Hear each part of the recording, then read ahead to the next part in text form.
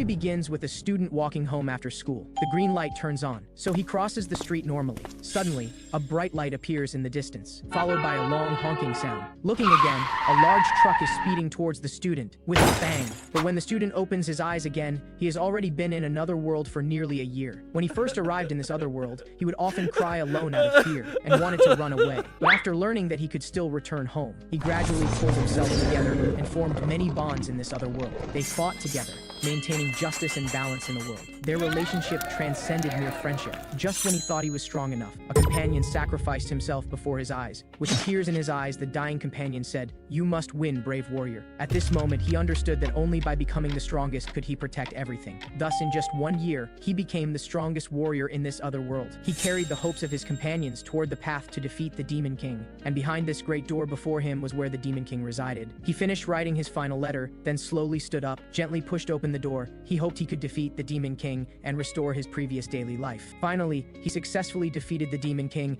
and saved the world. The scene changes. Back in the kingdom, he is surrounded by people. They call him the brave warrior, finally free. And in the palace, everyone is drinking wine merrily. But the young man's expression shows some loss. The priest beside him softly asks, "Great warrior, you'll be returning tomorrow, right?" But the young man replies, "When I first came here, I never thought about this day." But the priest suddenly hugs the young man, then gently comforts him. "You did very well, you really did very well." Hearing these words, the young man can't help but cry, saying sadly, "I really miss my family and friends." The people around them, seeing this scene, can't help but gossip about the relationship between the priest and the young man. The two hear this and immediately blush, then separate their held hands. But suddenly the priest grabs his hand again and says, "Let us pray together for the great warrior. He saved our world. The great warrior's life will surely be incredibly happy and fortunate." However, 3 weeks later, by now the young man has returned to his original world, wandering alone on the streets. Looking up at the sky, he mutters, "Priest, you were wrong. Although I saved the world, I couldn't save myself." When the young man returned to his original world, the first thing he did was return to his familiar home. But when he arrived at his doorstep, the person who opened the door was a stranger, the new owner of this house. It turned out that in the 8 months since the young man's disappearance, his mother never believed he would choose to run away from home.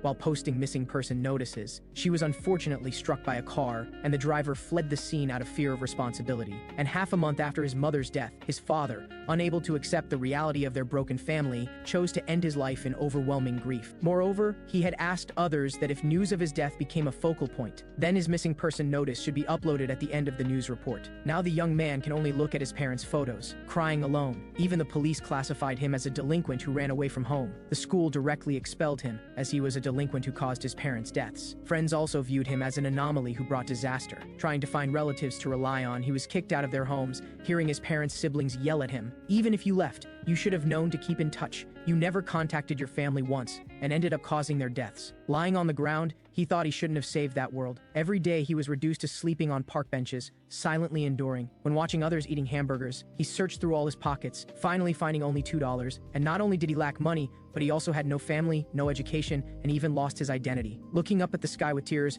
"What's going on? Is this a nightmare? I saved the world, saved countless lives. At the moment my parents were searching for me, I was also fighting desperately to return. But why has the world abandoned me?" Just then, a burly man bumped into him from the front. The man glared at him fiercely. "Hey, looking to die? Why are you standing in the middle of the road?" After speaking, he didn't forget to endlessly humiliate him, and his girlfriend beside him also mocked, "This guy looks like an idiot." Then the man hugged his girlfriend's shoulders and laughed. "You're lucky, I'll let you off because you made my girlfriend so happy." But the young man turned to stare at him and said, "Why aren't you sad?" Hearing the boy's words, the man asked, puzzled, "What?" The young man said with tears, "Is it because you've never saved the world that you're not sad?" But the man said fiercely, "What nonsense are you talking about?" And the young man muttered to himself, "I know what I want to do. I just hope everyone will be as sad as I am." The next second, the man grabbed the young man's hair, then with a fierce expression said, "You delusional little brat. What are you mumbling about? Let me tear your mouth apart." But the young man stretched out his left hand. "Heed my call, holy sword Durankel." Hearing this, the girlfriend beside them burst into laughter.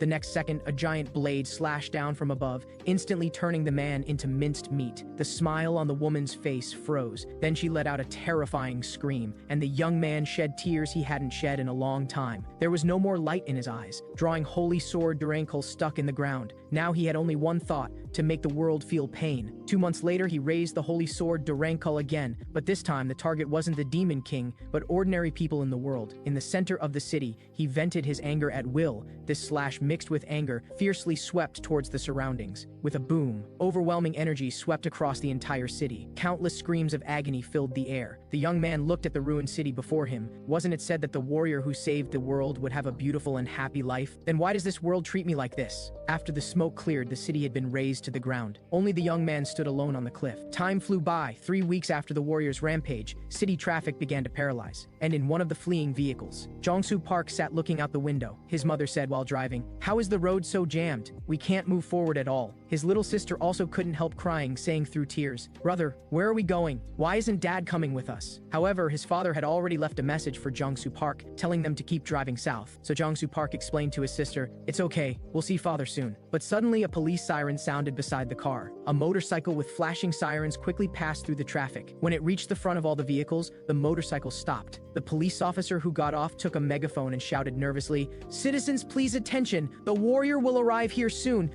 We can't delay any longer. Everyone get out of your cars and proceed on foot now. Refugees, we must move forward in an orderly manner. Please follow the instructions of the military and police." And Jong-soo Park's mother instructed him to take care of his sister. Jong-soo Park also agreed with a nervous expression. Just then, a tank fell from the sky. The fleeing people, seeing this scene before them, immediately showed expressions of terror. Then everyone started screaming and fleeing, and Jong-soo Park's family was among the fleeing crowd. But his sister was too young to run fast, so Jong-soo Park picked up his sister. At this moment, the crowd around him was running, but what they didn't know was that death had quietly descended. Looking at the humans who were like ants, Min-soo Kim felt sick to his stomach. "Do you think you still have hope of survival, so you're still struggling? When you committed those inhumane acts back then, did you ever think about the consequences of today?" After speaking, he held his giant blade and leaped down. "All of you go to hell." Facing such a powerful being, the humans had absolutely no way to resist. They could only flee desperately. Jong-soo Park, carrying his sister, was among them. Due to the crowded path, he collided with a middle-aged man. His sister's toy fell to the ground as a result, watching the toy being trampled frantically by passers-by. His sister cried out for him to get her toy back. Jong-soo Park comforted his sister that now wasn't the time to pick up toys, but at this moment his sister grabbed his hair. "That was the birthday gift Dad gave me." Jong-soo Park also understood how precious the rabbit was to his sister, so he told his sister to stay here and not move, saying he would be right back. Then he went against the flow of people to look for the little rabbit. Soon he saw the little rabbit, but the rabbit was too far away, so he reached out to grab it. And at this time, the warrior had also arrived here, but Jong-soo Park was still reaching for the rabbit. The warrior raised the tide blade high,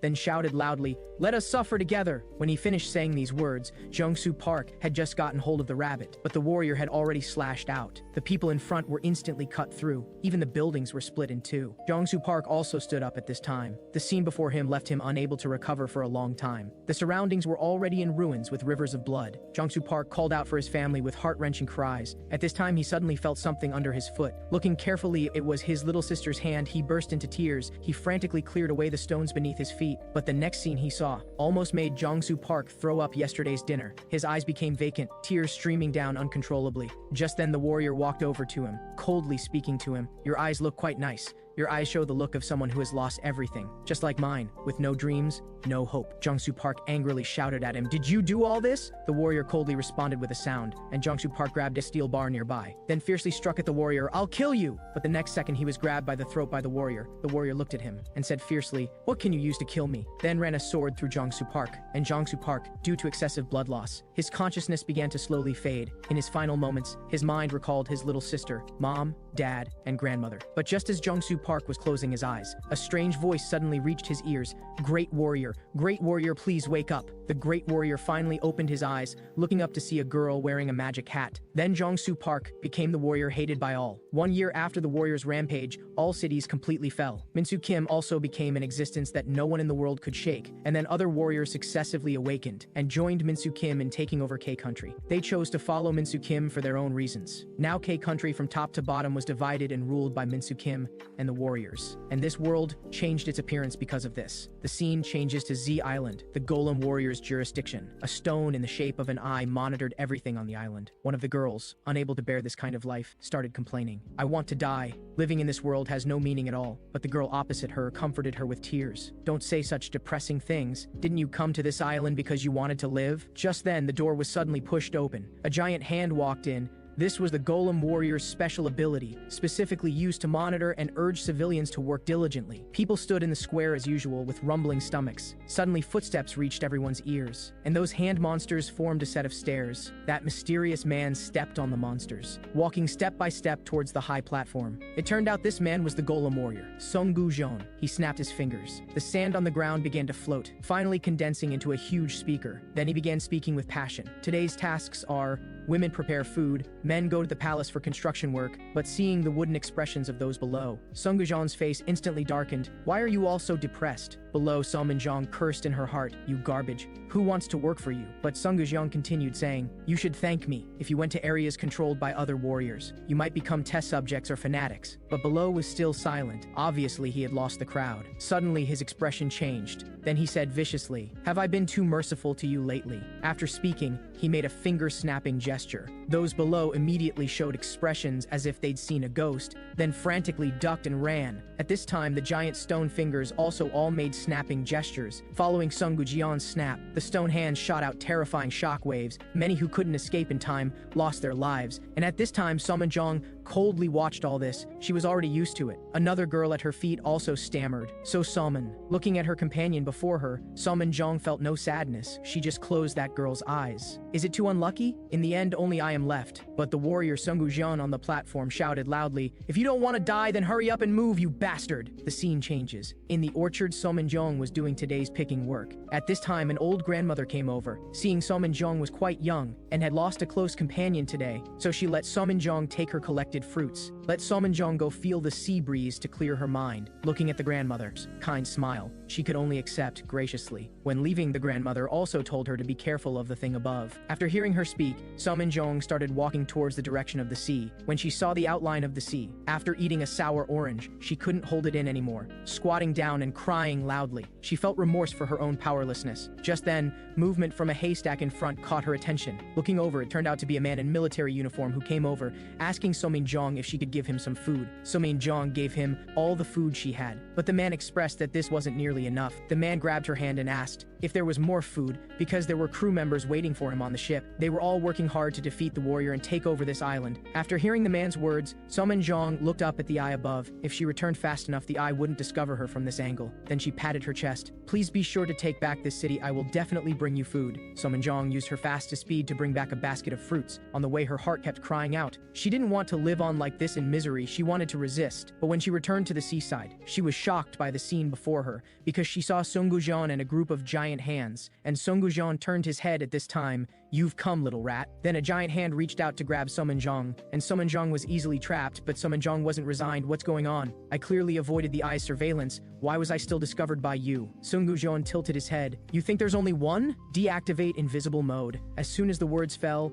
dense eyes appeared in the air. Sunggujeon also let out a crazy smile. Then while clapping said, it's just for fun. Isn't this more interesting? Seeing this scene, Sunggujeon angrily shouted, you damned bastard. But Sunggujeon coldly said, just blame yourself for being powerless. If you're not convinced, then become a warrior yourself. Then the giant hand monster holding Sunggujeon began to slowly tighten, and Sunggujeon cried out with all her might, come on, please let someone appear to fight in place of weak me. Just then light points began appearing continuously in the sky. Heaven seemed to have heard her plea. A beam of light shot up straight to the horizon. Then a pillar of light heavily fell on Sunggujeon's position. After the smoke cleared, a warrior holding a gun appeared in view. Seeing this scene, Sunggujeon couldn't help but show surprise. And this warrior was Jongsu Park, who was previously run through by Minsu Kim's blade. After returning, he completely became the warrior he most hated. At this time, Jongsu Park fiercely stared at Sunggujeon before him, while the golem warrior was somewhat puzzled, wondering who this person before him was. Sunggujeon also looked puzzledly at Jongsu Park, who descended from the sky. Then Jongsu Park glanced at the three people being pinched by the giant hand beside him. After he saw clearly, the air instantly froze, as if time had stopped. But Jongsu Park first broke this silence, only to hear him say, Jacket girl, tell me what's the situation now? And Sunggujeon puzzledly said, you mean me? But Sunggujeon shouted loudly, who are you? Who let you randomly enter my jurisdiction? but Jungsu Park just coldly looked at him once. And at this time, Suminjong's mind was sorting out the situation before her, learning that the warrior before her wasn't one of the Sword Warriors gang, and even the Golem Warrior didn't know him. Suminjong instantly saw hope. This guy is the Sword Warrior's follower. Not only did he occupy Z Island, but he also wantonly killed the island's residents. Those soldiers over there were also killed by this guy. But the Golem Warrior saw the two treating him as heir, directly applying force again to squeeze Suminjong. And Jungsu Park had also figured out the general situation, but he didn't respond to Suminjong's words. Then with a gloomy face asked Sungu Jian, "Is what she just said all true?" Sungu Jian was slightly dazed by his gaze, then said disdainfully, "What if I say it is?" Hearing this, Jungsu Park said, "Then go die." Then he aimed the spear in his hand at Sungu Jian before him. Seeing this scene, Sungu Jian also took an attacking stance. In the blink of an eye, several giant hands pounced towards Jungsu Park, and the eyes in the sky emitted red light. All attacks instantly concentrated on Jungsu Park. But even facing attacks right before his eyes, Jungsu Park's expression didn't change one bit, only to see him spin the spear in his hand above his head, then the giant hands rushing at him all shattered, and the eye's laser couldn't keep up with his speed at all. Jungsu Park directly took one step and rushed out, and the direction he rushed towards was exactly where Sungu Jian was located. At this time, Sungu Jian hurriedly and nervously used both hands to block. Before Sungu Jian could react, Jungsu Park instantly appeared in front of him, following up with a horizontal slash. This slash solidly cut off Sungu Jian's arms. When he realized, he was horrified to find both his hands had been cut off. But that wasn't all. Jungsu Park kicked out again, stomping him firmly underfoot, then said calmly, "It's over." Suminjong, watching the battle, was stunned. This guy actually defeated the Golem Warrior, who once easily crushed an entire fleet. But Jungsu Park asked with a gloomy expression, "Does the Sword Warrior wear white armor?" But Sungu Jian shouted with an unhappy face, "I don't know." Seeing the other person tight-lipped,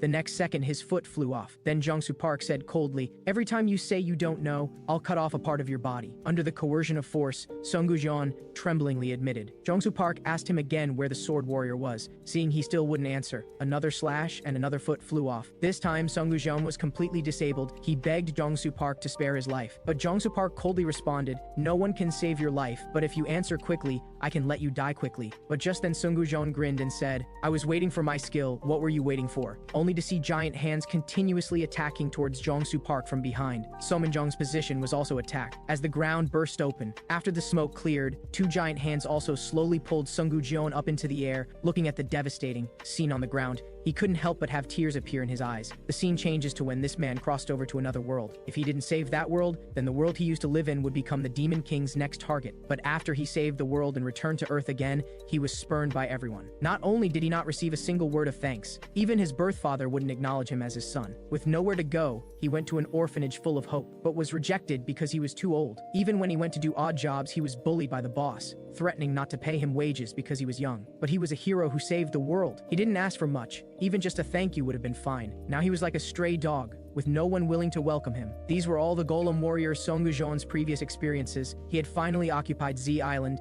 and had a world of his own with great difficulty. He didn't want to die. But Jungsu Park below obviously didn't want to let him go, only to see Jungsu Park raise the spear in his hand, aiming at Sungu Jian, and muttering to himself, "All warriors must die." Sungu Jian in the sky also shouted, "Bloom, prayer flower!" Then all the stone statues combined into a huge lotus flower, emanating terrifying power, and the runes on Jungsu Park's arm also lit up. Then he roared, "Grant attribute lightning." After he finished speaking, his spear was enveloped in lightning. What he used was the divine spear technique from the divine realm, only to see Jungsu Park fiercely throw the spear in his hand towards the stone image. The stone image also emitted red laser beams. Then the two energies violently collided, but obviously the stone image's energy wasn't as strong as Jungsu Park's. In an instant, the spear reached the lotus flower's core, then directly pierced through the entire lotus flower, also piercing through Sungu Jian, who was hiding behind the lotus flower. And Sungu Jian, with half his body pierced through, now looked emptily forward. No one knew what he was thinking. Then he coughed up a mouthful of blood, then fell from the stone image.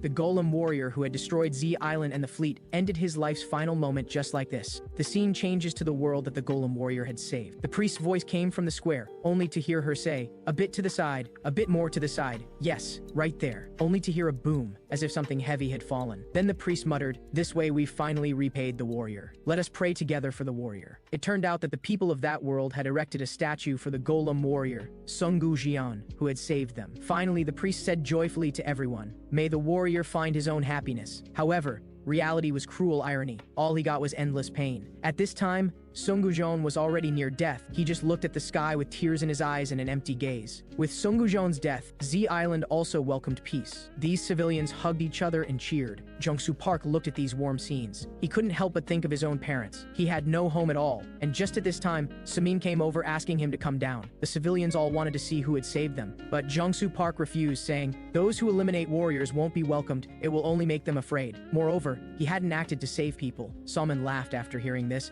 She hadn't expected this man would consider others' feelings. She asked Jung-soo Park a question, asking if he was going to eliminate all warriors. Jung-soo Park said he would eliminate anyone who would help the sword warrior. Somin asked again if it was for revenge. Jung-soo Park said of course. This made Somin more determined to follow Jung-soo Park to take revenge. But Somin also knew Jung-soo Park would think she was a burden, so she told Jung-soo Park her strengths. She had seen the location of every warrior while fleeing, and roughly understood what skills each warrior possessed. She shouted to Jung-soo Park, "I'm willing to be your guide." Jung-soo Park didn't answer her, but instead stated his own question, asking Somin what her reason was for doing this. As it turned out, Somin's family had also been killed by warriors, but she didn't have the power to take revenge. And so, the two set out on the long journey to eliminate all warriors. They came to a desolate place to prepare for their next departure. Somin explained to him the specific situation of the warriors in the surrounding area. The warrior closest to them now was very tough to deal with, while there was another warrior who wasn't as tough but was very far from them. Samin asked Jung-soo Park which one he wanted to choose. Jung-soo Park, of course, chose the closest warrior. Samin had also guessed this result. She explained to Jung-soo Park about this warrior's deeds. She was the Sea Dragon warrior, once the strongest warrior at sea who destroyed the Pacific Fleet. But not just that, she also had a sea dragon that obeyed her commands, practically a mobile artillery platform. The civilians of Sea Island had also been slaughtered by them, and Somin's mother had also been harmed by them. And so, the two chose to follow a fleet, preparing to set sail to confront the Sea Dragon warrior. There were still 2 hours before departure, and the captain was arguing with a crew member because they didn't know whether Jung-soo Park, who had defeated the Golem warrior, was good or bad. They were even more uncertain if sending Jung-soo Park to land would help defeat the sword warrior. Since they didn't know, why get involved with the Sea Dragon warrior's mess? The captain looked into his eyes and said, "That man destroyed the Golem warrior, and he wants to eliminate all warriors. Isn't knowing these 2 points enough? We've already lost more than 30 comrades." The scene shifts to the sea, where the fleet had been sailing for an hour. Somin was describing the Sea Dragon warrior's appearance to Jung-soo Park. This completely confused Jung-soo Park. Could my next opponent be an earthworm and a paper person? Hearing this, Somin's face turned bright red, and she told Jung-soo Park not to mind these details. Then she began her analysis, saying, "This woman usually stands on the sea dragon's head, and the dragon won't move without receiving commands from her." She had previously witnessed battles between the sea dragon warrior and the military. The dragon could breathe blue fire, and its body was enormous, and that woman could effortlessly block any attack. Just then, both of them felt the ship starting to shake. When they went outside, they discovered that the radar had detected a suspicious object, and it was steadily approaching the fleet. The crew began firing frantically at the suspicious object's location. But surprisingly, what floated up were just some fish. The experienced Jung-soo Park knew these fish must have been frightened. The real threat was about to appear. Sure enough, a giant whirlpool formed in front of the ship. A massive sea dragon emerged, with a woman standing on top. She was the Sea Dragon warrior, Sua Shin, who muttered, "The warrior who killed the Golem warrior, let me end you right here." The captain wanted the crew to turn around, but Jung-soo Park shouted loudly, "Drop anchor!" The captain was also very decisive and chose to drop anchor. This decision meant they were ready for a fight to the death. Sua Shin immediately commanded the dragon to breathe out massive blue flames. Jung-soo Park muttered under his breath, "Weapon, shield, spear, on seal." Suddenly a wave of light descended, and Jung-soo Park's spear burst with red light. On seal, activate. A giant shield appeared in front of the ship. He managed to block the dragon's attack head-on. The crew watched this scene and thought, this man was actually protecting them without counterattacking. The captain then ordered an attack. Volleys of shells were fired at the dragon. Sua Shin on the dragon's head stretched out her staff, muttering, "Shield of Atlantis." After the Sea Dragon warrior Sua Shin deployed her shield, the fleet's attacks had no visible effect. The captain had actually expected this would happen. He continued ordering the crew to increase firepower, using all their weapons. Jung-soo Park, who was desperately blocking the dragon's attacks, remarked, "Looks like these people's weapons are quite useful after all." It turned out that the captain's full firepower was meant to drain Sua Shin's magic power.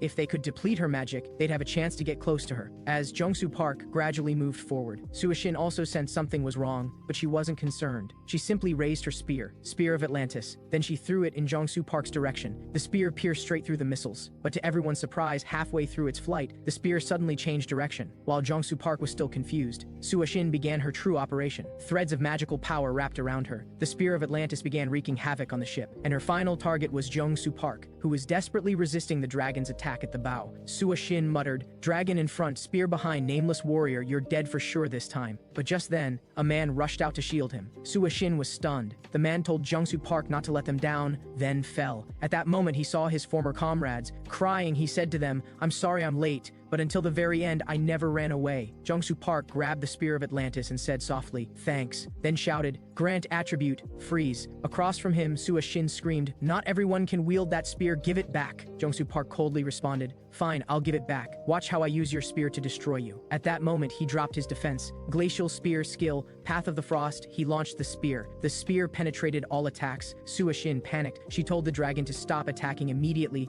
They needed to deploy defensive formations. Blue light slowly appeared around Suashin. Then a massive defensive formation appeared in the sky. This was a 5-layer defense that even the Demon King's wyvern couldn't break through. 5-layer defense formation. However, remarkably, the spear seemed to ignore the defenses entirely, breaking through layer after layer of defensive formations, heading straight for Suashin. But fortunately, the spear didn't break through the final layer. Just as Suashin felt relieved, she discovered Jongsu Park had vanished. It turned out everything he'd done was to get close to Suashin. Under the protagonist's fatal strike, both the sea dragon and Suashin's lives came to an end. But at this moment, Suashin said to the dragon, "I love you, we loved each other." It turned out the dragon was the king of Atlantis. He came from another world that Suashin had once traveled to. There, the sea dragon and Suashin had defeated the Demon King together. They had saved that world. This brief time had also made the two fall deeply in love. But Suashin didn't feel happy about defeating the Demon King because it meant she had to leave. The dragon looked into her eyes and said, "We will accompany you back to your world. We have fulfilled our duty as the king of Atlantis by defeating the Demon King." However, when this news reached the people of Atlantis,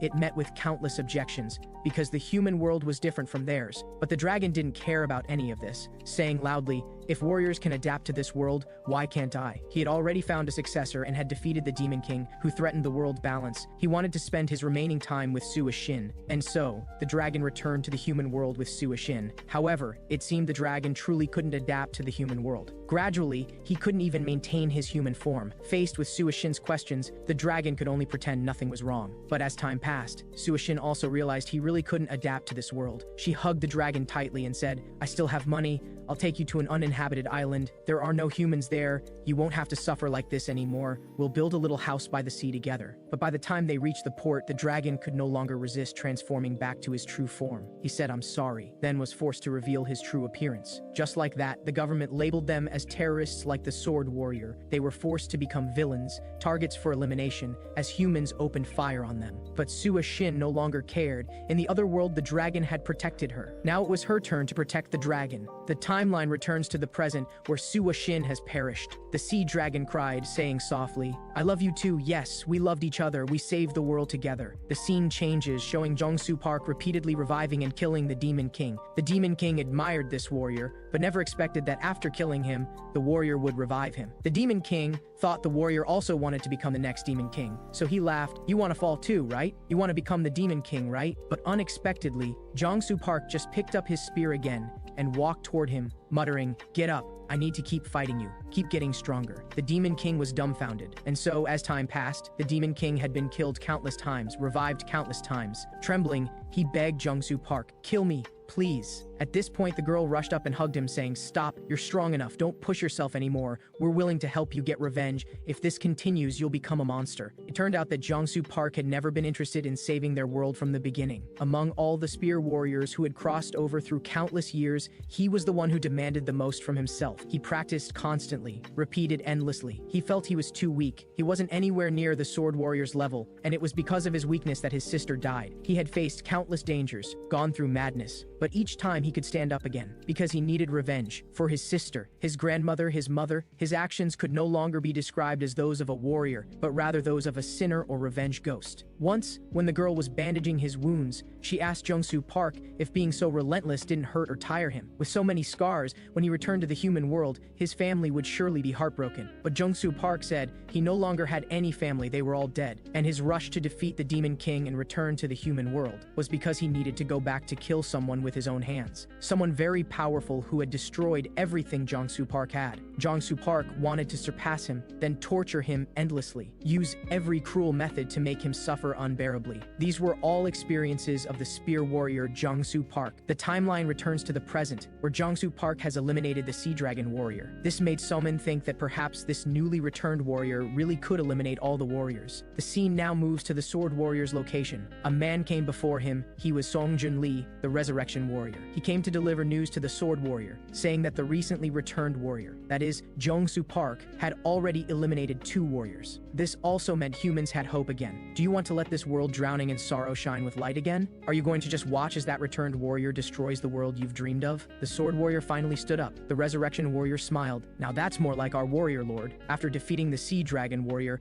Jung-Soo Park returned to the ship. He asked Somin if she had found any survivors. The deck, bridge, and control room. Somin had checked everywhere. All had perished. Jung-Soo Park lowered his head, sighed, and said, "I see." Somin also looked mournful. Without the soldiers, there was no one to pilot the warship. She asked Jung-Soo Park if he knew any flying techniques, since she'd seen him summon shields and split the sea with his spear, seeming almost omnipotent. Jung-Soo Park was speechless and said, "You really think warriors are like Doraemon? You said you'd be my guide, what now, you can't even pilot a ship?" Hearing this, Somin froze and said, "When I said guide, I didn't mean that, I meant..." Before she could finish, Jung-Soo Park interrupted her saying, "Why do you pretend to be so capable? I shouldn't have brought you along at all." Somin turned and asked about his next plan. Jung-Soo Park paused then replied, "Let's rest first. You've been watching me fight the whole time using hardly any energy, but I'm different. I need to recover my strength." This comment really annoyed Somin. She angrily snapped, Fine, you're the amazing one, happy?" But the next moment her mood also dropped. She really wanted to do something too. In the ship's cabin, Somin wasn't resting, but searching for something with a flashlight. Now her head was full of what Jung-Soo Park had said to her earlier. She wanted to find the warship's operation manual and prove to Jung-Soo Park she wasn't useless. Just then, she thought she heard something in the corridor, but she remembered that guy Jung-Soo Park was already asleep. When she peeked out, she discovered Jung-Soo Park was actually constantly moving the crew members' bodies. He piled them together. It turned out his father had also been a Navy man, probably killed by warriors too. Looking at these familiar faces, Jung-Soo Park couldn't help but shed tears, saying, "Please forgive me for not being able to return you safely to your families. I'm sorry I couldn't protect you. I hope in your next life you're born into a world that doesn't force sacrifices." Watching all this from behind, Somin also started praying. The young man and woman mourned together that day for the souls who had died heroically. After one night, whether moved by this cruel world or not, someone actually came to meet them. The man wearing sunglasses was Jung-Guk Choi, captain of the K-Country Reconstruction Department's counter-warrior team. They were now implementing an operation to capture the rogue warrior, which was their code name for Jung-Soo Park. They still didn't know if this warrior was on their side, or simply wanted to occupy other warriors' territories. The 2 people standing below were also hesitant, because they hadn't sent any radio signals. They were also wondering if the helicopter might have been sent by other warriors. Because the sword warrior was very powerful, many would follow them. Jung-Soo Park became completely alert. At this point, the warrior team captain Jung-Guk Choi stepped forward, stating his identity as captain of the K-Country Reconstruction Department's counter-warrior team, then threw down a rope ladder to them. Jung-Soo Park was quite confused by this. After Somin's explanation, he learned this organization was formed by survivors from the government and military. Their plan was to kill the warriors. Jung-Soo Park then understood they had come looking for him to eliminate other warriors. The 2 chose to climb into the helicopter. Once aboard, Somin looked at these people, dressed in formal attire, along with fully armed soldiers. They seemed to be legitimate. Jung-Soo Park asked where they were taking him, but unexpectedly, Jung-Guk Choi pulled out a cigarette and said, "How rude, listen carefully, only we have the right to ask questions here." The next moment he ordered soldiers to handcuff them. This scene thoroughly frightened Somin. She quickly shouted, "He personally eliminated 2 warriors. He's a good person, there's no need to treat him like this. We can talk this out." But the soldiers told her not to move, saying these guns don't have eyes. And Jung-Guk Choi said to Jung-Soo Park and them, "There is no we here, only you, because the Reconstruction Department has no data on you, so we don't trust you yet. We're escorting you now, not here to joke around." Jung-Soo Park could no longer contain himself. He said coldly, "Guess how many seconds it would take me to kill these gun-wielding soldiers and take over this helicopter? You really think a few guns can subdue me?" Beside him, a confused Somin said, "But they can subdue me." But unexpectedly, Jung-Guk Choi lifted his clothes, saying, "Guess what's faster, you or missiles?" This scene scared them both, and now they were 600 meters in the air. Falling would mean death. Jung-Soo Park was now emanating killing intent, while across from him, Jungkook Choi still arrogantly said, "If I didn't think of you as my brother, I wouldn't warn you about these things." Then he tied them up, and they were taken to the K-Country Reconstruction Department's base. But they also didn't know if this Jong-Soo Park was the Sword Warrior's hidden trump card, or if he really was the savior. And at this moment, a pair of eyes was watching Jungkook Choi and his group. Jong-Soo Park and Somin were now being led into the base tied up. Jong-Soo Park was thinking. He only needed 1 second to break free from the handcuffs, and judging by the footsteps, there were only 4 or 5 soldiers around. It would only take 3 seconds to subdue them. Just as he stopped to prepare to act, the soldiers pointed their guns at him, he said to them. "I only boarded the helicopter to reach land, not because I fear you." The soldier just shouted at him, "Save your words for the interrogation room." Just as Jong-Soo Park was about to break free from the handcuffs, Somin touched his shoulder saying, "Don't be rash. They're only being aggressive because they fear you. They don't mean you harm. They're from the Reconstruction Department. They despise warriors like we do. We're all allies fighting on the same side." And so, Jong-Soo Park backed down. The two were separated and taken to different interrogation rooms. Meanwhile, with Somin, Jungkook Choi was questioning her. He knew Somin wasn't a warrior. He wanted to hear her thoughts. Asked her what kind of person the rogue warrior was and why she was traveling with him. Hearing the name Rogue Warrior, Somin was surprised, but she still honestly shared her thoughts. She said Jong-Soo Park was completely different from the other evil warriors. This made Jungkook Choi somewhat puzzled. Somin explained to him that Jong-Soo Park seemed to have a grudge against the Sword Warrior. He had said he would kill everyone who had helped the Sword Warrior. He looked like after killing Min-Soo Kim, he would gracefully depart this world. This explanation helped Jungkook Choi understand just the fact that Jong-Soo Park wanted to eliminate all warriors for revenge, already aligned with their Reconstruction Department's goals. Jungkook Choi asked the next question, which was why Somin was following Jong-Soo Park and why he would agree to let her follow. Somin said she had begged him because Jong-Soo Park also needed a guide, and her family had also died at Min-Soo Kim's hands,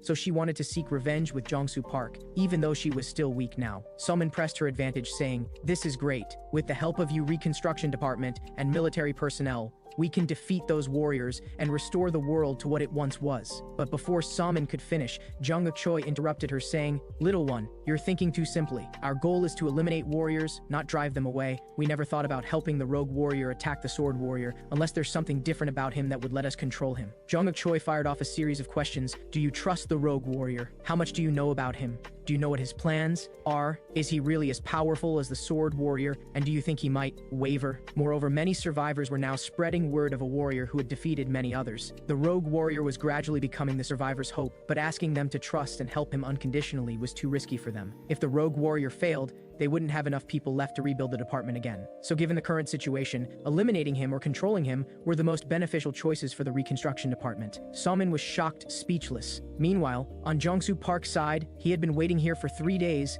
Even with his awakened body, he couldn't go without food and water. Just then, gunfire erupted outside. His blindfold was removed. The person who came was Somin, and behind her walked a warrior who seemed to be from the sword warrior's side. He said to Jong-Soo Park, "So you're that newly returned warrior?" and introduced himself. He was the Iron Arm warrior, here to rescue Jong-Soo Park. Somin was also helping untie his ropes, complaining, "This Reconstruction Department never intended to help us eliminate the sword warrior, and they wanted to eliminate us both." Thankfully, the Iron Arm warrior appeared in time.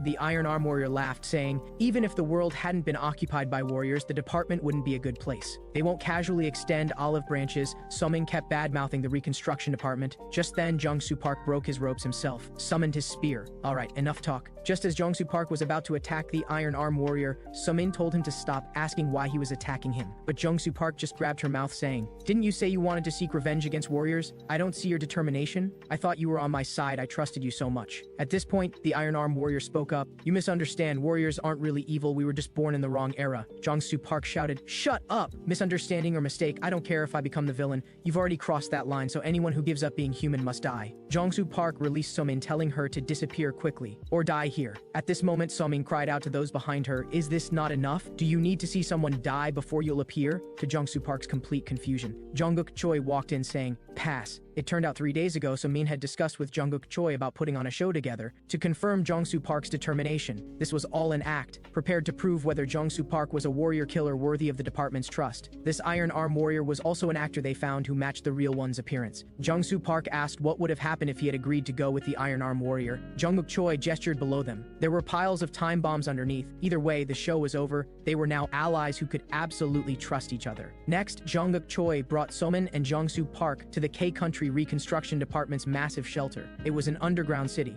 currently housing 50,000 50,000 civilians. Most of these civilians had heard Jong-soo Park's story. Everyone was talking about how many warriors he had eliminated. Jungkook Choi said meaningfully to Jong-soo Park, "I warned you because I thought of you as my brother. Please don't let these people down. At least have some conscience as a human being and fight to protect these people from now on." As the three walked forward, Jong-soo Park suddenly stopped because in front of him a little girl was shyly walking toward him. She handed Jong-soo Park a bouquet of flowers, then returned to her family. Jong-soo Park stared at the flowers, lost in thought. "So I still have something to protect." Jong-soo Park sat on the balcony, watching the civilians in the underground city, lost in thought. Jungkook Choi had told them to stay here for now. At this time, Somin had just finished showering and walked out. She saw the canned peaches in Jong-soo Park's hand and asked him, "Do you really like eating those?" Jong-soo Park said sugar was good for quick brain function. He ate these things just to think about how to defeat the sword warrior. Somin gazed at the sky, murmuring, "I'm suddenly curious about you." Hearing this, Jong-soo Park thought Somin still suspected he was like those warriors. Somin just softly said again, "By the way, we still don't know each other's names. We're going to fight side by side from now on. Surely you don't want to keep calling me Jacket Girl. Besides, that hit you gave me earlier left this wound on my ladylike face. If you have a conscience, you should at least talk with me for a bit." Jong-soo Park replied quietly, "My name is Jong-soo Park." The girl showed a sweet smile and replied, "I'm Somin Jong." That night, the young man and woman shared their hearts with each other for the first and last time. Meanwhile, in the reconstruction department's work area, they were discussing matters concerning the warriors. They had now almost completely sided with Jong-soo Park. They had recruited 3 warriors in total. The Golem warrior and the Sea Dragon warrior had been defeated. They only needed to deal with 7 more warriors, including Min-soo Kim. 3 against 7 was somewhat disadvantageous, but if they could defeat those 7 warriors, the former orderly, safe world with families would return. It seems we weren't completely useless after all. Jungkook Choi was in good spirits too, though he said it was too early to celebrate now, but also thanked everyone for their hard work during this time. Everyone had done very well. For the sake of protecting these 50,000 civilians, let's keep going, everyone. However, just then, the entire underground city began shaking violently. Jungkook Choi ran frantically outside. Outside, cracks appeared in the walls above the underground city. Jong-soo Park and the others looked up at the city sky. They had come. The 7 warriors, including Min-soo Kim, had arrived. A warrior wearing sunglasses muttered, "Wow, these cockroaches actually built a city underground." He was Hwarang Hong, the vampire warrior. At this point, a girl in glowing wings said to him, "These are all people who will become believers. Please don't use such words to describe them." The girl was Hana Baek, the Faith Warrior. This was Yeren Ma, the Magic Warrior. This was Ui Ho Jong, the Iron Arm Warrior. This was Seong Jun Lee, the Resurrection Warrior, who complained that he had died 7 times just to weaken the defense system here. This man wearing a hat was Jisong Cheon, the Martial Arts Warrior. This armor-like one was Garam Lee, the Transformation Warrior, who said to Min-soo Kim, "Sword Warrior, please give your orders." At this point, the Resurrection Warrior bounced over to stand in front of Min-soo Kim, saying, "How can you be so tactless?" Min-soo, of course, wanted everyone here to fall into sorrow. As soon as he finished speaking, the Transformation Warrior activated artillery mode. Shells rained down on the underground city's buildings. Explosions rang out one after another. Jungkook Choi ordered staff to quickly activate the city's interceptors and turret systems. However, they all stood motionless because they had fallen into a trance-like state, all muttering, "Do you believe in that one?" This was caused by the Faith Warrior's ability. In an instant, all of the reconstruction department's tanks, turrets, and special intelligence groups were easily torn apart by these demon-like warriors. Even the tactical helicopter squadron was completely wiped out. These warriors caused 13,700 human deaths in 3 minutes and 17 seconds. At this moment, a long spear was thrusting toward Min-soo Kim. The martial arts warrior suddenly sprang forth. He used the 1,000 defense formation to block the spear. The impact left his hands numb. This spear was shot by Jong-soo Park, who muttered, "I finally found you." The sword warrior looked at him and said, "So it was you, the one who plunged the world into sorrow." Jong-soo Park glared at him fiercely. It was this man who took away his family. It was this man who stole his once beautiful life. It was this man who destroyed their original world. And today, Jong-soo Park would end it all. He would deal with the source of this chaos. He clenched his fists, patterns slowly appearing on his arms, shouting loudly, "I'll kill you here. I'll end you right here, Min-soo Kim." He slowly extended his long arm, rays of light appearing around him. Shield Spear, and Seal, Earth Spear, Yoi, Holy Spear, Paolo, Dark Spear, Daryl, Fire Spear, Ignite, Ice Spear, Vastness, Poison Spear, Skola, Wild Spear, Baton, Fragmented Spear, RTE, Dragon Spear, Chashati. Countless spears were summoned behind Jong-soo Park. He knew the man before him was strong, very strong. Across from him, Min-soo Kim had no fancy weapons. He only had his giant sword. Jong-soo Park raised his spear, tracing out a Taiji Bagua formation. Holy Dark Bow formation, bow and dark as one. A wave of black and white energy surged frantically toward Min-soo Kim. They didn't choose to dodge, taking the hit head on. The ground was blasted with deep furrows. Min-soo Kim withstood the attack with his holy sword, but the shockwave from this strike also stunned the other 6 warriors. They thought to themselves that this Jong-soo Park was indeed different from other weaklings. It almost turned into a major incident. The faith warrior laughed and said, "This battle will be very interesting." The martial arts warrior adjusted his hat and said, "Why don't we get away from here before we get caught up in this?" And so, only Min-soo Kim remained here, along with Jong-soo Park. Jong-soo Park immediately launched his spear. This spear pierced into the ground behind Min-soo Kim. The next moment, it erupted in green smoke. The intense poison made blood seep from Min-soo Kim's 7 orifices. At this moment, he had resigned himself to dying at Jong-soo Park's hands, but in the next instant, he saw something in the depths of Jong-soo Park's eyes. In the depths of Jong-soo Park's eyes, there was still a glimmer of hope waiting to be redeemed. He understood. The man before him wanted to find redemption after killing him. This guy actually wanted to enjoy the pleasure of killing me alone. He actually wanted to become happier than me. Thinking of this, Min-soo Kim shouldered his holy sword Durenkal and said, "Eclipse mode." He directly slashed toward Jong-soo Park opposite him. At this moment, both of them exerted their full strength. Their weapons clashed, creating a massive explosion. This left them both severely wounded. Even their weapons scattered on the ground. Their lives were so similar. Both were people abandoned by the world, like twin brothers. Yet they were mortal enemies.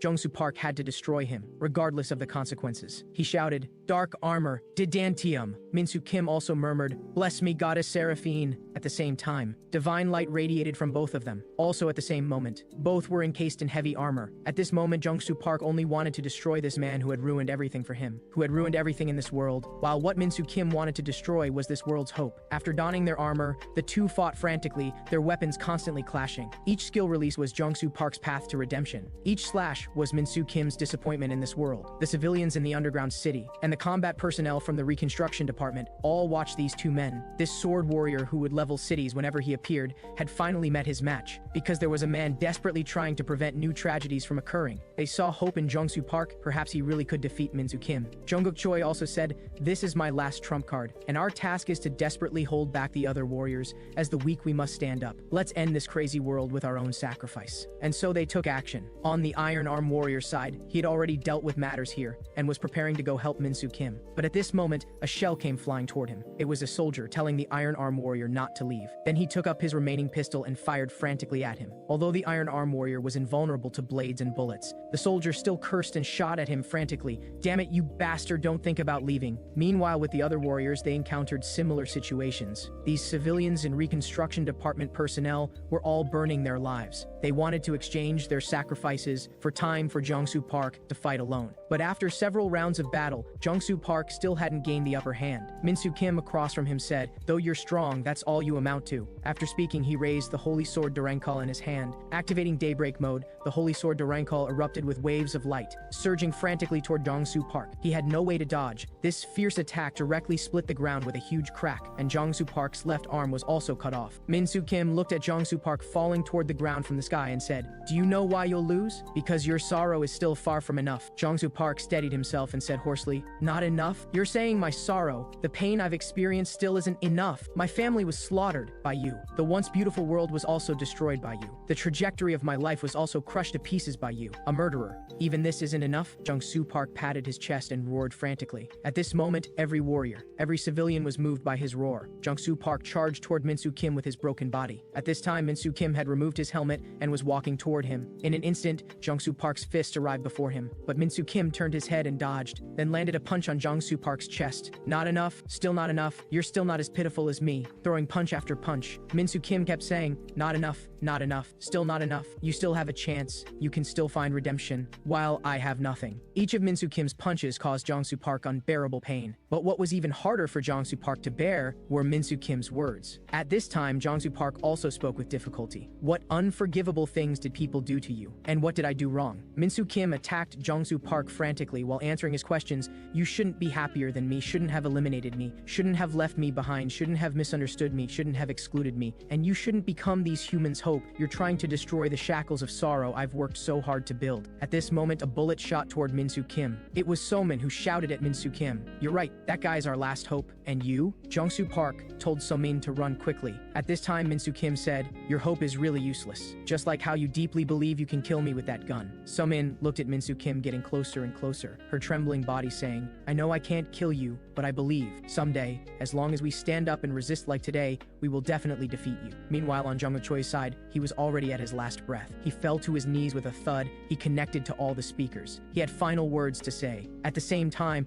Jungkook Choi's voice rang throughout the underground city. Survivors and friends who can still fight, please listen. The counter-warrior, that is, the one with the spear. He is our only remaining hope. Our army has been completely wiped out. Our weapons are also almost gone. Almost everyone has lost their fighting spirit. I'm very sorry. So we can only protect the counter-warrior and wait for the next chance to fight. This is the only thing we can do now. Please make sure to protect him. The rest I leave to you all. After finishing his speech, Jungkook Choi stretched out his left hand. It was a bomb. He looked up at the sky, remembering past scenes, never thinking that in the end he would also have to pass the burden to others. And so, with a violent explosion, Jungkook Choi fell. The scene returns to Min-soo Kim. The magic warrior stood in front of Somin. Yes, she was an undercover agent. She gritted her teeth at Min-soo Kim opposite her. Do you know how annoying it's been having to humor your madness every day? The next moment, the magic warrior launched her attack. Goodbye, you late-stage Chunabu patient. Time goes back to the past, when the magic warrior was still an ordinary civilian. Similarly, she also traversed to another world due to an accident. When she returned to this world with a heart worried about her family, the world had already been turned into a sea of fire by Min-soo Kim. Faced with this situation, warriors had only two paths to choose: either become enemies of the sword warrior or go mad alongside them. But the magic warrior, who lacked courage and fighting spirit, she didn't make a choice. She wanted to protect her family alone. However, that day eventually came. She was brought to the troops by people from the reconstruction department. After a series of measures by Jungkook Choi, the magic warrior was forced to reveal her true form. The magic warrior explained to Jungkook Choi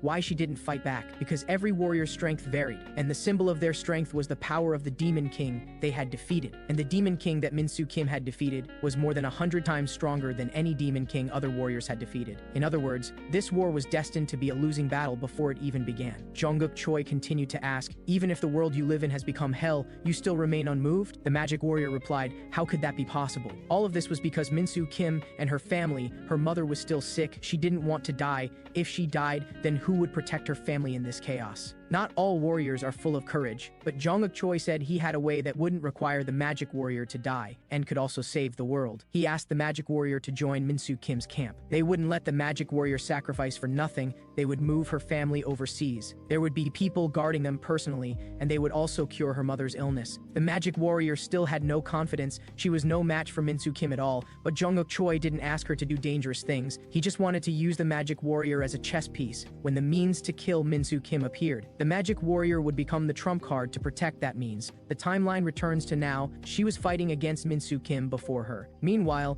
Jung-soo Park was on the brink of death. He was recalling past events. He couldn't avenge his sister, nor his parents. He had devoted all his energy to this. Thrusts, 117,689 times. Downward cuts, 57,991 times. Blackouts, 294 times. Brushes with death, 13 times. Scars, 84 places. Enemies eliminated, 1,744. These were all that Jung-soo Park had experienced in the other world, and the only belief that kept him going was revenge. However, all of this meant nothing now. He couldn't even provide the most basic protection, let alone take revenge. He used the strongest and most mysterious spear. Even his power was from the Demon King. To fight with Min-soo Kim, he had used every means at his disposal, but he still couldn't win. Jung-soo Park despaired. He had burned through all his hatred for Min-soo Kim. In every training session, every battle, he would push himself to the limit. But what Jung-soo Park finally achieved was only leaving a few wounds on Min-soo Kim's body, drawing a few drops of blood, nothing more. At this moment, he finally understood. From the beginning, this was destined to be a losing battle. He had no other means to counter Min-soo Kim. He opened his mouth,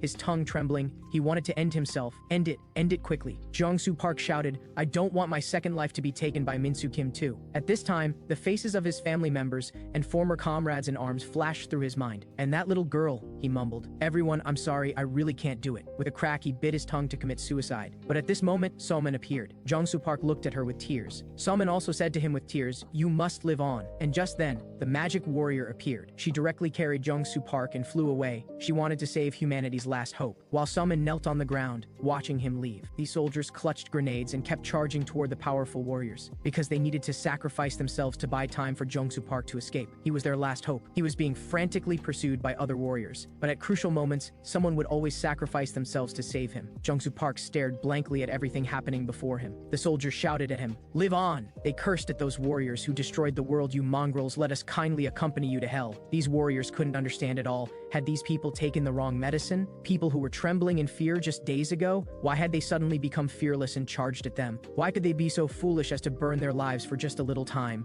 for a future without any outcome? The Iron Arm warrior was very displeased with these ordinary people's behavior. He kept breaking through the barriers people built with their lives. However, whenever he broke through one barrier, new ones would appear, and this time's barrier was a truck loaded with C4. Inside was a soldier holding a grenade in his hand. He mumbled, "Must live on." With the press of the soldier's thumb, a violent explosion rang out. They exchanged their sacrifice for an escape route for Jongsu Park and the magic warrior Yarenma. Meanwhile, on Jongsu Park's side, they were still being chased by the vampire warrior. The vampire warrior cut his palm, then directly materialized a blood bow. He drew a full bow and shot toward Jongsu Park and Yarenma. They barely dodged this attack thanks to Yarenma's desperate maneuvering. It seemed too difficult for them to escape. The place where they first broke in had Minsu Kim and the Faith Warrior guarding it, and the cracks in the sky they could escape through had rocks constantly falling. Too dangerous. But if they continued wandering around, they would definitely be caught. And at this moment, Yarenma saw a light. It was people from the reconstruction department guiding her direction. Yarenma quickly flew toward his direction, and the vampire warrior was close behind her. The destination in this direction was the B12 elevator. The refugees from the underground city were escaping outside through the elevator. At this time, a man was reporting to his superior. They were already leading the magic warrior. Over.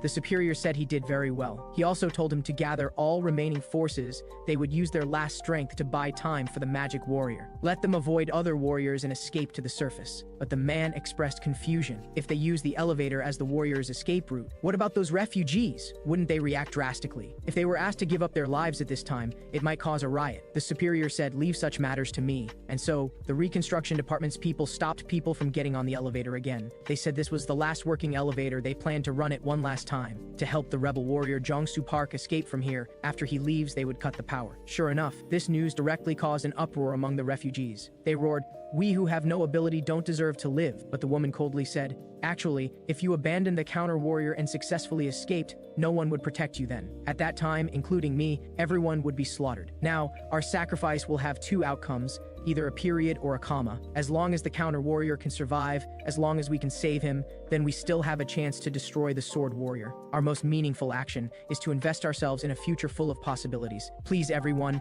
give up your lives, fight together with us." At this time, the crowd was dead silent, but a man finally broke this silence. He walked out of the elevator, then put a baby into the elevator. He said, "Leave my spot for this child." It seemed the man's actions touched everyone. One after another, several more people walked off the elevator. They prepared together for battle. They would protect the last hope together. And at this time, Yarenma and Jongsu Park finally arrived here. Yarenma looked at the civilians below and said, "I'm sorry everyone. Faced with powerful awakened ones, these powerless civilians still chose to use their lives to block them because they needed to buy 5 minutes of time for Jongsu Park. 40,000 lives sacrificed just for this one person because he was the civilians' only remaining hope." At this time, Jongsu Park had been taken by the magic warrior to an uninhabited island, and at this moment, a shadow was approaching them. It turned out to be a woman with deer antlers on her head. She looked at Jongsu Park on the ground and said, "So you survived." At this time, the scene moves to the palace of Country A. They were holding a meeting about Country K's reconstruction department. They had completely lost contact with Country K's reconstruction department, which they had been supporting, including 7,000 soldiers from the reconstruction department, 217 high-level personnel,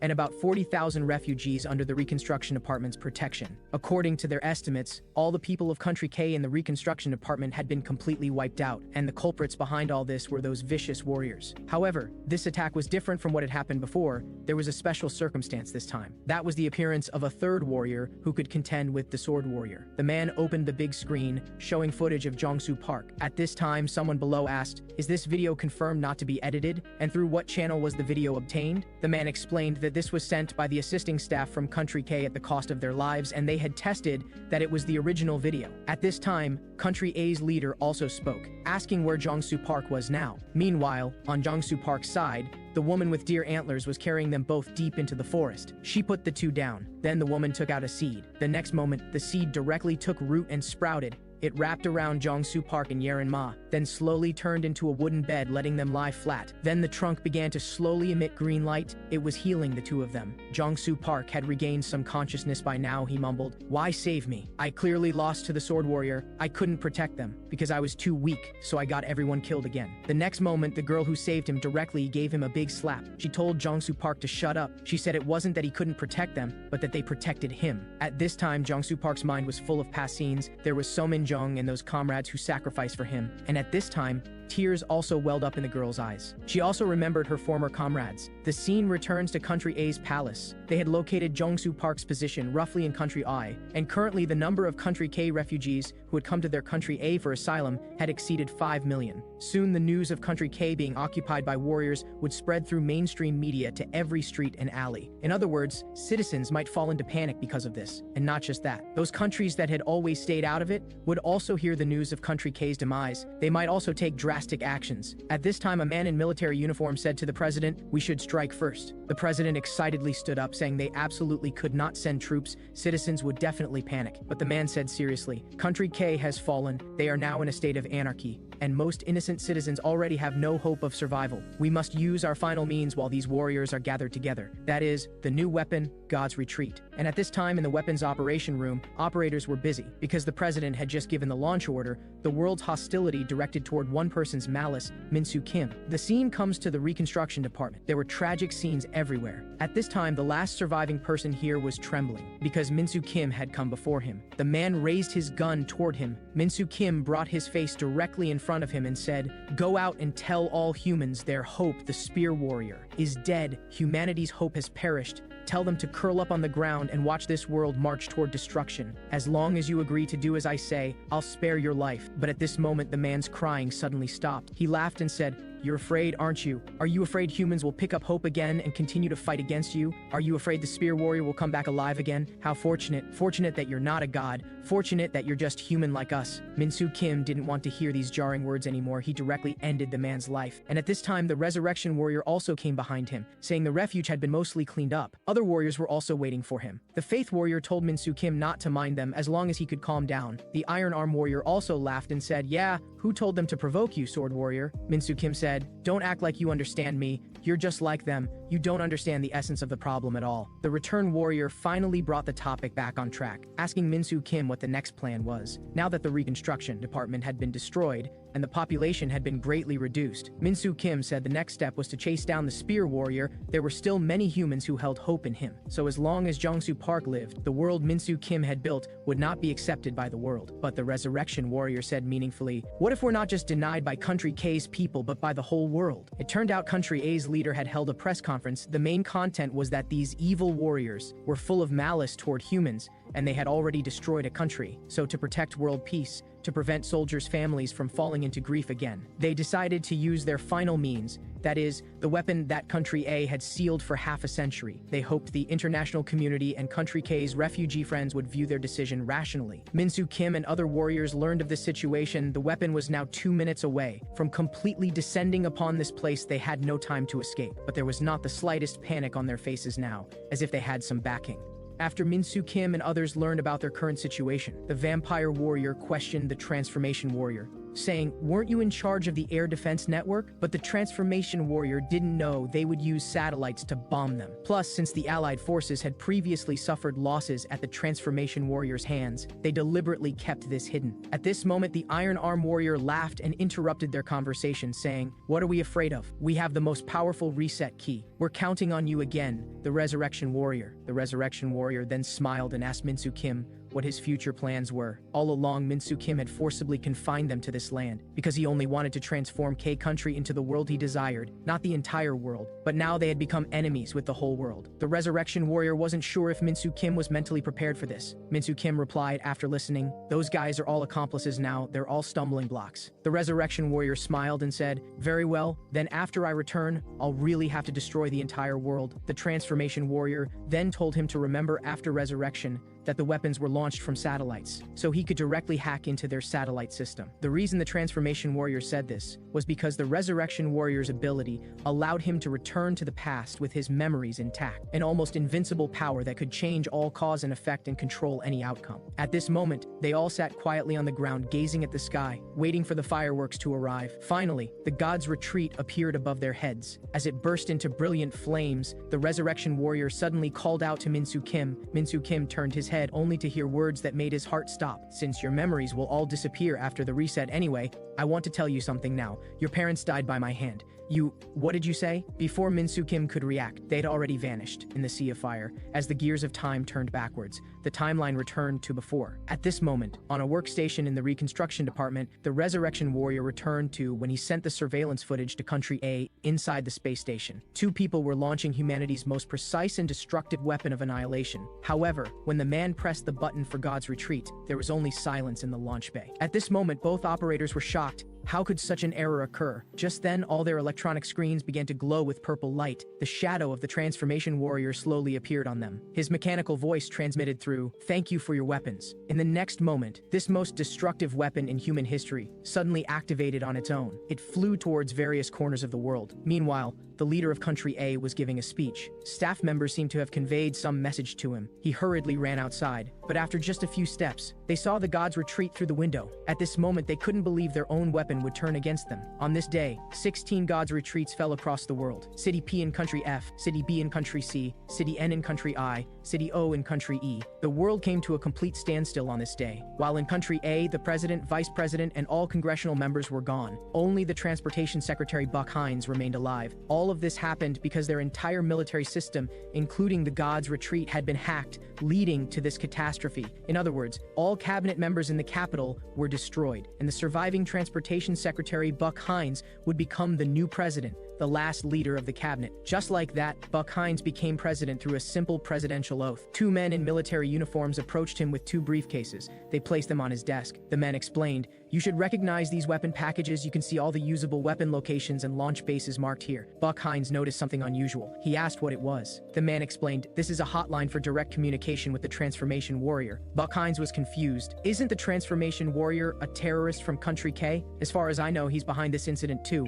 Why should I contact him?" But at this moment, the man shook his head and said, "I'm referring to the warrior who mysteriously appeared in Europe 100 years ago, ended both world wars, and elevated Country A's technological status to world supremacy in the 20th century. Country A's the Transformation Warrior." Buck Hines broke out in cold sweat. "In this world, every 100 years, humans are randomly selected. Every 100 years, some humans become warriors. They are forcibly transported to another world for trials, and among them, a tiny fraction of warriors can defeat the Demon King. They will return and change the original material world. Some warriors became protagonists in mythology. Some warriors donned yellow robes, becoming emperors who pacified chaotic times. And some warriors became pioneers of scientific revolution, dedicating themselves to their countries. And so, they continued to progress alongside humanity." The Resurrection Warrior was telling Min-Soo Kim and others about the origins of the warriors.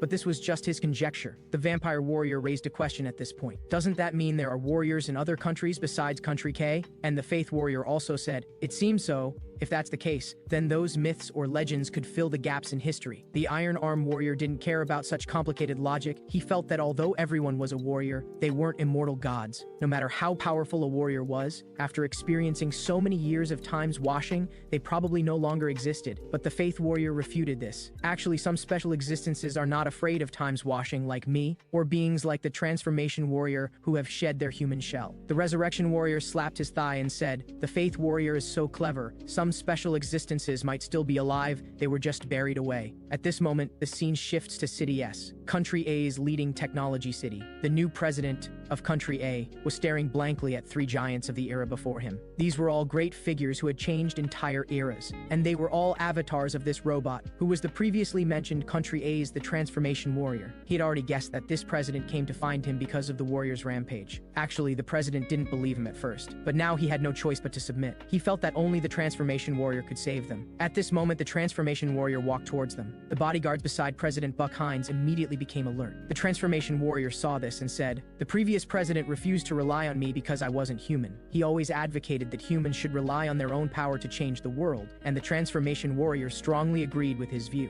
At this point, he extended his hand to Buck Hines and said, "Now that you've reached out to me, I absolutely won't let you down. Buck Hines looked into his eyes and asked, "Can I ask why you're willing to help us? Why do you readily accept the request to save the world? And why are you different from other warriors of Country K?" At this moment, the transformation warrior recalled the past. Because Country A had accepted him, this one reason was enough. The transformation warrior Marie Stevenson returns. Meanwhile, at an underground church in Country B, a crane was pulling out a huge mass from the magma. Two people were talking nearby. An old man wearing a hat asked another elderly man, "Your Holiness, may I know what exactly is in there? I thought it was a holy relic." And the old man, addressed as Pope, said, "The 14th century's last miracle initiator and humanity's very friendly last the faith warrior lies there." The faith warrior, Saint Damien Arcadius, returns. The scene shifts to City O in Country R. Several soldiers were approaching a house rooted in the ice fields. They knocked on the door. An elderly man with white hair walked out. He was a retired soldier, a national hero unrecorded by history. The soldiers saluted the old soldier.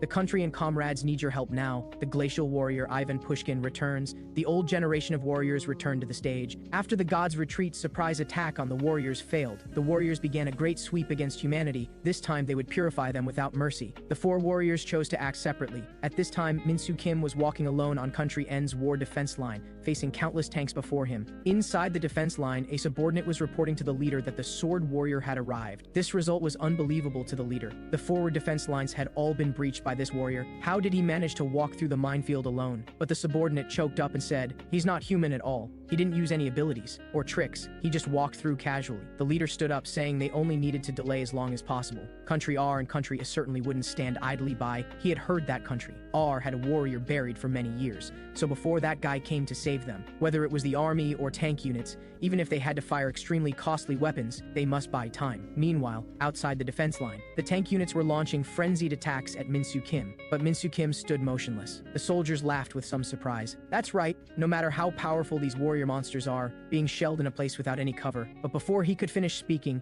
he was stunned by the scene before him. Blessing of Goddess Seraphine. Min-Soo Kim shouldered his holy sword Durenkel. "Commander, quickly order everyone to launch a new round of shelling." But it was already too late. Min-Soo Kim activated holy sword Durenkel's daybreak mode. Then he simply swung it forward. Waves of blinding light swept toward them. This moment was like a supernova explosion. Country N's southern region was instantly razed to the ground. Only Min-Soo Kim remained, holding holy sword Durenkel. He coldly gazed at everything, taking steps forward again, continuously destroying, continuously advancing, continuously repeating simple actions. All this seemed like it should be, until the only existence that could stop him appeared. Min-Soo Kim looked up at the old man walking towards him. The old man said, "Is it you? The little boy who pushed this world back into hell again." The glacial warrior takes the stage. The timeline jumps back to February 1943. Let us hear the glacial warrior's story from the past. At this time, this man familiar to everyone was in a great rage, because his soldiers kept suffering defeats on the front lines, which he found hard to believe, because his right and left arms had gone to the front lines.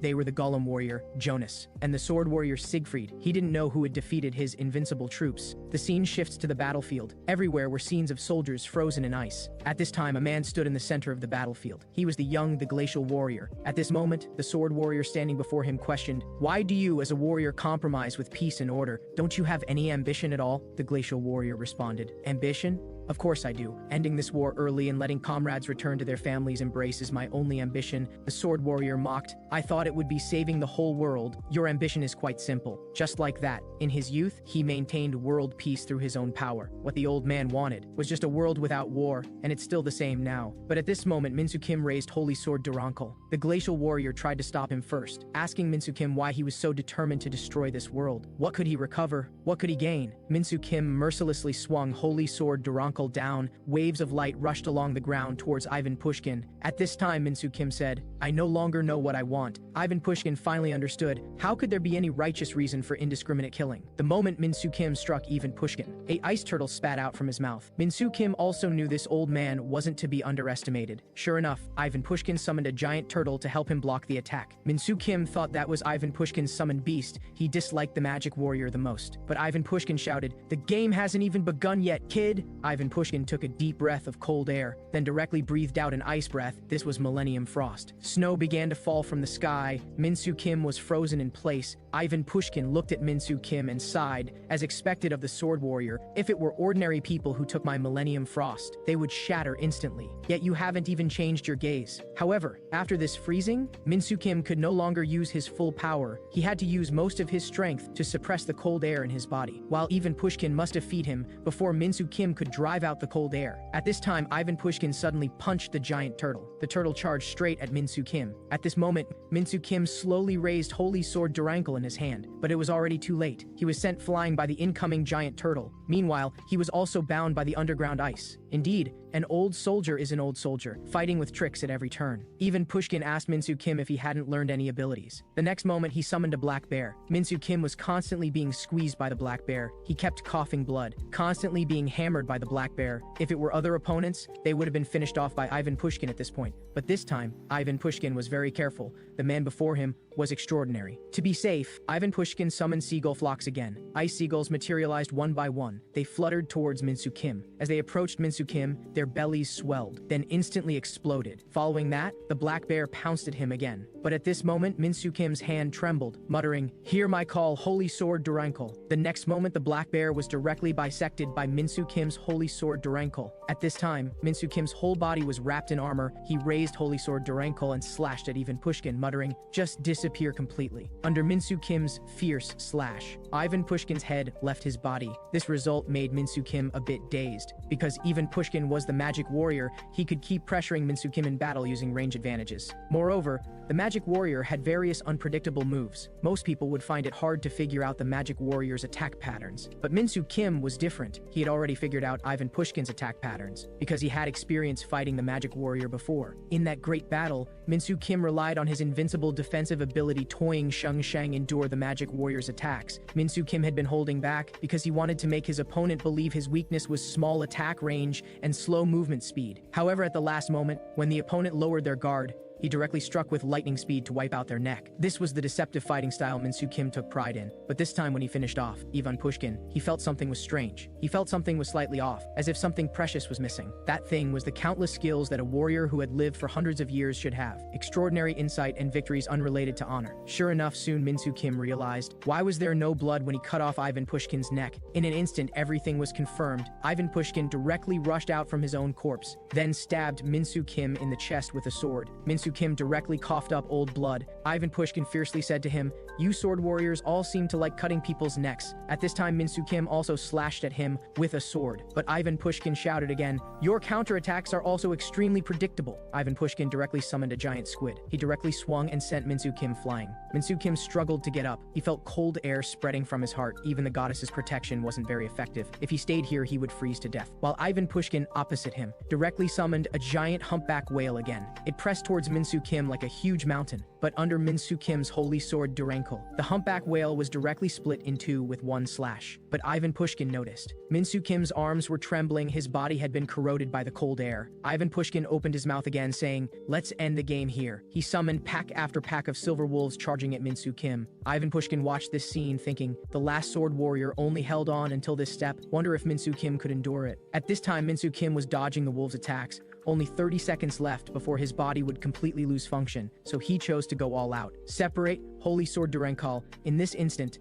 the silver wolves were directly pierced through by thousands of swords. Min-Soo Kim walked towards Ivan Pushkin holding two Holy Sword Durankles. Ivan Pushkin became serious at this time. Could he be even stronger than the last generation's sword warrior? But that's fine, your body will be frozen stiff soon anyway. Then I'll properly accompany you until that time. Ivan Pushkin released his killing move, Frost Undead. Countless fallen soldiers were summoned by Ivan Pushkin, including the old generation's the Golem Warrior and the old generation's Sword Warrior. At this moment, Min-Soo Kim's enemy wasn't one person, but an entire army. The 30 seconds that could decide this battle's victory or defeat was about to begin. The scene shifts. The old man grew up in poverty. To let his family eat white flour for 3 months, he sold himself to the war. But the young him soon truly experienced the devastation brought by war. At this moment, he so wished someone could stop all this. He didn't want to die yet. He just longed for peace. And now he must defeat Min-Soo Kim before him, otherwise the world would be thrown into chaos by him. Among the thousands of troops, Min-Soo Kim was frantically slashing. While Ivan Pushkin was also frantically summoning soldiers, he was starting to struggle now, blood seeping from his nose, and Min-Soo Kim facing countless sword-wielding soldiers. And the Golem Warrior controlling the skies was like a trapped beast. He could only keep defending. Unable to launch a single counterattack, he was too passive. Finally, after consuming much of Min-Soo Kim's energy, the sword warrior who possessed strength equal to his appeared. Their giant swords clashed together, producing huge light waves and explosions. Min-Soo Kim finally couldn't hold on. The cold air was corroding his body bit by bit. His body was now like an ice sculpture. There was no blood flowing, anymore. Min-soo Kim felt like he was playing a losing game of chess, but Min-soo Kim still forcibly stood up, holding Holy Sword Durankle in his mouth. Ivan Pushkin watched this scene muttering, "Can't you see the outcome yet?" But Min-soo Kim remained stubborn. He wanted everyone to feel the despair and pain of having nothing left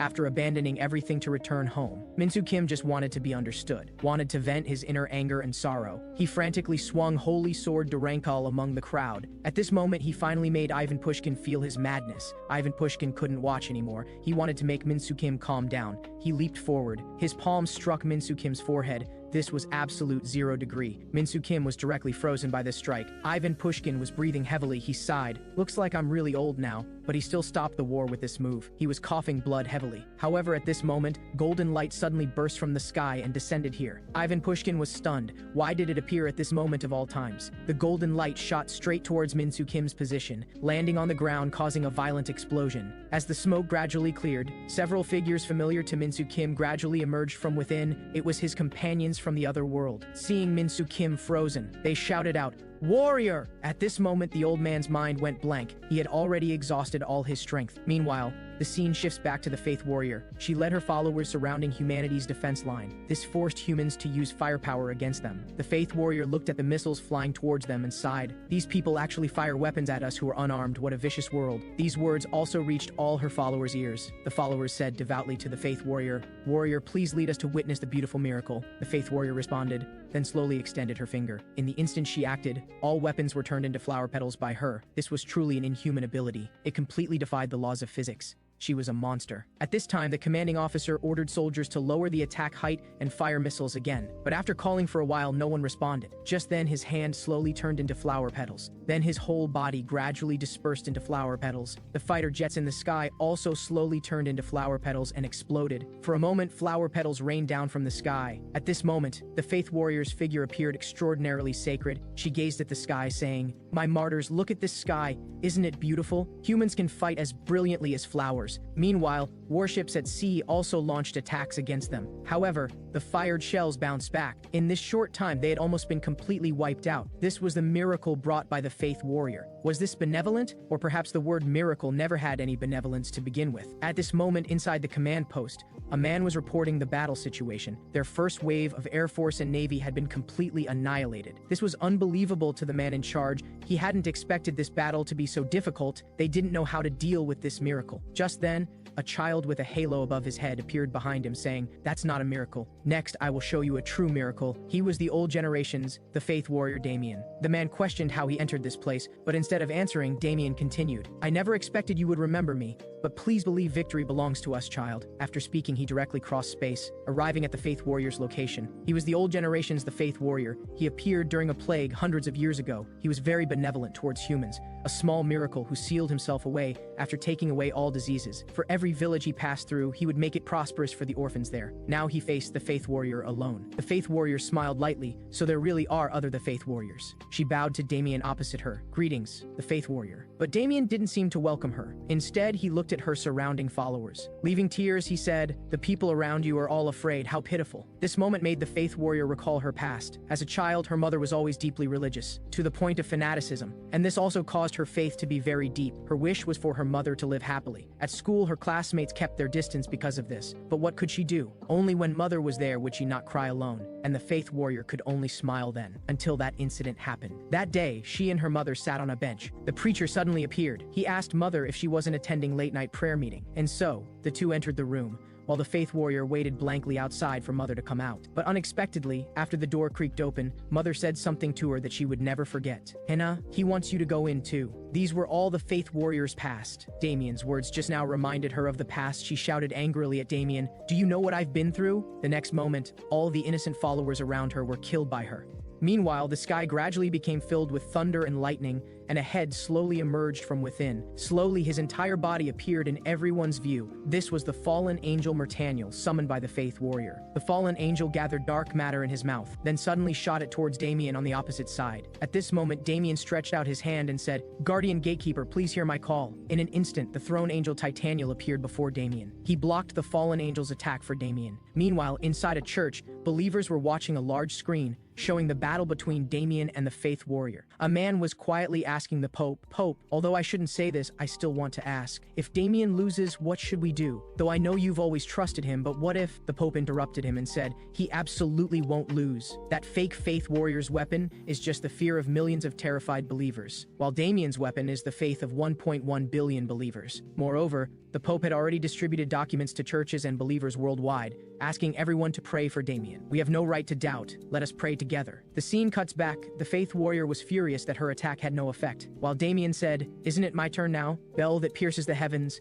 bell that tears the earth, please hear my call. The cherub Sematiel descended. The descended angel took up a huge horn and began to blow it. A golden light gathered at the horn's mouth. Huge waves of fire surged towards the faith warrior's direction, which she couldn't block. She summoned her believers in front of herself. The intense light waves crashed against their shields. The faith warrior knew her faith power was completely incomparable to Damien's. The gap between them in this aspect was too great. So now she only had one option, which was to sacrifice her believers, facing the enemy's terrifying attack. The believer clasped his hands together and stood in front of the girl. In his final moment as life faded away, he still showed a devout smile. Actually, none of this was voluntary for these men. They had all been blinded by so-called faith and so-called miracles. The next moment, the faith warrior directly tossed aside the believer who had blocked the attack for her. She charged straight at Damien on the opposite side. Raising her black sword high, she was about to strike down. But unexpectedly, Damien merely extended one finger. The faith warrior's sword was instantly shattered. Then Damien slowly raised his palm. The faith warrior stared at his fan-sized palm in shock. In the next moment, with a thunderous clap, Damien gave the faith warrior a massive slap that sent her head flying from her body. Damien looked at his blood-covered hands and said to her, your faith is completely worthless, while the faith warrior's head was plummeting towards the sea surface. But slowly,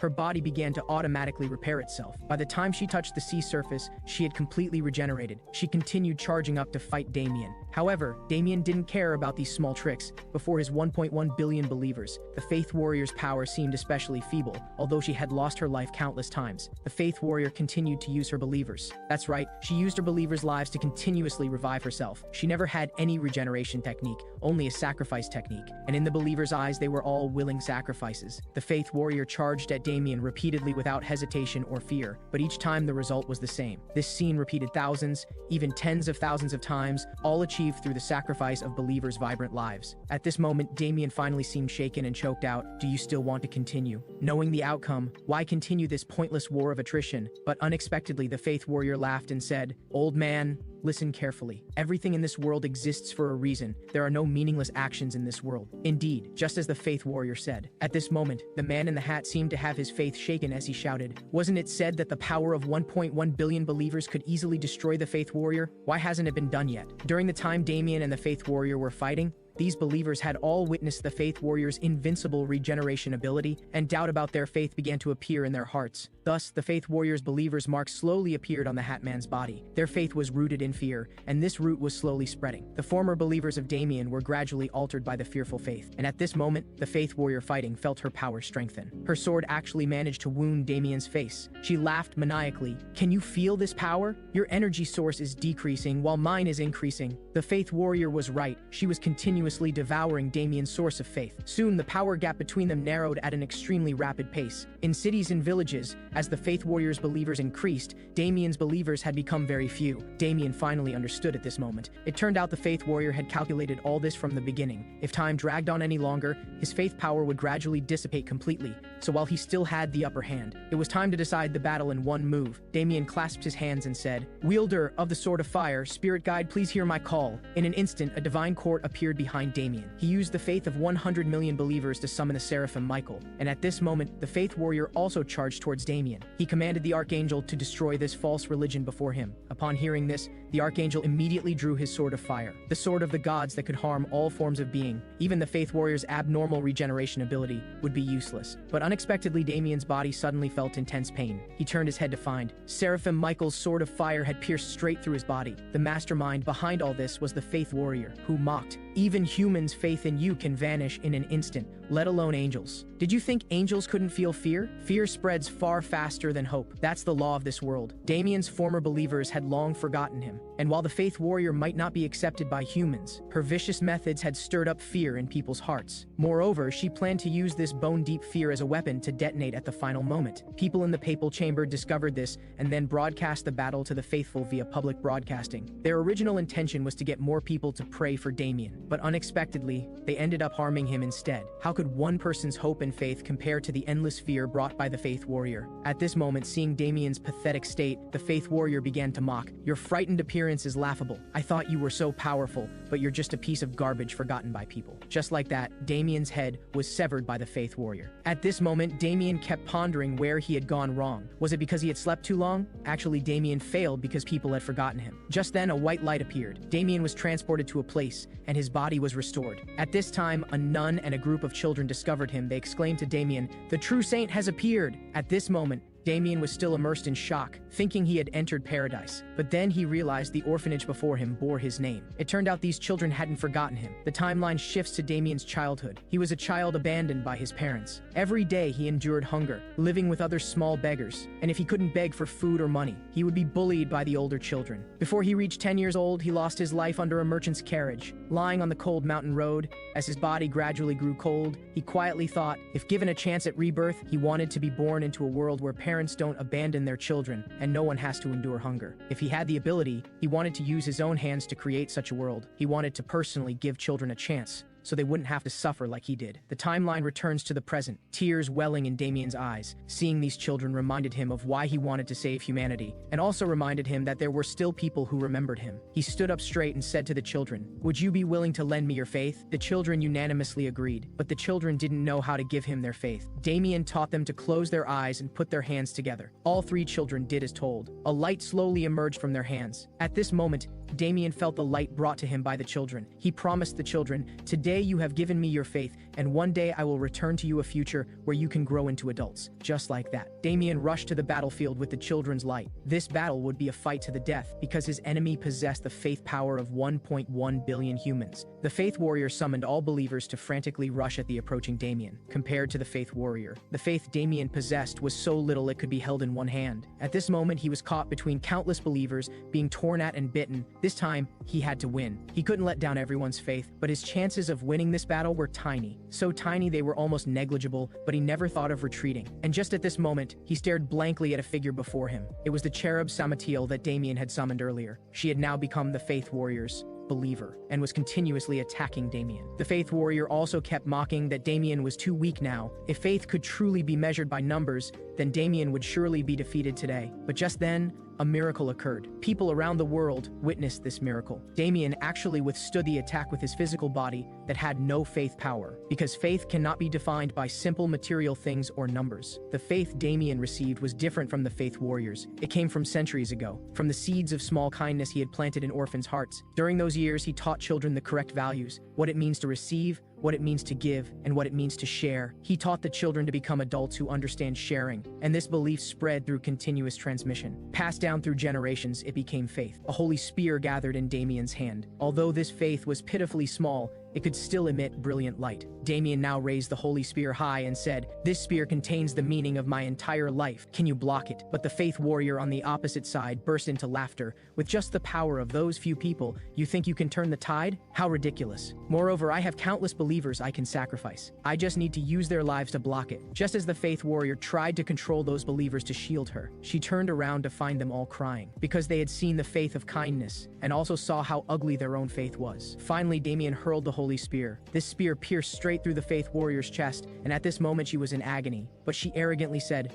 "This small wound just needs regeneration." But just then she realized something was wrong. This spear not only pierced through her, it also washed away her fear. Now she understood that if this continued, then the sadness and fear that were the source of her power would all disappear. She cried out loudly, "Don't act like you pity me. It's all because of your fault. You should have come to save me earlier. Why now?" And at this moment, those believers controlled by the faith warrior also regained their consciousness. At this moment, she went mad. She wanted to end everything. If only she could finish Damien, then the believers would believe in her again. she could start over. The Faith Warrior continued charging at Damien with this ugly will, but unexpectedly he didn't dodge at all. The spear thus connected the world's most righteous person with the most evil one. Damien embraced her with both arms, softly saying, "The one who most deserves salvation is you, poor child." She struggled desperately to break free, but Damien held her and the spear tightly. "It's all right, child. Everything is fine now." Finally, the Faith Warrior's arms dropped. She said, "If you had heard our prayers back then, what would the result be now?" Damien looked into her eyes and said, "If only I had heard earlier, because not giving up on any child who becomes alone is my creed." At this moment,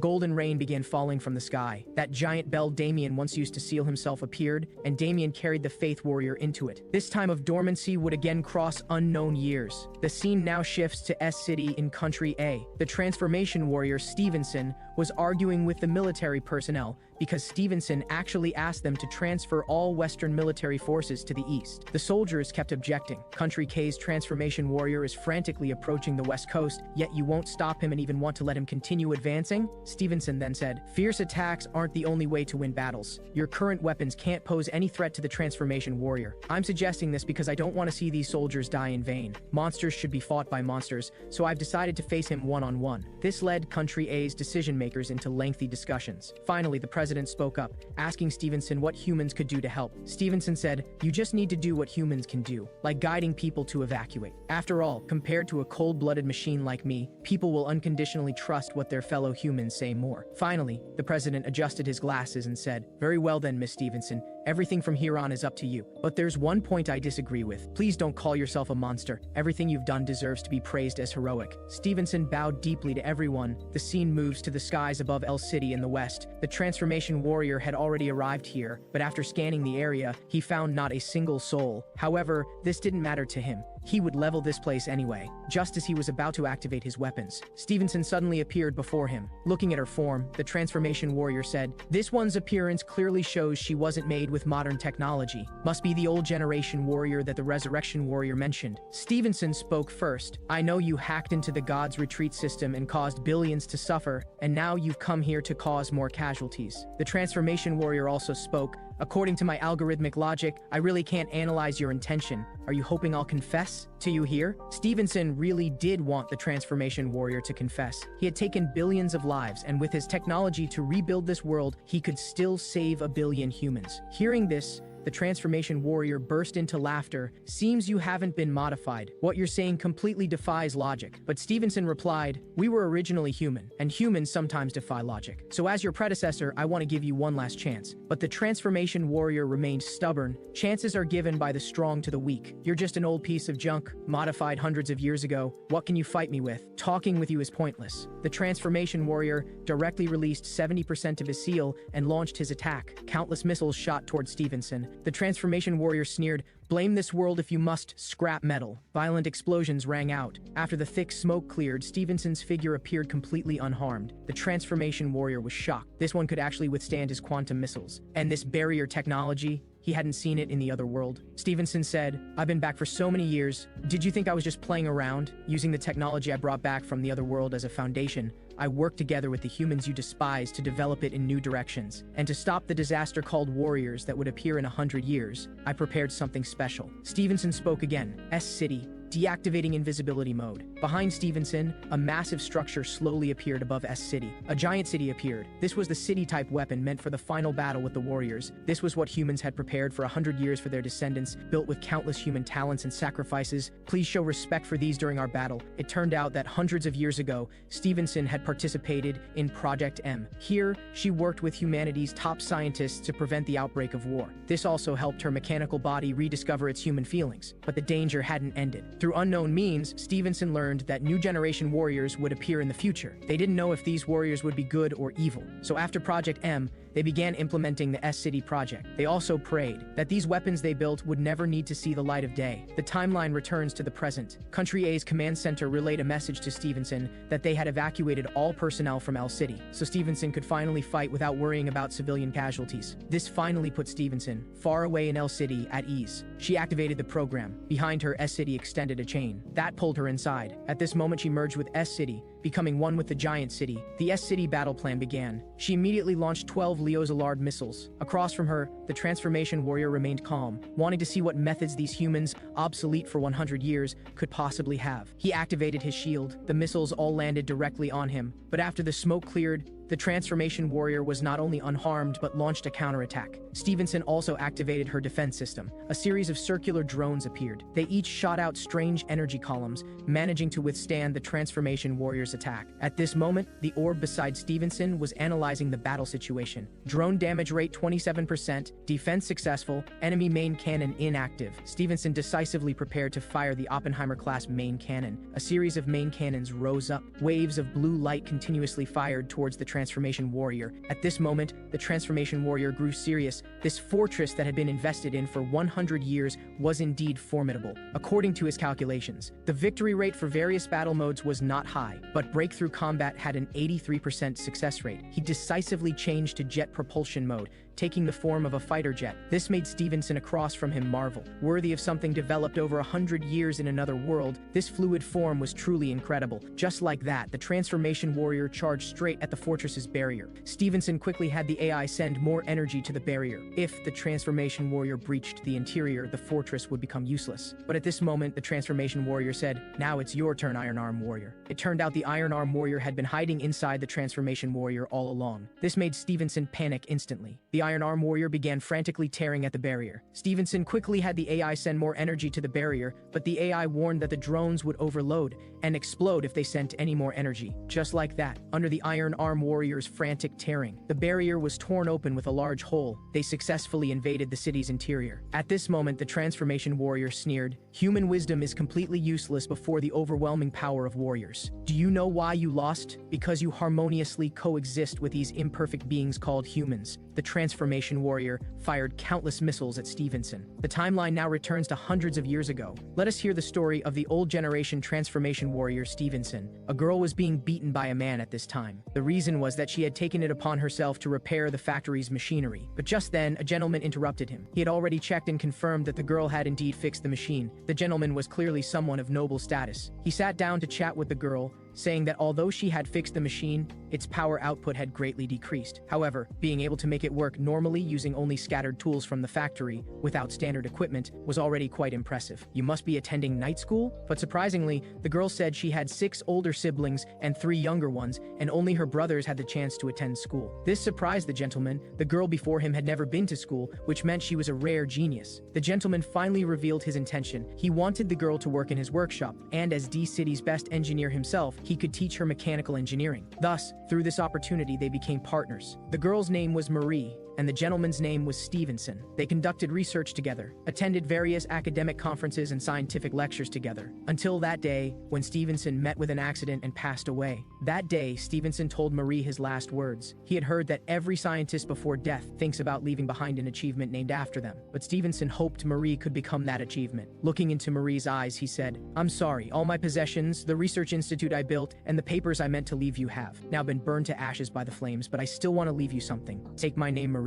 Marie looked into his eyes tearfully and said, "From now on, I am Marie Stevenson." From that day forward, Stevenson immersed herself daily in the unfinished research of Mr. Stevenson. Finally, one day, she passed away from exhaustion, and when she returned as the transformation warrior, she worked together with human geniuses to leave behind their achievements. But as the timeline returns to the present, the new generation transformation warrior wants to destroy these achievements, destroy humanity. At this moment, the transformation warrior and the Iron Arm warrior were frantically destroying the city. The AI kept alerting Stevenson. Missile system infrastructure failed, defense system functions failed, main cannon destroyed. These achievements left behind by former colleagues were slowly disappearing. The achievements that proved that although she had a mechanical body, she was just as human as her colleagues were crumbling down. Those warriors, devoid of humanity, were destroying what remained of her humanity and that of her colleagues. At this moment, Stevenson's body trembled as she said, "These people are even more cold-blooded, even more lacking in humanity than my mechanical body. They want to destroy the civilization built by humans' selfless dedication." At this moment, Stevenson understood she must stop all this from happening. She had the AI push S-City out of orbit and prepare her body for combat armament. Stevenson stood in the center of the modification platform, beginning the final armament process.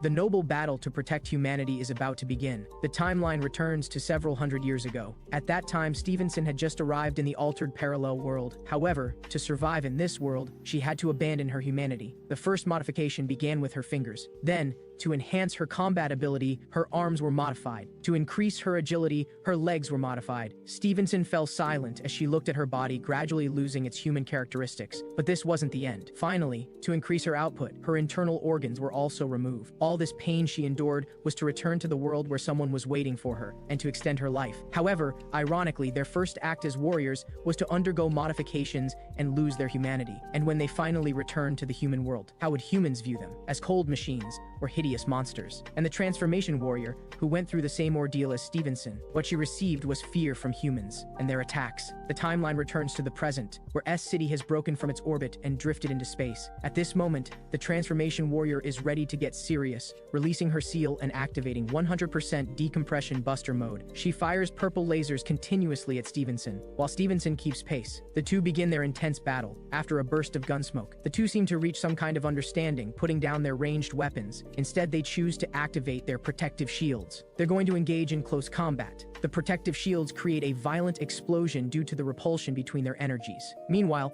the Iron Arm warrior certainly can't stay idle. He now only needs to create an opening for the transformation warrior, and victory would be much easier. But just then, a laser beam shoots towards him. Looking back, he finds it's from some robots. The intelligent robot declares loudly, "Miss Marie's interview time isn't over yet. We must eliminate this uninvited guest." The Iron Arm warrior says, "Looks like that one has backup too." And so, no one in this entire city remains idle. On Stevenson's side, she launches her arm forward. The detached arm transforms into a giant hammer. Just as she's about to reattach her arm, the transformation warrior's hand blade comes slashing down. She won't give Stevenson the chance to reassemble. Just as the transformation warrior is about to succeed, a barrage of shells fires toward her. Stevenson's voice rings out, "I've said it before, these are all human achievements, human crystallizations." As her arm reattaches, swinging her giant hammer at the transformation warrior, she declares, "How could I possibly fight you alone? I am a human with bonds." This hammer strike causes the entire city to tremble. Yet surprisingly, the transformation warrior manages to withstand it. The fierce battle ignites once again. Stevenson gains the upper hand through her centuries of accumulated combat experience and her determination to fight to the death. Now both their bodies are severely damaged. The transformation warrior lets out a roar, unable to understand why Stevenson insists on siding with humans. "You're a monster too. You're also rejected by humans. We're more advanced than humans, more excellent than them. Old generation, I hate you, especially hate you. You could have changed the world centuries ago. You could have become this world's god, making warriors into giants revered by people. Then I wouldn't have become what I am now, a monster forced into evil by humans. Why did you hide underground? Why did you hide among humans enjoying life before we returned?" Stevenson finally gives her answer. She says she's not a god, she's human. She doesn't want to become a god, become a monster, become a weapon, become a warrior, much less become a machine. She only wants to live like a normal human. She yearns for everything human, hoping to return to what she once was. Though humans reject her, she never expected everyone to accept her from the start. This pain she wanted to process alone. She won't consider herself a victim just because she was chosen as a warrior in time's vortex. Stevenson struggles to stand and speaks again. "Humans don't need to understand us. No one can force humans to understand us." Stevenson recalls the past. During the war, while Stevenson was resting, a soldier didn't stay away from her despite her being a cold machine. He gently handed Stevenson a box of chocolates, saying, "Thanks to you, our squad survived. I don't know if you can eat chocolate, but really thank you. You're our best comrade." Perhaps it was this vague friendship that changed Stevenson, and no matter how much time passed, her comrades would never forget her. Finally, Stevenson solemnly says to the transformation warrior opposite her, new generation transformation warrior, "I'm prepared to depart as a human, though you keep saying you hate humans and want to destroy them. I know that you, more than anyone else, wish to become human." These words make the transformation warrior briefly fall into memories of when she was human. Back then she was innocent and pure, and was a flesh and blood human. The transformation warrior speaks with a hoarse voice. "When I came back, everything I had was gone. Everyone looked at me like I was a monster. I came back for these people. I was certain you would believe I would return. Now I've completely become a monster without humanity. I had no choice, I'm not wrong." Stevenson speaks again, "New generation,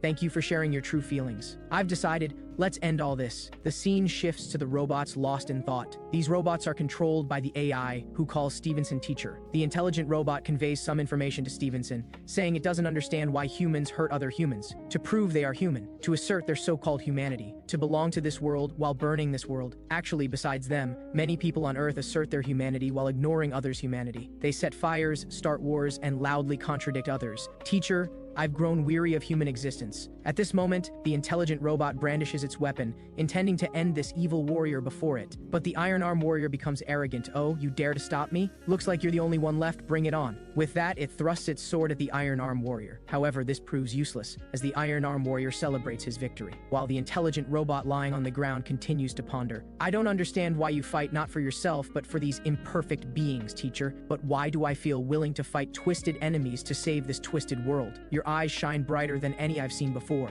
Meanwhile, on Stevenson's side, her battle with the transformation warrior has reached its climax. She's also answering the intelligent robot's earlier words. Asimov, that's the intelligent robot's name. Stevenson tells Asimov, this proves I'm no longer a cold machine. Those scientific giants and scholars, they spent their whole lives researching and dedicated their lives to dreams only they could realize. But I, Stevenson, could research these things without sacrificing my life. So I choose to leave this world as a human, as my life's achievement. After I save this new generation transformation warrior, my past self, or perhaps my descendant. Stevenson slowly opens the control room's hatch. She will use her final method to save the transformation warrior and this world. The hatch opens. The transformation warrior is bewildered. At this moment, when Stevenson sees the transformation warrior's true face, she understands. She's actually facing her own past and simultaneously realizes this is her last chance to become human. Let's end this, my future self. Asimov, today I will depart as a human who leaves the rest to future generations, a human who can wipe away tears and provide comfort. Stevenson injects a vial of serum into the transformation warrior's body. The transformation warrior curses bastard and grabs Stevenson, but she can't pull out the serum from her chest. She roars frantically at Stevenson, what did you do to me? It turns out that during these 100 years, Stevenson hadn't spent all her energy on defending against future warriors. She had also replaced all parts except her forebrain with organic matter, essentially a human model. The transformation warrior looks at the serum in her chest and says, could this be? Then why didn't you use it? At this moment, Stevenson smiles gently, saying, because I'm already human. But at this moment, the transformation warrior truly cries, how could she be human looking like this? While Stevenson says, this is my gift to you, please step out from that cold machine. Take this chance I, as a human, am giving you. This time, the transformation warrior doesn't choose to run away. She releases her grip on Stevenson's hand. Stevenson's body falls heavily to the ground, her body now completely broken. At this time, the intelligent robot approaches, asking, teacher, do you really have no regrets? Stevenson uses her remaining strength to say, from the moment the warriors invaded S City, the outcome of this battle was decided. This method now is the only way to save everyone. Besides, isn't regret an emotion only humans can experience? The intelligent robot says, the Iron Arm warrior is still alive. Should we do something? But Stevenson tells it to activate S City's self-destruct system. The intelligent robot nods. Stevenson calls out the intelligent robot's name one last time. Asimov, thank you for your hard work all this time. That child is in your hands now. Please stay by her side and watch her enjoy this world as a human. At this moment, Stevenson smiles. Long after, a girl resembling Stevenson wakes up in a facility. She touches her face in confusion. It's warm. At this time, the intelligent robot approaches her. The girl quietly asks the intelligent robot, why did the old generation transformation warrior save me? Why forgive me? What did she want me to do? The intelligent robot explains. When they first met, Stevenson had asked the transformation warrior to save other humans, though the transformation warrior didn't agree at the time. But Stevenson still saw the last trace of humanity in the transformation warrior's eyes. She chose to trust your twisted and wounded humanity, then chose her long-awaited eternal rest. The current situation is that your delinquent companions have been dealt with by Teacher, and a country believes Teacher has left this world. You are now a newborn human without any worries. How do you want to spend the rest of your life? At this moment, the transformation warrior, Garam Lee, thought for a long time. Should she run away to live an ordinary life, or continue to coexist with those evil beings, or follow Stevenson's path and bring hope to this world? Finally, she decides to go with the intelligent robot to find the spear warrior. She must tell him something before he meets the resurrection warrior. Meanwhile, in the reconstruction department, the long unseen resurrection warrior leisurely watches the screen. It shows various major events that have happened during this time. He summarizes that these old generation folks were more formidable than imagined. At this moment, he sighs that the two most powerful pieces have been eliminated. He pulls out his gun and mutters, should we restart time and try again? Just as he's about to end himself, he suddenly realizes something's not right. He starts laughing. Min-Soo Kim's companions have just appeared. It would be too disrespectful to reverse time without seeing how it ends. Well then, my Min-Soo Kim, let me see your story. Unlike those who only play house, all causality in this world seems like a game to the resurrection warrior as he toys with this world. The scene now returns to Min-Soo Kim and Pushkin. Just now, Min-Soo Kim's companions descended upon this place. The old man hasn't yet processed why Min-Soo Kim, trapped in ice, could summon companions, Or perhaps they weren't summoned by him at all, but one thing is clear, they must be here to save Minsu Kim. The old man can't be bothered with much else now. He wants to end Minsu Kim's life immediately. But how could his companions agree? They've now roughly understood the situation here. That is, the warrior, sealed in ice, wants to deal with that old man. While the old man shouts loudly that this is a misunderstanding, this guy is no longer the warrior they think he is. But in Minsu Kim's companions' eyes, Minsu Kim has always been that gentle warrior, and this old man before them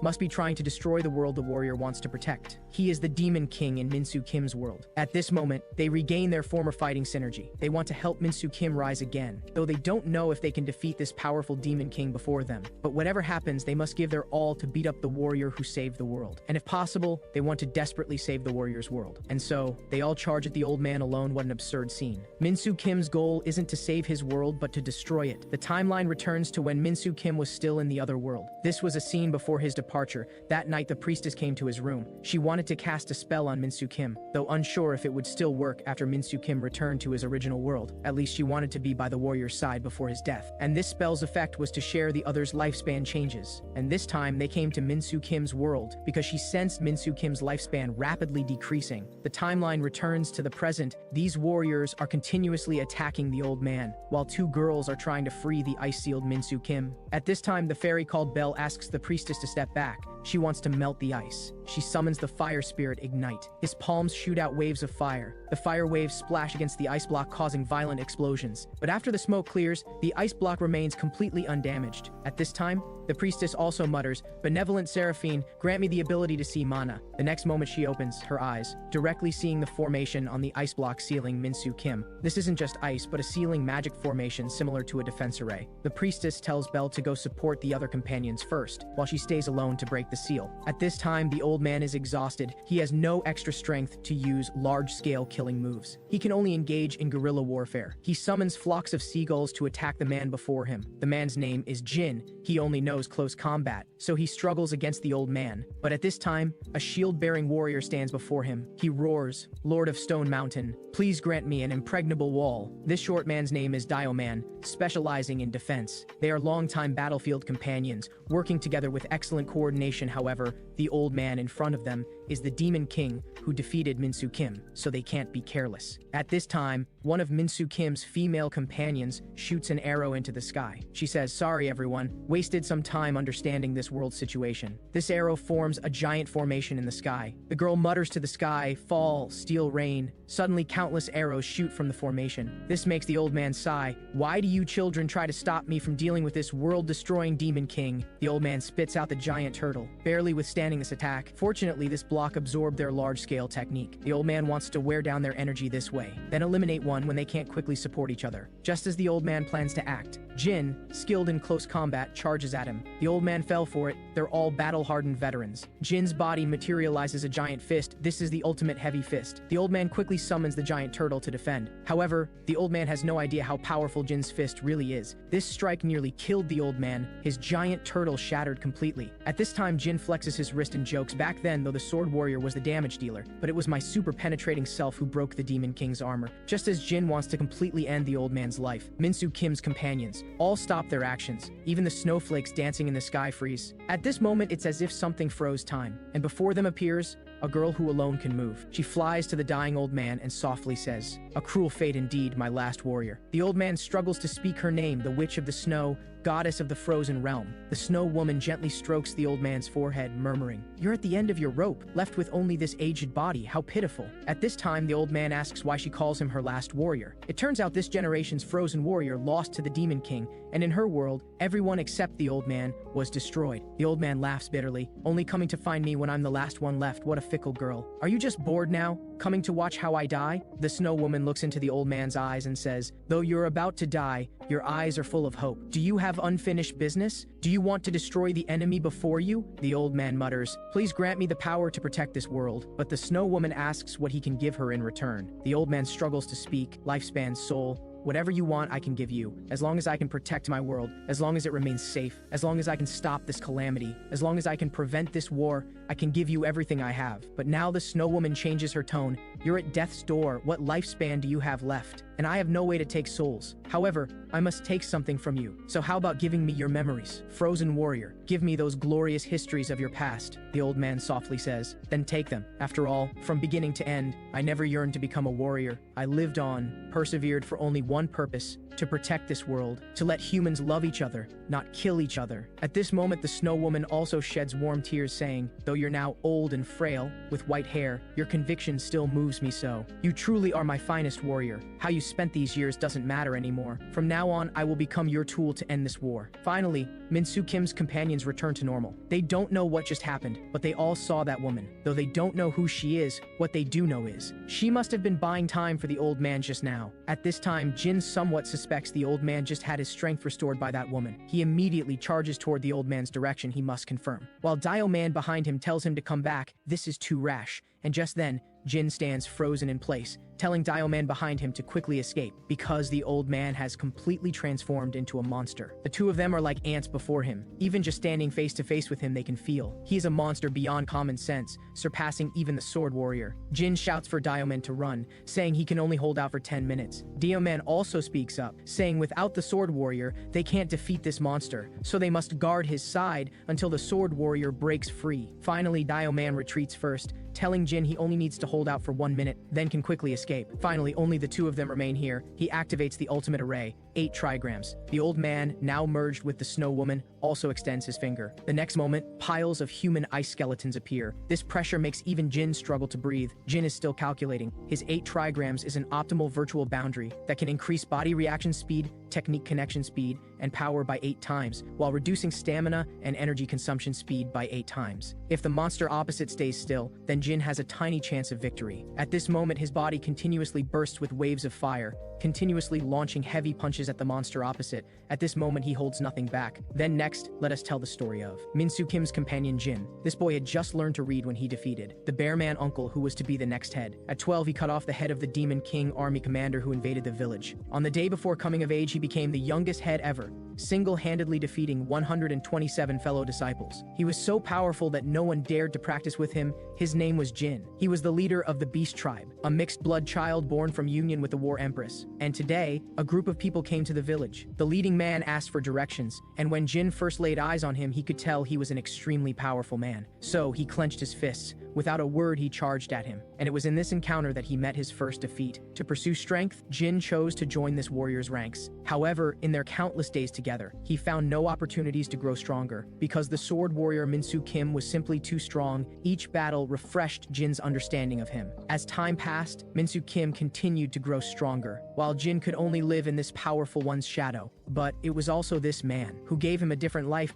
taught him how to handle courage. However, timeline returns to now. He finally begins to understand what that strength means. His heavy punches continue to fire. He continuously mutters to himself, unwavering. Now there's only me and the enemy here, and precious companions watching my back. Now I surely can do it. I surely can catch up to his steps, the reason he was so strong. That is, the mission to protect the world. At this moment, the old man summons a giant beast. Jin takes a direct hit. The companions behind are shocked by this scene, and at this time, there are 18 minutes and 21 seconds until the sword warrior thaws. The timeline returns to when Min-soo Kim first arrived in the parallel world. At this time, his two companions are talking. They both have nicknames, the girl called Big Ears, the old man called Shorty. At this time, the girl is complaining about Min-soo Kim who just arrived here, saying he has no muscles at all, looking weak and frail, and his eyes are swollen from crying. She also says even if Shorty gave Min-soo Kim the holy sword Durankle, he probably couldn't even catch a slime. At this moment, her mood drops. Looks like their world really can't be saved. This time's warrior looks too weak. And at this time,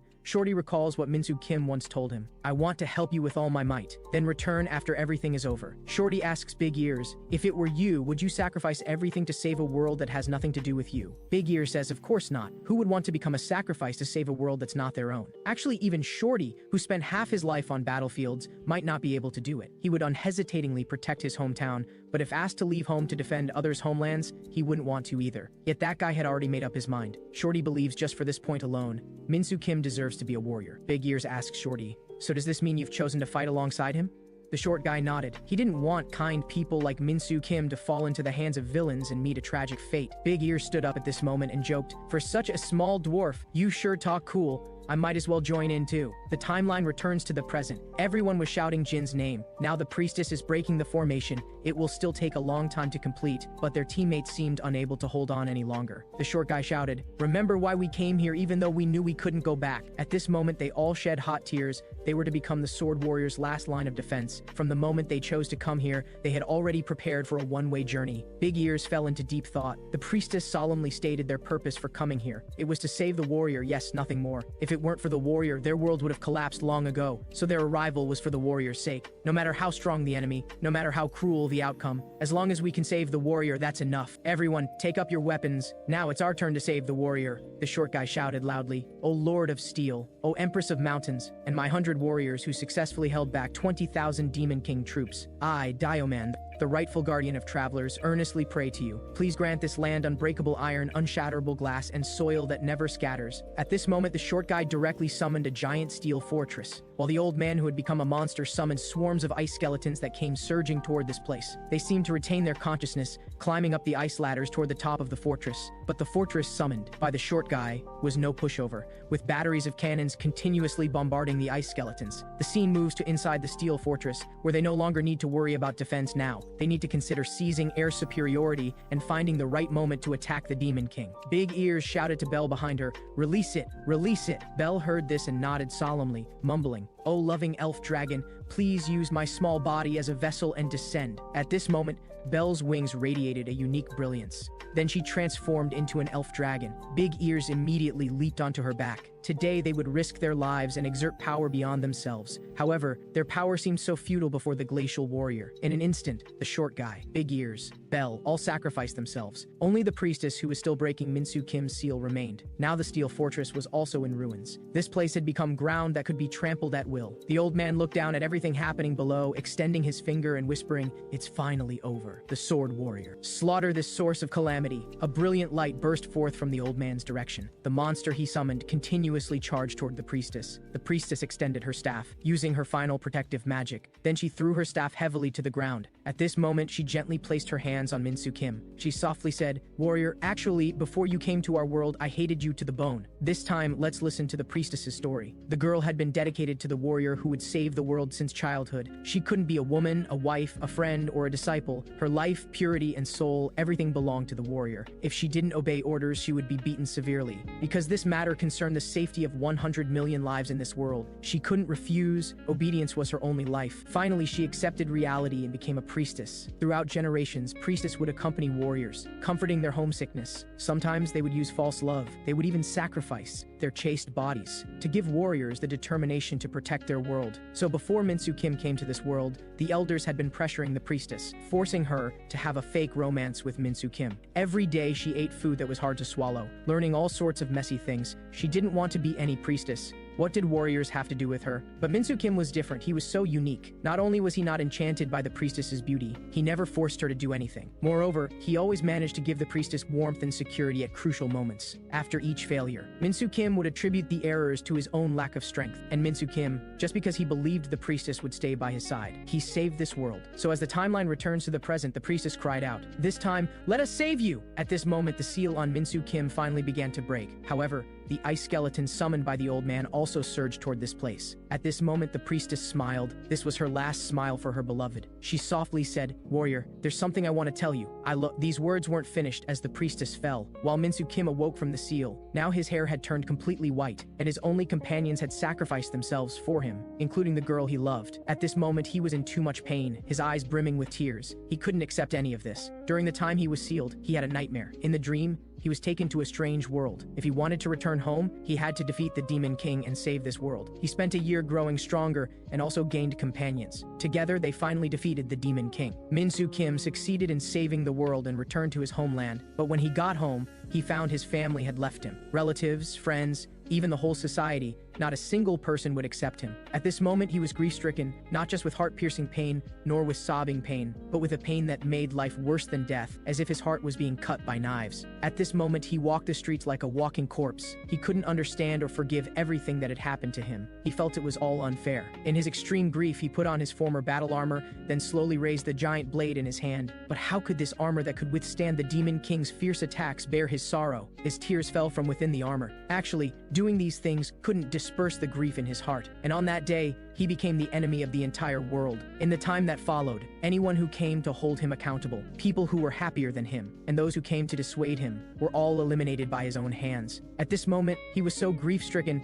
that he had to destroy others' happiness, just to slightly alleviate the unwillingness and pain in his heart. Although he knew he shouldn't do this, he knew he was falling into darkness. But what use was knowing? What could he recover? How happy and ordinary he had once been. He only longed to live an ordinary life, but now he had become a monster in this nightmare. At this moment, he looked at his companions' corpses, tears flowing endlessly. All these experiences were like punishment for the sins he had committed. And these companions, in their final moments of sacrifice, still believed that Minsu Kim was still that gentle and ordinary warrior from before. Minsu Kim let out a sky-piercing howl. He couldn't believe all this was real. How could so much misfortune happen to one person? While at this moment, the old man on the throne spoke softly. Do you feel it? This heart-carving pain. This is the feeling of losing precious things because of yourself. Finally, Minsu Kim stopped crying, and the old man gave him an ultimatum. A massive ice skeleton swarmed toward Minsu Kim. At this moment, Minsu Kim was in unbearable pain. His holy sword Durankle also began to vibrate frantically, as if it had sensed Minsu Kim's sadness. The next moment, he was struck by the old man. He was smashed into the ground, losing an arm in the process. Minsu Kim mumbled, "It's all over. I've lost everything, now it's finally over." The old man saw that he seemed close to collapse, but now he only needed to wave his hand to destroy Minsu Kim. He raised his finger slightly. All the ice skeletons began to gather, while Minsu Kim stood motionless in place. At this time, the old man's skill was already fully charged. This killing move was called human skeletons. All the ice skeletons merged into a giant sphere. The old man waved his right hand. The human skeletons rushed frantically toward Minsu Kim. Minsu Kim still stood motionless, softly saying, "How cruel can this world be to a person?" At this moment, all the ice skeletons began gnawing at his body. At this moment, his face still showed no expression, because the physical pain this world inflicted on him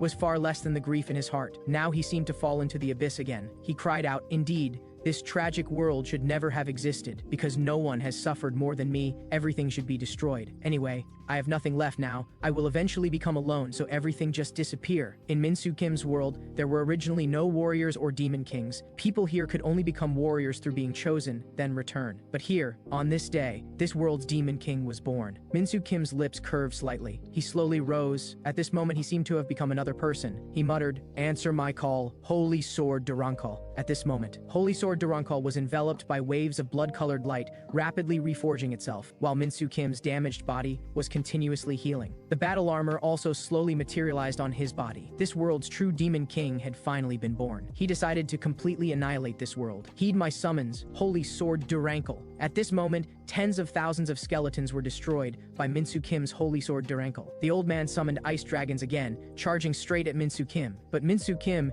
merely waved his right hand lightly, and the ice dragon was cut in half. The old man finally couldn't stay seated now because he sensed that this power wasn't from their world. As warriors, once they defeated the Demon King, they would be constrained by the world's laws, unable to grow stronger. The old man understood. This guy Minsu Kim was like him. He had given up being a warrior. Minsu Kim's body had now been reforged by a power. He slowly stood up. The old man watched this scene and couldn't help but think. Everything had developed too strangely. This was no longer in the realm of war. Minsu Kim had become doomsday because of the old man, but he also couldn't allow Minsu Kim to continue destroying the world. He continuously launched his abilities toward the sky. The old man, who had become a monster, was at least much stronger than the Sword Demon King. He summoned cluster after cluster of ice skeletons, but suddenly, under Minsu Kim's single finger, countless ice skeletons turned to dust again. The old man decisively raised his spear Marzana and charged toward Minsu Kim. For some reason, Minsu Kim showed no intention of dodging. He was directly pierced through the chest by this spear. The old man immediately grabbed his head with one palm. At this moment, he didn't want to show any mercy. He summoned the giant axe Velith again. Now, the safety of the entire world was in the old man's hands. He shouted, "Only your destruction can save my world disappear." Just as the old man's giant axe was about to strike Minsu Kim,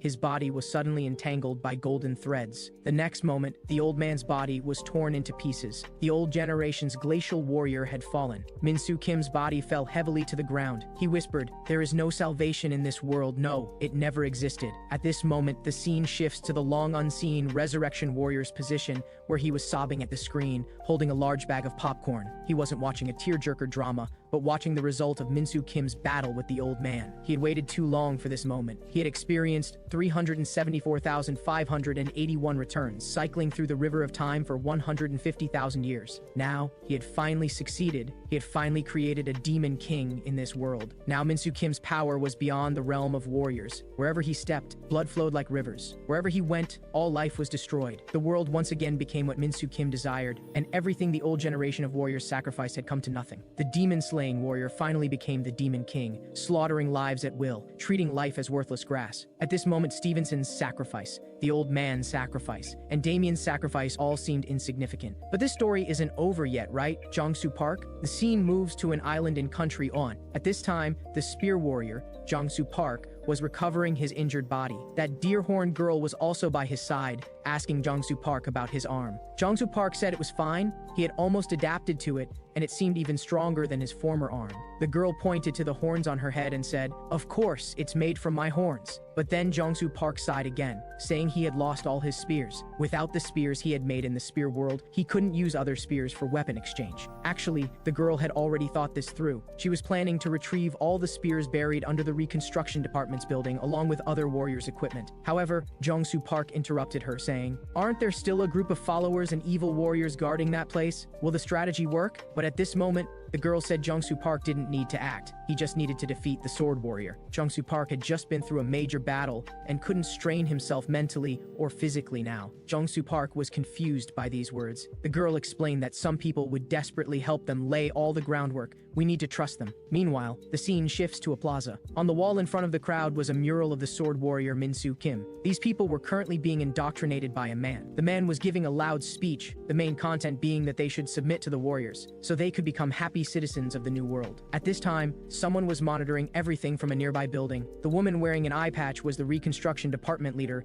Yeji-an. The woman who was observing asked her if it was time to shoot now. Yeji-an said, "Go ahead." The verdant warrior said we could begin. Just like that, the woman's barret directly hit the man who was giving the speech. The followers below frantically scattered, and the operation to reclaim the sacred relics began. This incident originated from a meeting 5 hours ago at the Reconstruction Department's central building. A woman walked up to the podium under everyone's gaze. She was the Reconstruction Department leader Yeji-an, who just appeared. The topic of this meeting was about the operation plan to reclaim the sacred relics. Because in the battle with Country K's evil warriors, there were also several warriors who stood on humanity's side, fighting alongside them, and the purpose of their operation plan was to recover all the equipment of those warriors, including the spears that the spear warrior had lost while escaping. Just thinking about Jong-soo Park's spears being there made Yeji-an angry, but those places were all being monitored by evil warriors and their followers. This time they would exhaust all their remaining forces within 5 hours to recover these sacred relics. Yeji-an looked at the debating crowd below and sighed to herself. It sounded nice to say exhaust forces, but it really meant sending them to their deaths, and now they only had just over 100 key personnel left, and less than 1,000 regular soldiers. Even the citizens willing to help them numbered less than 300. A righteous-looking man spoke up, saying, "We've been discussing down here for so long, you think we're afraid of death? We've long stopped caring about our own lives. For our fallen comrades, staying alive would be more disrespectful to them. We're just not sure who will use the sacred relics after we sacrifice our lives to reclaim them, and we can't be certain if that person can really eliminate those evil warriors." Yeji-an explained, "That person is the spear warrior. He's currently the strongest warrior we have. Actually, besides him, we don't have any other pieces to play, so we can only choose to trust him. We just need to do our part. We certainly can't push children onto the battlefield, so reclaiming the sacred relics is the only thing we can do for the warriors now." Finally, the battle to reclaim the sacred relics began. The evil warriors' followers were also continuously obstructing the Reconstruction Department's people, but under people's constant sacrifices,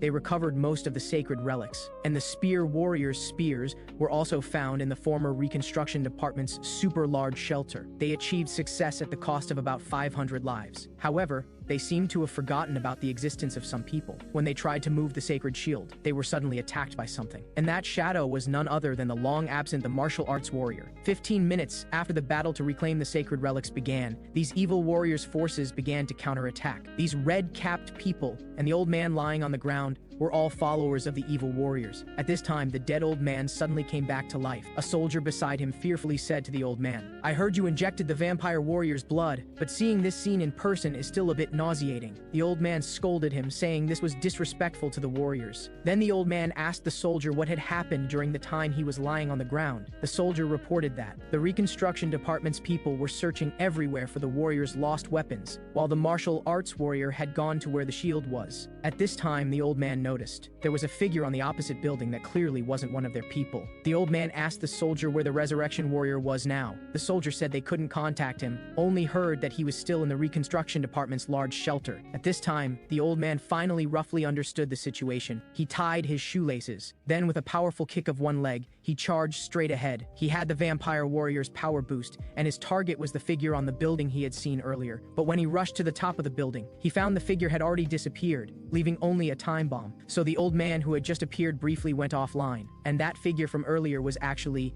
Yeji-an. Information kept coming to remind, we failed to retrieve the shield, and other sacred objects were also being intercepted during transport back. Whether they could be successfully recovered was still unknown. They had already failed countless times, but they had lost their former warriors. This time they had to push forward. Yeji-an commanded through the team radio, request support from the civilian militia, and end in Changwon, activate the Walking Dead. I'll go there personally. Meanwhile, in a hospital, the metamorphosis warrior Jiwan-an was lying in bed, covered in bandages. At this time, people from the reconstruction department walked in. The doctor tried to stop them, because this patient would lose his life if he left here. But the reconstruction department people just showed him a credential and said, "Time is short, let's explain as we walk." Finally, the metamorphosis warrior Jiwan-an was brought to Yeji-an's side, because he was her brother. As for why he ended up like this, it involved truth that had been buried long ago. The benevolent warriors chose to protect all humanity, yet unexpectedly, humans used them as pawns. Actually, after the evil warriors' forces appeared, Country K had the ability to eliminate these warriors. This ability wasn't based on technology, but rather the power of warriors, those benevolent warriors. The first benevolent warrior to appear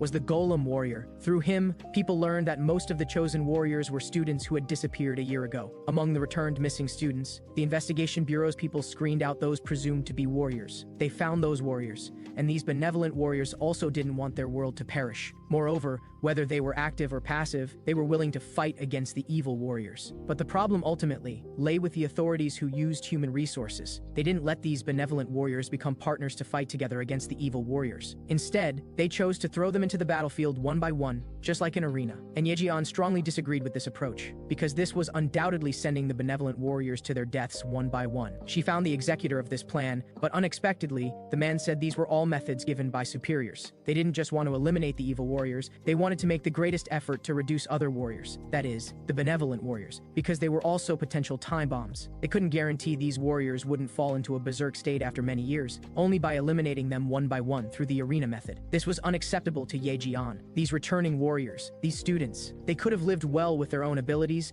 but now they chose to go to the battlefield, protecting hundreds of millions of people in their homeland, but now they were being treated. Before Yeji-an could finish, the man scoffed, "Stop pretending to have a conscience. You're only saying these things because you're afraid your brother who disappeared for a year might come back as a warrior, right?" These words left Yeji-an unable to continue arguing. Thus, she was demoted to the department's lower levels by the man, and not allowed to handle matters concerning warriors anymore. The man also said that, barring any accidents, all warriors would be eliminated by them within a year. So what happened later, everyone could guess. The benevolent warriors went one by one to send themselves to their deaths before Min-soo Kim, and at this time, Yeji-an's brother returned. He really had become a warrior, namely Jiwan-an, the metamorphosis warrior. As a warrior, he also couldn't escape having to enter the arena. He also walked the path of confronting Min-soo Kim, but how could Min-soo Kim possibly be defeated by him alone? The timeline returns to the present, where Jiwan-an, the metamorphosis warrior, was lying in bed. Now Yeji-an was by his side, unable to calm her emotions, because this time she had to make the same choice as the authorities. This was also her only choice. She had to send her brother to the arena once more. "Please fight for us again, I beg you." The bandaged man on the bed struggled to respond. "Don't cry, I agree." Meanwhile, the martial arts warrior sitting cross-legged outside also sensed a powerful presence approaching. The timeline returns to the metamorphosis warrior Jiwan-an's childhood. Back then, he greatly admired the heroes on TV, but he would always be bullied by older students. Every time, his sister Yeji-an would stand up to comfort him, telling him not to cry, to fight like his sister. And now he had just agreed to his sister's request. He struggled to prop up his body. Now he was a disabled person with third-degree burns. Even walking was difficult. The only solution was to give him painkillers and awakening drugs to dispel the haziness. The result would be severe damage to Ji-won-on's internal organs, but it could help him escape the pain to some extent. After hearing this, Ji-won-on tightened his transformation belt. His sister also told him the content of this mission. Ji-won-on needed to lure the martial arts warrior below to somewhere else, so that they can retrieve the sacred shield. At this moment, Ji-won-on muttered, "Transform." Blue light illuminated the entire aircraft. Ji-won-on was encased in armor. He opened the aircraft door. His sister behind him kept shedding tears. Ji-won-on turned his head and said, "Thank you for waiting for me, I'm going." They both knew this goodbye might be forever. The Metamorphosis Warrior, this was what people saw as childish attire with an outdated name, but he had strength comparable to the Sword Warrior. In that battle back then, Ji-won-on fought hundreds of rounds with Min-soo Kim. Although he was ultimately left half paralyzed by Min-soo Kim, he was the only warrior who survived. Actually, as a hero who had suffered such severe injuries, he should have been allowed to pass away peacefully, but people didn't make that choice because he still had things to do. That thing was what he was doing now. As Ji-won-on was rapidly heading toward his destination, he felt a familiar presence. It was the AI in his belt. It said the belt's cooling system had been broken in that previous battle. The AI told Ji-won-on to quickly cancel his transformation, but Ji-won-on said the time hadn't come yet. At this point, his fists and body were already emitting flames. He said if he gave up now, those innocent people would. The AI interrupted Ji-won-on saying, "You were this reckless last time and almost perished directly. After suffering such severe injuries, are you still going to be so stubborn?" By now, Ji-won-on had reached his destination. He responded to the AI. "She asked me to do this, so I can't stop." At this time, the martial arts warrior opposite also saw him and stepped forward directly. Ji-won-on also activated acceleration mode. The martial arts warrior opposite gradually noticed something was wrong, because the Ji-won-on before his eyes was slowly disappearing, and the next moment, a blue light appeared right in front of him, directly blasting him away, crashing into a nearby skyscraper. Unexpectedly, the martial arts warrior easily deflected that kick. Just as he was about to counterattack, Ji-won-on raised his left leg again. This explosive kick sent the martial arts warrior flying to the ground. Ji-won-on pressed his advantage. Meanwhile, the martial arts warrior slowly got back to his feet. Based on his previous exchange with Ji-won-on, it was clear this opponent was extremely difficult to deal with, but that didn't mean he couldn't be defeated. At this moment, the Reconstruction Department personnel lying in wait were monitoring the battle through their instruments. They discovered that Ji-won-on's body temperature had reached 44 degrees, with his sweat glands melted and gone. If he continued pushing himself like this, he might burn to death. Yeji-an became worried at this point, demanding to know from these people. Since the Metamorphosis Warrior had already lured the martial arts warrior outside the shield, why hadn't the transport helicopters arrived yet? The personnel then explained that the evil warrior's forces were actively preventing the helicopters from reaching this location. The scene shifts to the helicopters. The evil warrior's forces were frantically attacking them. The Reconstruction Department's people were fighting against these evil forces. But incredibly, that old man who had received power from the vampire warrior hadn't died. These ordinary people were like paper dolls before him. He could destroy them with a wave of his hand. The scene returns to Ji-won-on, who was still desperately fighting against the martial arts warrior. If he were at his peak condition, he could definitely defeat him easily, but now he was in terrible shape. Every movement brought excruciating pain, like being sliced by thousands of blades. His body was covered in wounds and torn flesh. He was literally burning his life force to fight. At this moment, the martial arts warrior unleashed his killing move, Chi-onma Ghost Snake Blast. A huge green python materialized and lunged frantically towards Ji-won-on. Ji-won-on responded by activating double acceleration mode. The martial arts warrior was startled. This was how Ji-won-on had instantly appeared before him earlier. His guess was correct. It happened again. Ji-won-on broke straight through the summoned python, instantly teleporting in front of him, grabbing his head with his palm, smashing it against the ground repeatedly. Even the martial arts warrior's mask was cracked by his attacks. Then with extreme speed he continued to dash through the city. The martial arts warrior was like a weakling before him. Ji-won-on was once a man who could fight evenly with Min-soo Kim, but now he was already severely injured. The rapid movement caused the temperature inside his armor to rise dramatically. At this moment his body burst into flames. The martial arts warrior stared blankly at all this, his skin melting into paste, blood evaporating, giving off a pungent smell. The extreme temperature rise from speed overload had had set his body on fire. This was beyond what any human could endure. The martial arts warrior silently watched all this. He wanted to end Jiwan-on's life, not out of mercy to give Jiwan-on a quick death, but because he had to do it. Just then, he was struck by a shell. It was the reconstruction department's people. This strike didn't cause the martial arts warrior any damage. Their attack wasn't aimed at destroying the martial arts warrior, but rather to buy time for Jiwan-on, because Yeji-on had rushed over with a fire extinguisher to put out the flames on Jiwan-on. At this moment, Jiwan-on, lying on the ground, painfully asked her, "Sister, why are you still here?" Yeji-on said, "You can't fall yet. The shield recovery plan has been stopped. Now we only have one option left. We fight together with you to take down the martial arts warrior. This is your final mission, Jiwan-on." The doctor had also rushed over at this point, saying Jiwan-on wasn't just burned. His body had reached the point of disintegration. His melted skin and blood were mixing together, continuously seeping out. If they forcibly removed the armor, his body might completely fall apart. Jiwan-on kept letting out painful groans. How could his sister not be heartbroken? Yeji-on knew how much her brother hated her. Meanwhile, the reconstruction department's people were still frantically firing shells at the martial arts warrior. But the martial arts warrior's abilities were too mystical. He directly reversed the shell's trajectories back towards the two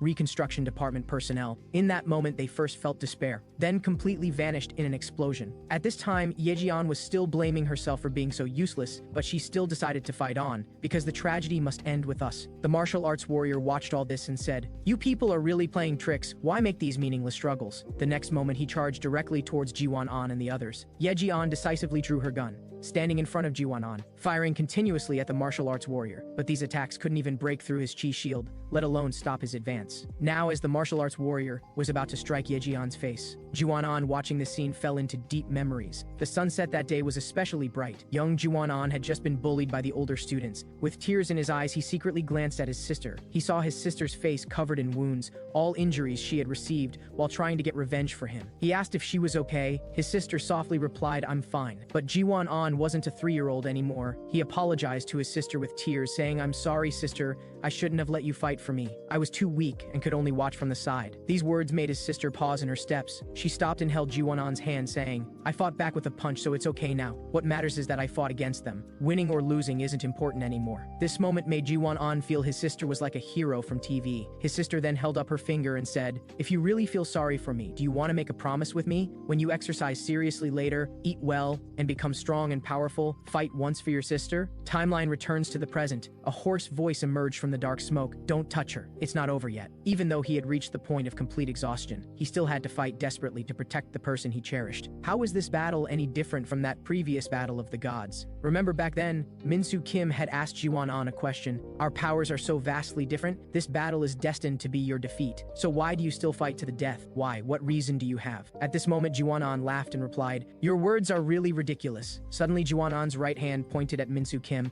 mocking him with the tone of a supreme god. "The one who should explain their reasons is you. You revel in killing, treating human lives like grass. Do you know how many families you've destroyed? And now you dare ask about the reasons for saving people. Actually, if I really need to give a reason, it's quite simple. This time I don't want to sacrifice selflessly. I want to save the people I cherish, because I finally have the power to help her." Timeline returns to the present. Jiwan-on stood in front of Yeji-on. He softly said, "Sister, in that previous world, someone called Red Ranger told me something like this. The reason they wear such childish masks and tight suits is because they're afraid of being discovered by the people they cherish." Just then, the martial arts warrior no longer wanted to let Jiwan-on continue being sentimental. He directly threw a punch at him. But Jiwan-on continued controlling his hands while saying to his sister, "Because of this, when we lose all our precious people, there's no need to wear masks anymore. So I want to keep wearing this suit to fulfill sister's final wish, rather than take it off to live alone." At this moment, purple energy began flowing through the martial arts warrior's forearm veins. This was his Chionma vitality absorption technique. He had successfully restrained Jiwan-on's hands, sneering, "Look at yourself. Even your breathing looks so miserable. Let me drain what little life you have left." But just then, Jiwan-on's old companion, who had been silent, spoke up, laughing desolately. It said it didn't want to break this sincere atmosphere, but it really couldn't hold back anymore. It asked the martial arts warrior if he was serious. "Do you really think he still has lives to take away? This guy had already transcended biological death. His current state is like the liquid at the bottom of a beverage bottle with a straw being unable to drink." At this moment, Jiwan-on violently headbutted the martial arts warrior, sending him flying back. On the battlefield, Jiwan-on asked,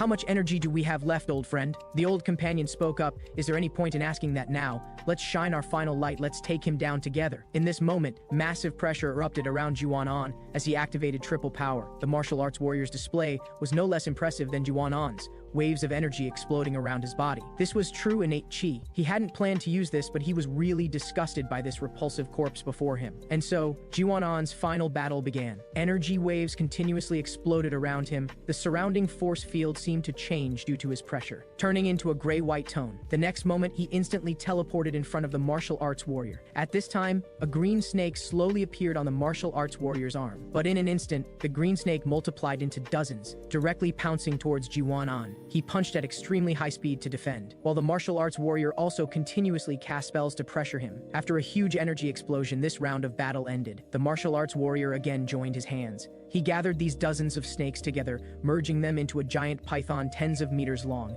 which lunged at Juan. Following the martial arts warrior's hand movements, the giant python directly swallowed Juan. But Juan just needed one burst of power, and the martial arts warrior's summoned python turned to dust. The martial arts warrior again formed sword fingers. A purple energy rushed towards Juan. The power of this purple energy was clearly extraordinary. Juan could only desperately dodge, but in the end he was still hit. He understood that he must get close to the martial arts warrior. He approached the martial arts warrior at extreme speed, engaging in constant direct combat, but the current Juan was no longer his former self. He had been fighting beyond his limits all along. Now his palms, his feet, had all been ignited by the high temperature, but he had to continue, because it wasn't over yet. At this point in the battle, things had reached a white-hot intensity. The martial arts warrior formed hand seals Cheon Mahel, Wraith Explosion. This strike was like hell itself connecting to the mortal realm. Juan could only desperately resist, his entire body starting to emit flames. But the martial arts warrior wouldn't stop. Above his head, sword after sword gathered again. He roared, "You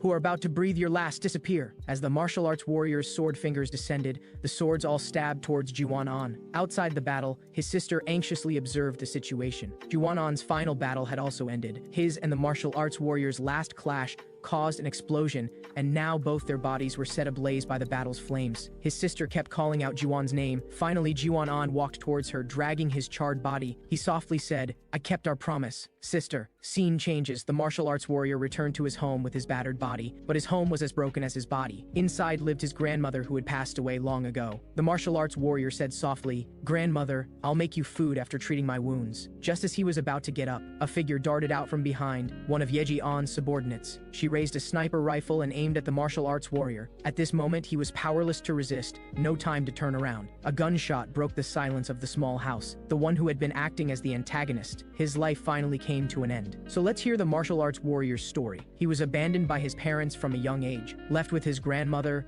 to raise alone, and grandmother always gave him a kind smile, never considering him a burden. Grandmother accompanied him as he grew up, accompanied him basking in the sunlight, always saving the best things for him. Although these things were cheap, they were all grandmother had. This life didn't last long. It happened after the martial arts warrior grew up. In an accident, he fell off a cliff. This chance event let him cross over to another world. There, he continuously grew, continuously became stronger, becoming the martial arts warrior. And finally, he defeated the Demon King and returned to his original world. He returned home but found his grandmother had already passed away. At that moment, his whole body trembled. The department's people also arrived at this time. They sensed the martial arts warrior's emotional fluctuation and wanted to draw their weapons in defense. At this point, the martial arts warrior also understood. It was these people who had hurt his grandmother. That day, he made everyone in the house accompany his grandmother in death. The resurrection warrior also found him on that day. And timeline returns to the present. He was sent to where his grandmother was by Yeji-on's subordinate, to the place he yearned for. After seeing the martial arts warrior's story, I cried. How about you, dear viewers? On the plane, Yeji-on gazed, lost in thought, at the belt her brother left behind. Their mission was now complete. Everything that followed would be left to that warrior. That is, the magic warrior, Yerin Ma. On a ship in the deep sea, the huge holy relic shield was being transported to the department base, and Yerin Ma was stationed here because the transportation of the holy relic wouldn't be so smooth. The evil warrior's forces would definitely try to stop them. Just then, Yerin Ma took out her phone. She made a call to her mother, but her brother answered the phone, saying mother was fine. And so Yerin Ma started chatting casually with her brother, but her expression was complex because she knew this might be her last conversation with family. At this time, the crew suddenly detected suspicious targets on radar. One of the soldiers also came out to remind Yerin Ma, telling her to be careful of danger from above. But Yerin Ma still hadn't put down the phone, saying softly, "It's nothing. I'm not tired at all here. Compared to now, I'll be leaving soon. Take care of yourself. It's really not dangerous at all. Oh, I know, I'm 20 years old now. I've grown up, you don't need to worry about these things. I'll contact you occasionally.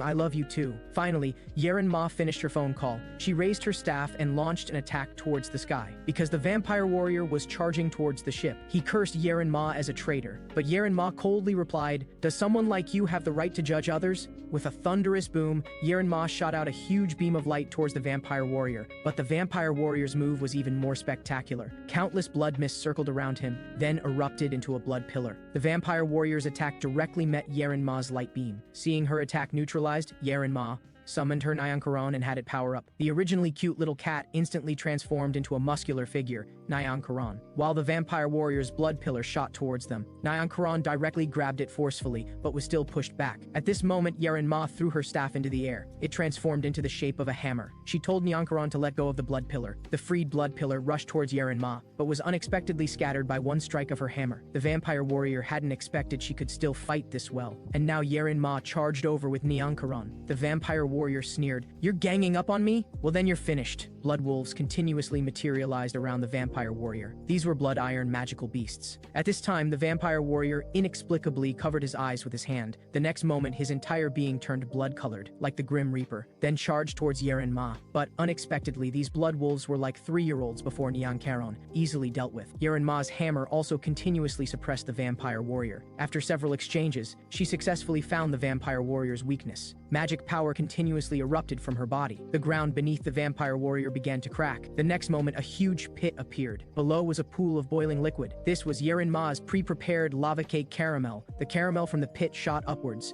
The vampire warrior rolled away. He patted his clothes and muttered, "Didn't expect you had this trick prepared. Although you've made me unhappy, you haven't caused me any damage. You really are useless after all." But at this time, the magic warrior spoke up. How could there be no damage? Only then did the vampire warrior feel his body couldn't move. This was due to the scorching caramel rapidly cooling. At this moment, the vampire warrior panicked because Yeren Ma was slowly walking towards him. She spun the giant hammer in her hands. She was going to give the vampire warrior a golden headshot. And so, under the vampire warrior's helpless gaze, Yeren Ma's heavy hammer fell. She delivered a fatal blow to the vampire warrior. She hadn't expected this battle would go so smoothly, but just then, drops of blood began floating up from the ground. While Yeren Ma was stunned, the blood formed a giant hand that wrapped around her. She tried to summon her Nyankaron to rush over, but unexpectedly, Nyankaron was pinned down by the blood wolves and couldn't break free. Now she was at their complete mercy. The scene shifts to above the ship. The vampire warrior who should have been eliminated by Yeren Ma sneered. "Dealing with a little thing like you doesn't require my main body to personally act." It turned out the one fighting Yeren Ma all along was just the vampire warrior's clone. He mockingly said to Yeren Ma,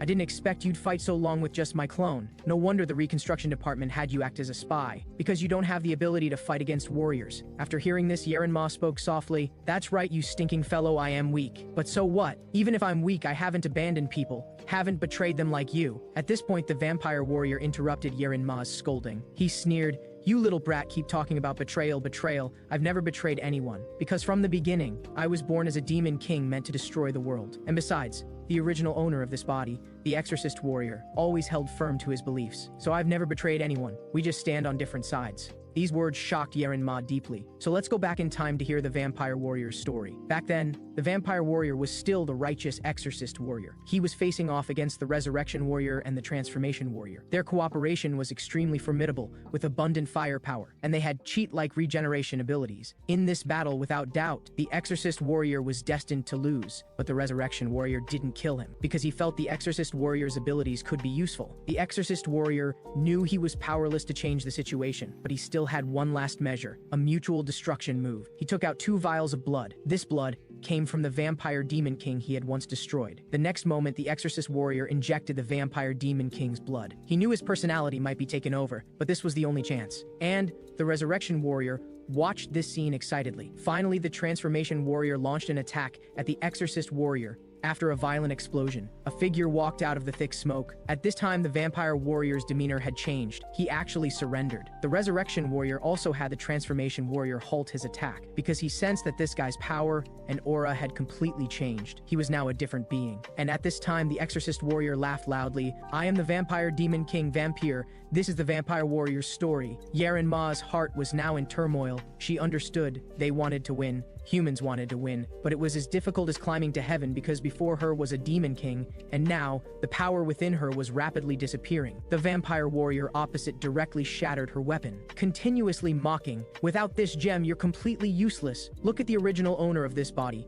the exorcist warrior. He trained his body beyond human limits. But what are you? What gives you the right to stand before me, spouting righteousness and morality about saving the world, when you don't even qualify to stand before me? You're just a useless person who can only rely on weapons." At this moment, Yarenma's conviction finally wavered. She felt the vampire warrior's words weren't entirely unreasonable, because she had never used her own power to save anything. When family members passed away, she was powerless. It was the same when parting, in the battle with the sword warrior, watching helplessly as her companions sacrificed themselves. She recalled various past events. Looking back to reflect on herself, she seemed to have always been the warrior with the lowest presence, the weakest. But so what? Should she maintain a cowardly image in others' hearts even before death? She was a warrior, and also human. Change was human nature. Yarenma understood. She tightly clenched her fists, loudly calling out Nyankaron's name. She hadn't given up. She would fight alongside Nyankaron again. Nyankaron heard his master's voice and instantly broke free from the wolf pack. It took a deep breath, his muscular arms extending again. Under the vampire warrior's confused expression, Nyankaron sent him flying with one hammer strike. Meanwhile, the restrained Yarenma also successfully broke free, but the power source she had always relied on was gone. The gem had completely shattered. The next moment, she slowly extended both hands. Across from her, the vampire warrior slowly got up, sneering, "Someone without even combat tools, how could you win?" But suddenly, he saw a figure slowly walking towards him through the smoke. He rubbed his eyes and looked forward again. Yes, it was Yarenma. This scene shocked the vampire warrior. She had actually embedded the fragments into her fists. At this moment, Yarenma showed a smile never seen before, saying, "Didn't you say I don't work hard, that I'm just a woman who relies on tools to fight?" After regaining magical power, Yarenma charged towards the vampire warrior again, and the vampire warrior showed no fear. Their heavy punches collided, creating thunderous booms. At this time, the vampire warrior felt Yarenma's surging magical power. He couldn't accept it. How could a warrior without even a power source, a warrior not on the same level as him, have such strong power? Was this the last flicker before death? He immediately decided to distance himself from Yarenma, knowing she only had gems embedded in her hands. Floating in the air, he laughed, "You foolish woman, I'm flying in the air. How will you hit me?" Yarenma then said, "In that case, I'll just pull you back to the ground." After speaking, Nyankaron directly extended a tentacle, wrapping around the vampire warrior. Yarenma grabbed forcefully with both hands. With a huge boom, the vampire warrior crashed into the ground. He lay on the ground roaring loudly, truly not understanding why. Why could Yarenma resist? Could fight against him? At this time, Yarenma's voice sounded again. "Of course you don't understand, because you have nothing you need to protect." An explosive magical power poured out from Yarenma's hands. Another boom resounded. After unleashing this attack, Yarenma had also reached her limit. She felt the crystal's power flowing directly into her body through her blood vessels. She couldn't hold on much longer. While the vampire warrior lay dying on the ground, he took out a bottle at this moment. He said softly, "If I hadn't wasted power earlier, you couldn't have fought against me at all. How troublesome. It feels like flies buzzing while trying to sleep, like getting a paper cut while turning pages. Yarenma, you should be proud, because this thing was originally accumulated to eliminate all warriors, including the sword warrior. Millions of people's blood. Before Yarenma, a towering pillar of blood erupted. Yarenma was stunned. What was this? The vampire warrior, transformed into a true demon king, said, "This is the disaster you created. Please bear its weight." Countless blood spheres secreted countless blood arrows, like an ocean of arrows aimed at Yarenma. At this moment, Yarenma's figure appeared exceptionally slender, with a wave of the vampire warrior's arm. They all shot towards Yarenma. Yarenma couldn't worry about anything else. She had to face the vampire warrior, otherwise more people would surely be sacrificed. Their attacks collided with an earth-shattering sound. At this moment, Yarenma didn't know how much longer she could hold on. Blood pierced through her barrier, continuously causing damage to her body. The vampire warrior's attacks grew increasingly intense. Yarenma couldn't hold on anymore. She softly whispered, "Is this really how it ends?" Finally, she had no strength left. The countless blood arrows rushed towards Yarenma. In this moment, she closed her eyes, quietly waiting for death to arrive. However, just then, a hand gently caught her body. It was the resurrection warrior Songjun Lee, who softly said, "If you fall this quickly, I'll be very disappointed in you, because you haven't finished what you need to do." Thousands of blood arrows shot towards him and Yarenma. For Songjun Lee, saving Yarenma was effortless. In his memories spanning tens of thousands of years, he had long since mastered the vampire demon king's attack patterns. He strolled casually through the countless blood arrows. This scene shocked the vampire demon king. He couldn't understand why Songjun Lee would do this. Even more incomprehensible was what grand blueprint Songjun Lee had drawn. Songjun Lee Li looked at the vampire demon king and said, I once thought about letting you become a true demon king, not a half-finished product like you are now. Moreover, now the sword warrior has finally entered the ranks of demon kings. At this point, the vampire demon king was confused. When did Minsu Kim become a demon king? Seongjun Lee smiled and raised his right hand, saying, simply put, you no longer have any use. After speaking, he slowly drew the Sword of Beginning, with power level of 99 plus, from the River of Time. He prepared to eliminate this useless half-finished product. But at this moment, the Vampire Demon King laughed loudly. Actually, I also thought you were useless before, letting you go, the Resurrection Warrior. After speaking, he continuously erupted with magical power and blood energy, his mouth also endlessly mocking Seongjun Lee. In an instant, countless skeletons and blood arrows all rushed towards Seongjun Lee and the others. At this moment, Seongjun Lee laughed, saying lightly, are you talking to me? Do you think I, who understand all timelines and temporal veins perfectly, would really allow you to have a victorious future? Have you gone mad from blood rushing to your head? The battle ended in an instant, the Vampire Demon King beaten to a pulp. Seongjun Lee walked towards him carrying the Sword of Beginning. He mocked that the Vampire Demon King's behavior patterns were too simple. He only needed to revive 98 times to perfectly calculate the results of battling the Vampire Demon King, and it was the optimal solution.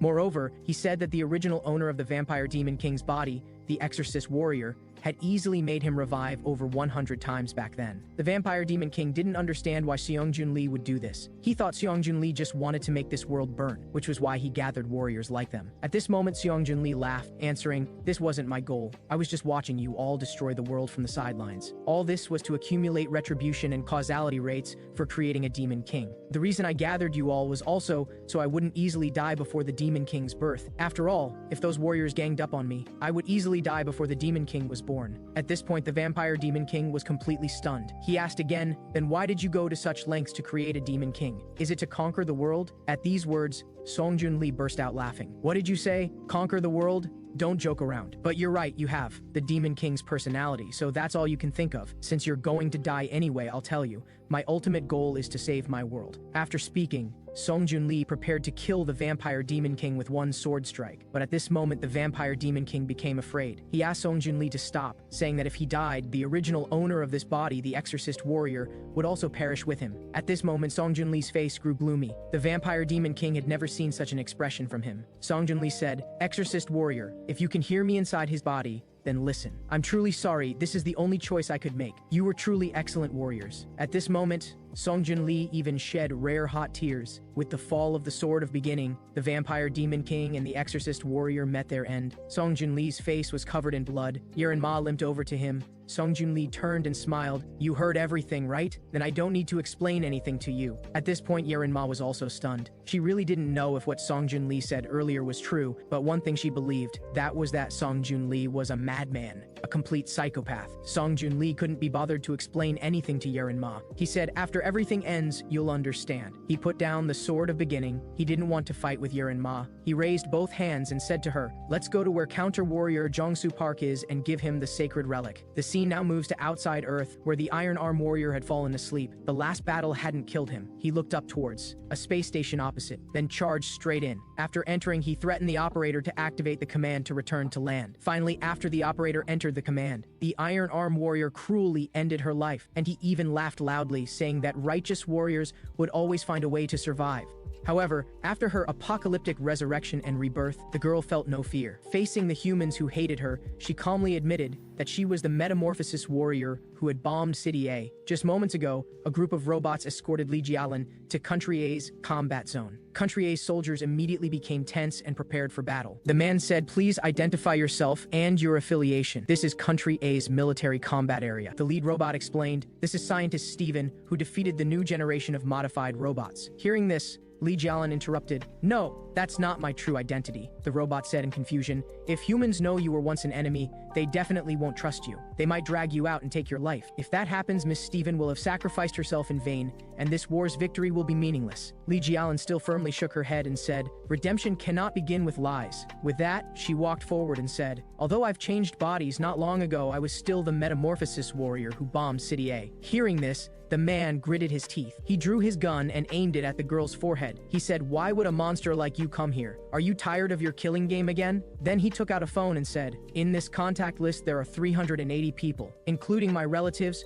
friends, mentors, and neighbors. Under your massacre, only 3 people remain alive. You took everything from me." With that, he ordered soldiers to arrest her and interrogate her in prison. Then he turned back and added, "Don't think I've let you off. After the war ends, I will definitely kill you." Lee Jialan said, "Although I cannot fully empathize, I know the harm my actions have caused. After eliminating the sword warrior, you can do whatever you want with me." That night, Jongsu Park and another person came to the prison. Seeing him, Lee Jialan asked, "It seems you're the spear warrior. Did you manage to reattach your arm?" Hearing this, Jongsu Park became furious and was about to strangle her, but he still yielded to reason and said, "Just say what you need to say quickly. I don't want to look at you." Lee Jialan inquired, "Do you know what the situation outside is?" The verdant warrior said, "The sword warrior is advancing north. The faith warrior, iron arm warrior, and transformation warrior have all perished. But as a transformation warrior, you're still alive, which means the intelligence isn't entirely accurate. Also, the metamorphosis warrior and martial arts warrior perished together in country A. That's about all the intelligence we have now." Lee Jialan added, "Minsu Kim has transformed from the sword warrior into some kind of demon king, and the foreign old generation who could stop that guy have all been completely wiped out." Jongsu Park said in disbelief that the guy wearing the warrior mask had actually become a demon king. The verdant warrior reminded, "It's not impossible. Although he still bears the warrior's name, he's no different from a demon king." Lee Jialan continued, "Also,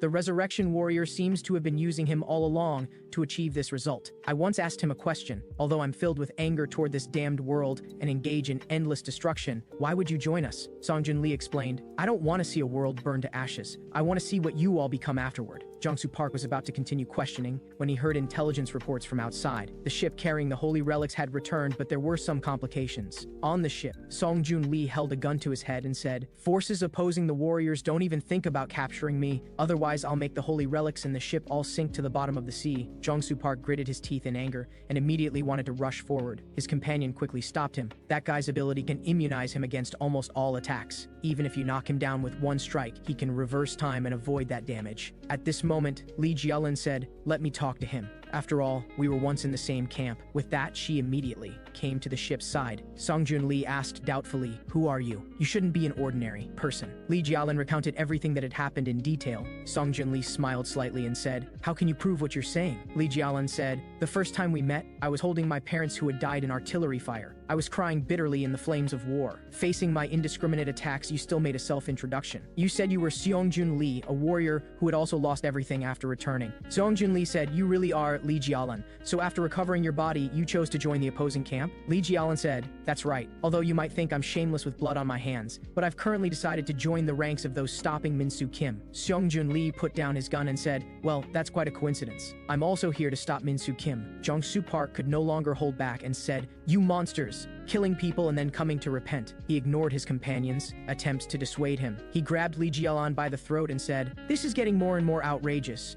You want to join our ranks? If you really want redemption, then disappear here completely. That way I can face the sword warrior with a more comfortable state of mind." To prevent him from making a mistake, the verdant warrior stopped him and made him release his grip. Looking at his fierce, uncontrolled eyes, Yuren Ma leaped down from the ship and kicked him to the ground. She said, "What do you plan to do with that guy? Although I don't know why he's helping us, but if we treat him as an enemy, we'll have no chance of winning." Jongsu Park broke down and shouted, "What do you want me to do? Accept their hypocrisy? Why are you all so weak? Why did you watch as my family died? Why am I so weak? I don't know what any of this means." The resurrection warrior watched him quietly, the meaning in his eyes unclear, whether shame or something else. He came before Jongsu Park and said, "Stop crying, counter warrior. Right now, you're the only one who can stop the Demon King. Pull yourself together. Also, with your current strength, you cannot stop him. I'll make you the warrior among warriors. If you refuse, I'll take your life, so please forgive me." At this moment, Song Jun Lee recalled before his first rebirth, when he and Minsu Kim were good friends fighting side by side. More accurately, back then, a group of warriors were all comrades, all heroes of the city. After going through battle after battle, the warrior conflict that lasted a year had finally ended. They happily took photos together after their victory.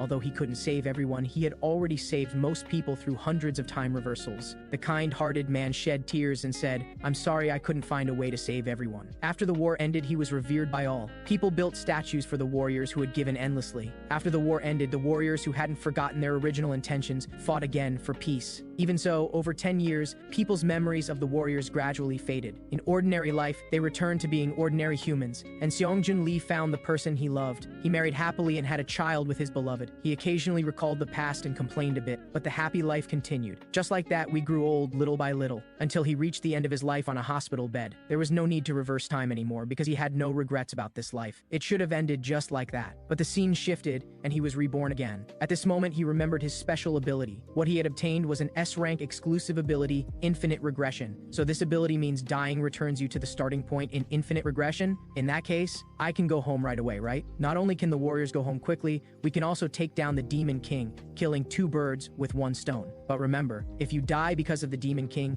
you cannot regress. Thinking this, the returned Seongjun Lee thought carefully. There shouldn't have been any special reason for his death in this life, and it's very likely the system has a bug. So he decided to live through his second life properly, make up for regrets, and save all his comrades. As a result, he came back again. And I saved all those guys who had died. I have nothing left to regret. Thinking this, a terrifying thought emerged in his mind. Can this ability reverse all deaths? If I had known this, I would never have accepted this curse. Thinking this, he prepared to commit suicide and returned to the moment he accepted the ability. He snatched a police officer's gun and shot himself. But after his rebirth, he discovered he could never return to the other world. He was forever trapped in the time vortex. After his 300th regression, he realized that even if he was blown to smithereens, he could still regress. After his 400th regression, he prepared to modify his body into an immortal state, because he believed that in this endless time loop, binding himself alone was much better than entangling others' fates. But he still failed this time, because modifying the body beyond 50% would immediately be judged as death. He nearly collapsed. Would no method work? Later, stopping the warrior's civil war no longer required 10 regressions. Becoming a hero gave him no sense of pride whatsoever. It was far too mundane for him. He saved the world like a machine. Whenever he saw Minsu Kim and other warriors' faces, his heart filled with shame. He took out a gun before them and ended his life. The 1000th regression. Although he wanted to bear the burden of regression alone, due to mental disorder, he still told his comrades. Everyone prepared to find a solution together with him. But although they explored together wholeheartedly, ultimately no method worked. In the end, he was on the verge of despair. He had tried every kind of death imaginable, yet there was still no hope, like being trapped in a prison of time. Rebirth to him was just a series of numbers. Later, starting from the regression point, he began crushing all facts. But he discovered that no matter which parallel world's version of himself, none could crush that damned curse. Slowly, he had given up standing on the side of justice. He tried all kinds of heavy blows given by his former friends, but no matter how powerful the ability, none could stop his regression. From then on, he gradually lost his sense of time. But one day he remembered what the goddess said. If killed by the Demon King, he couldn't regress. A hypothesis formed in his mind: not only can warriors kill demon kings can also kill warriors. So aside from the regression Demon King, could other demon kings also completely eliminate him? So without any hesitation, he had to create a demon king before his mind completely collapsed. He began organizing his thoughts. The conditions for a demon king's birth must be retribution, victimhood, and warriors with these experiences. So he decided to use those berserk warriors, become their support, and let them live as long as possible. He planned to die at their hands after they transformed into demon kings. But there was one huge flaw in these plans. When these berserk warriors began to act, the righteous warriors would appear and eliminate them. Past comrades, war buddies, even former lovers would appear. After rebirth, he finally understood it was impossible to create demon kings while avoiding their notice. He began eliminating his former comrades as much as possible. He even personally killed his future wife. He said, "I'm doing this to save you." The 120,000th rebirth. He personally cultivated warriors to a state closest to becoming demon kings. But the strongest warrior, Minsu Kim, came. He shouted, "No, don't do this. I beg you. He's about to become a demon king. Please spare him." He discovered that no matter how painstakingly he created demon kings, there was always Minsu Kim, the absolute strongest, as an obstacle. So he decided to deal with Minsu Kim first, but due to the power gap, there was no way. He tried every method, and the result was constantly being defeated. After countless more failures, he finally thought of it. If he couldn't defeat Minsu Kim, then he'd just turn her into a demon king. Although this way everyone would never forgive him, but this was the only option. So he drove his car to Min-soo Kim's mother. He looked at the wall full of Min-soo Kim's photos, feeling no fear at all, only comfort after achieving his goal. After injuring Min-soo Kim's parents, he found ways to drive away her friends. He bribed Min-soo Kim's teacher to punish the runaway student. He went to the police station to spread rumors about Min-soo Kim. After eliminating Min-soo Kim's comrades, it was impossible for her to feel any human warmth in this world. Whether it was a future where Min-soo Kim showed remorse, or a future where she ended her life, Seong-jun Lee eliminated them all. Through 370,000 regression adjustments, he made Min-soo Kim into an irrational avenger. He had theoretically created the final dagger that could eliminate himself, and now he was extending his hand toward Jong-soo Park. This was the last thing to do. That was to create an existence that could kill Min-soo Kim in a world after his disappearance. Seong-jun Lee looked toward the ship. It seemed the materials were ready. Time to begin training. Yerin Ma questioned, "What do you want to do?" Talking about saving the world, then about training. Seong-jun Lee said coldly, "I already said, after all this ends you'll naturally know." Yerin Ma cursed, "You at least need to give us a reason to have the motivation to fight. You want motivation?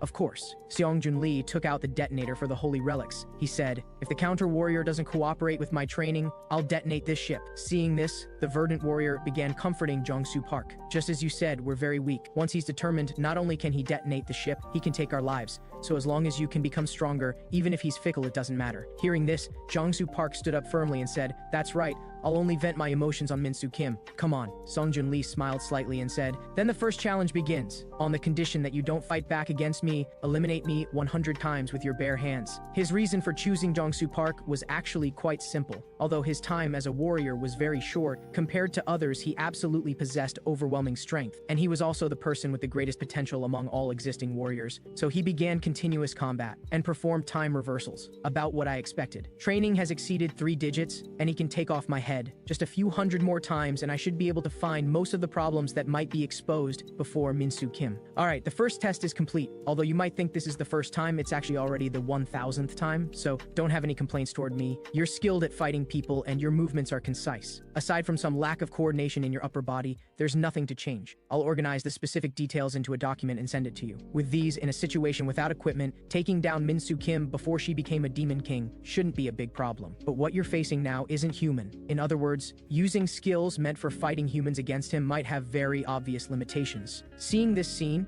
Jong-soo Park was shocked. What ability had he just used? The movements were invisible to the naked eye, yet they could unleash such great power. Seong-jun Lee shook his head and said, "I have no idea what exactly it is. I've never seen Demon King Min-soo Kim with my own eyes either," Jong-soo Park said angrily. "Then you still said you'd make me defeat Min-soo Kim. Are you just bragging?" Seong-jun Lee smiled calmly and said, "Of course not. After training you, I'll immediately go find Min-soo Kim, and I plan to at least tear off one of her arms before I die. I'll broadcast the battle process to you. You just need to find a way to crack her ability." Jong-soo Park asked in confusion, "Die? But aren't you immortal?" Seong-jun Lee said, "That's one of the conditions for regression, but it doesn't work on demon kings. In any case, you're performing very well so far. Let's proceed to another test." He turned and instructed Lee Jialin to make large firearms. "I'll send you some of Min-soo Kim's battle scenes. Try to create firearms that will let the counter-warrior simulate combat. Just like real combat, don't install any safety devices. If he dies, I'll just activate time reversal." During the night rest period, Seong-jun Lee saw the verdant warrior come to find him. She asked quietly, "Were we once comrades?" Seong-jun Lee said with forced composure, "You and Lee Jialin are both very smart. Although the number of regressions is many,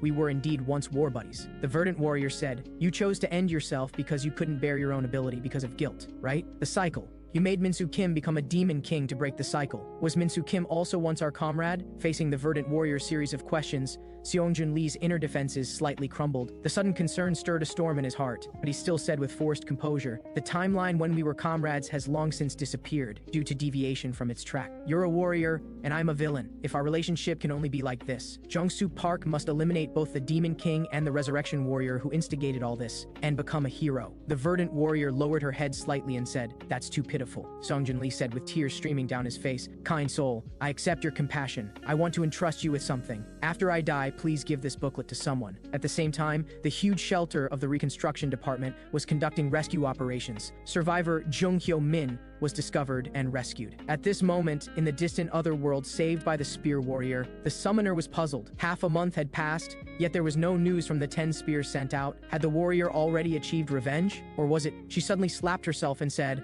"That's impossible." After all, he was someone who reached the pinnacle of the spear world yet remained unsatisfied with himself, thus creating a new barrier. At this moment, a subordinate rushed forward to report that the 10 spears sent out last time had been transmitted back. The summoner hurried anxiously to look. She saw many words engraved on the spears. I haven't completed my revenge yet, and I need more powerful spears. I'm counting on you. The summoner immediately ordered the preparation of the best materials to forge weapons. On the other side, Jungsu Park's training was also proceeding in an orderly fashion. Lee Jialin created many Minsu Kim replicas in the shortest time possible, but the Demon King's power came from another world, and even the technology left by the older generation couldn't simulate it. But the basic attack patterns could be imitated. Then, with Song Jun Lee's command, training officially began. The cannonballs fired by these machines were dense and extremely fast. Jungsu Park leaped high but was still powerless to dodge. Seeing this, Song Jun Lee directly twisted time and started over, after repeated failures. Jungsu Park also made tremendous progress. Song Jun Lee ordered an increase in frequency again. If there was failure, time reversal would continuously occur. Song Jun Lee had long become accustomed to this. Finally, after countless drills, Jungsu Park successfully defeated all the machines in one go. Song Jun Lee smiled proudly at this. Although he knew he had talent, such rapid growth was still surprising. But fighting robots was indeed different from fighting real people. He needed to find him an opponent. At the same time, in the sky above Country P, missile-like flames were smashing into towering buildings. A Superman-like man descended upon the crowd, immediately causing panic. The public said, "Isn't he the delinquent from Country H? Wasn't he already dead?" The terrorists became even more excited. "So many sinners here. Let the righteous judgment begin." Song Jun Lee also saw this scene on the news. He said, "It seems he landed in that place same as last time. He should be a good sparring opponent." He turned back to instruct Jungsu Park, "Pack your bags. Time to go participate in the competition." At this moment, Country H was organizing missiles to bombard the Iron Arm Warrior, but the man himself was dismissive, saying, "Futile struggle." The shells burned on his body, forming intense flames. At this moment, the nation's high-level officials believed the Iron Arm Warrior just had relatively high defense, and they just needed to slowly burn him to death. But 37 rounds of bombardment hadn't caused him even a bit of damage. The leader worried other warriors show injury when harmed, but this guy completely defies common sense. Just as everyone was at a loss, Country A's Reconstruction Department's hotline called. Hearing the Resurrection Warrior's voice, he was very surprised. Wasn't he a villain? Although he didn't know what Song Jun Lee's intentions were, he had no other options. He said, "Can I understand that you're here to help us resolve the Iron Arm Warrior?" Song Jun Lee said, "Of course. You should have already realized that ordinary firearms can't harm him, although you might underestimate him because of his ridiculous tights and not so smart personality. But that guy is a combat expert who can survive until the end every time. We're heading to Country R. If you're interested, prepare a jet plane." Faced with the current situation, the person in charge had no choice but to agree. On the plane, Jungsu Park asked, "The competition you mentioned means you want me to eliminate the Iron Arm Warrior?" Song Jun Lee said, "Yes. That guy's physical defense is even stronger than Minsu Kim's. In the last training, you became familiar with speed and evasion abilities. This time you need to shatter an indestructible rock." On the battlefield, the Iron Arm Warrior was closing in on the soldiers, firing shells. But as the floodlights illuminated the battlefield, helicopters roared. Jungsu Park appeared wielding a spear and engaged the enemy. The Iron Arm Warrior mocked, "So it's the spear-wielding warrior I saw at the shelter. Last time you couldn't protect anyone either. Do you have confidence this time?" Jungsu Park's expression darkened as he said, "I'm not good at protecting others, so I often end in failure. But what I'm good at is destroying things. So you will definitely die here today." Hearty laughter, an approachable outfit, iron fists. If he removed his twisted beliefs, he would definitely be the most perfect warrior. Watching Jungsu Park launch a fierce attack, the Iron Arm Warrior didn't dodge. His powerful body met it head-on. He swung his fist with force. This punch was immensely powerful. Jungsu Park barely dodged it, extremely dangerous. He generated destructive force from overwhelming power and mass. Then his weakness must be at the joints. Thinking this, Jungsu Park used agile movements to dodge attacks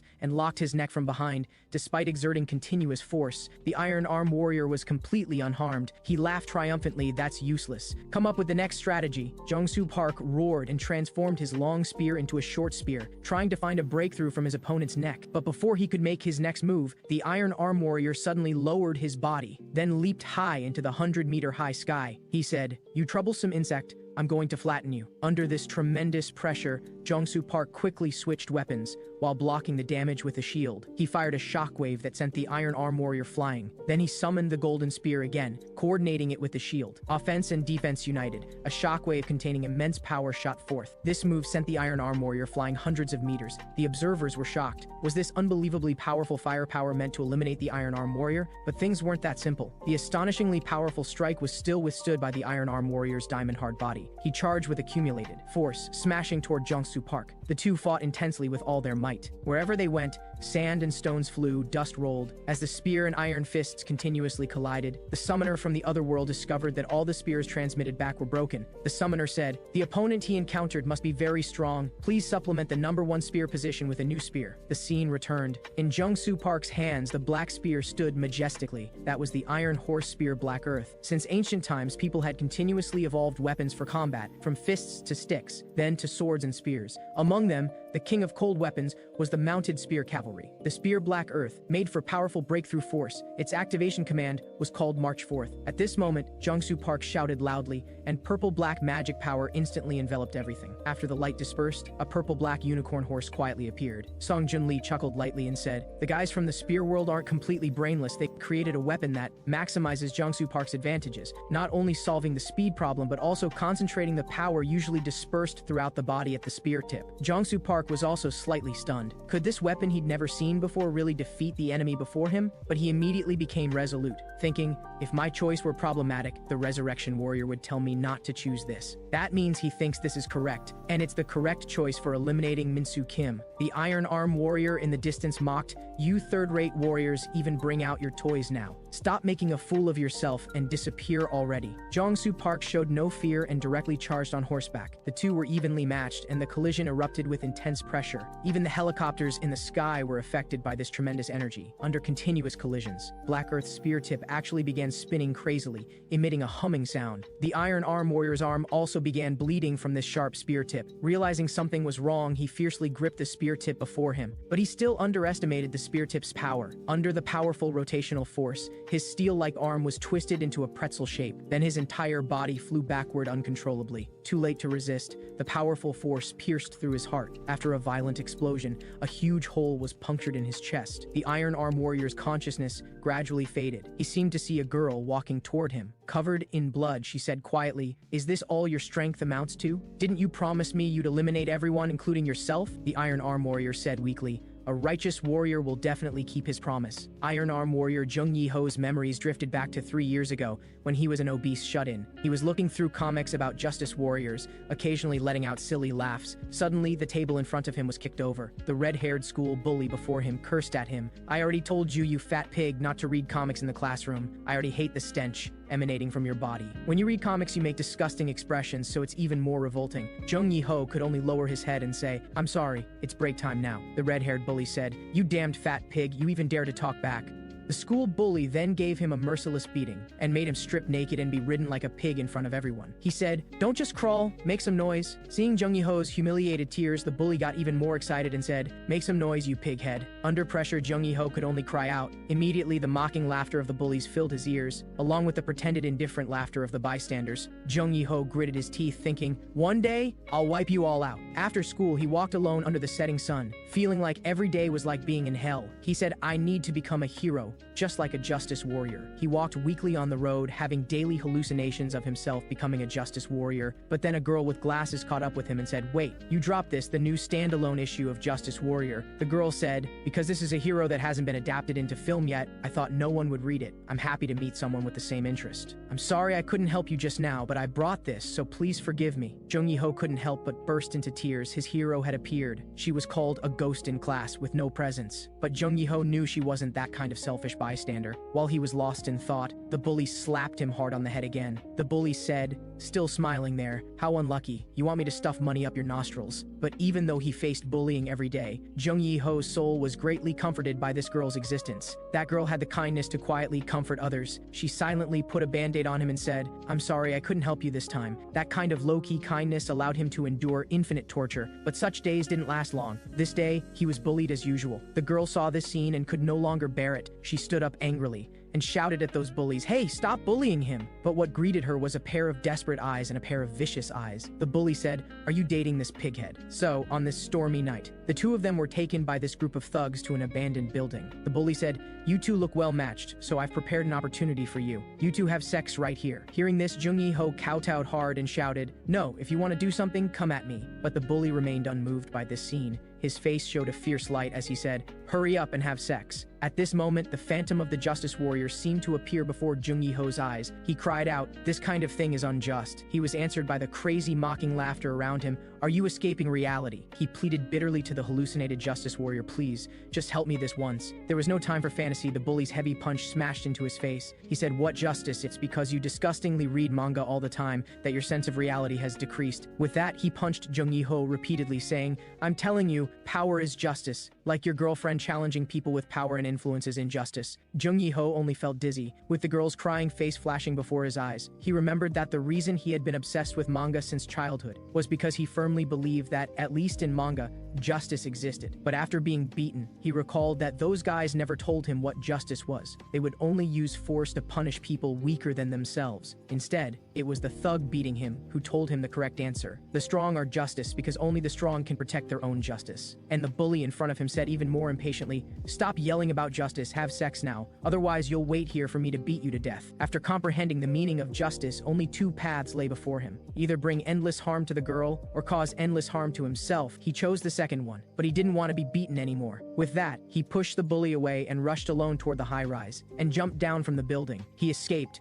running to a completely new world. A year later, the completely transformed Jung Yi-ho found the thugs who had humiliated him. One of the punks came forward provocatively saying, "Who are you, cosplaying, huh?" The bully then recognized him. He clapped and laughed. "Jung Yi-ho, you're that fat pig Jung Yi-ho, right? You're really still alive. Thought you were dead. You know how worried I was back then. Did you go exercise during your disappearance? Want to get revenge on me? What should I do? You look no different to me than before, just with a lighter smell of fat." Jung Yi-ho listened quietly without saying a word, his eyes full of killing intent. The bully said, "Hey, I'm not satisfied with that look in your eyes. Remove the murderous aura. Damn, time to teach you a lesson." Just as he was about to attack, with just a casual kick, Jung Yi-ho broke his shin, blood spattering everywhere. Ignoring his pleas for mercy, Jung Yi-ho repeated the bully's words from years ago, "I'll sit on you, and you need to cry out." He sat down on him, and the bully was directly crushed into meat paste. Watching the other thugs frantically flee, Jung Yi-ho smiled faintly and said, "Classmates, when you cry, don't forget to oink like pigs." Then he strode after them. Indeed, being strong was justice. He walked down the street carrying two bullies' heads, and soon caused massive panic. Police surrounded him with raised guns. Jung Yi-ho said, "From now on, I am justice. Whoever dares to shoot, I'll take their life." But a police officer had already fired at him, but this shot couldn't even tear his clothes. Jung Yi-ho said, "I told you not to shoot." So he completely went berserk and began his slaughter. That day he overturned the entire city, from those punks who bullied him to the police and soldiers who tried to stop his crimes, as well as the frantically fleeing citizens. All were mercilessly eliminated by him. His reason for doing this was completely not because of anger, but to demonstrate his overwhelming justice. He shouted excitedly, "Those ignorant fools who tried to stop me have been swept away by me, including those idiots who felt despair seeing my new justice. Indeed, a quiet city is the best. No one will be harmed. Now I can go see you with dignity, and I've prepared a gift for you." Then, he came to the hospital to visit the girl. She had been unconscious for a long time, unable to speak. Jung Yi-ho said to the nurse, "Why did her condition become like this? Answer me." The nurse stammered, "This patient has been in intensive care for a year." Jung Yi-ho said furiously, "So why is she staying here?" The nurse stuttered. Back then the classmates did bad things to her and pushed her off the building. Jung Yi-ho said angrily, "These bastards did this? I shouldn't have killed them so simply." He turned to ask the nurse again.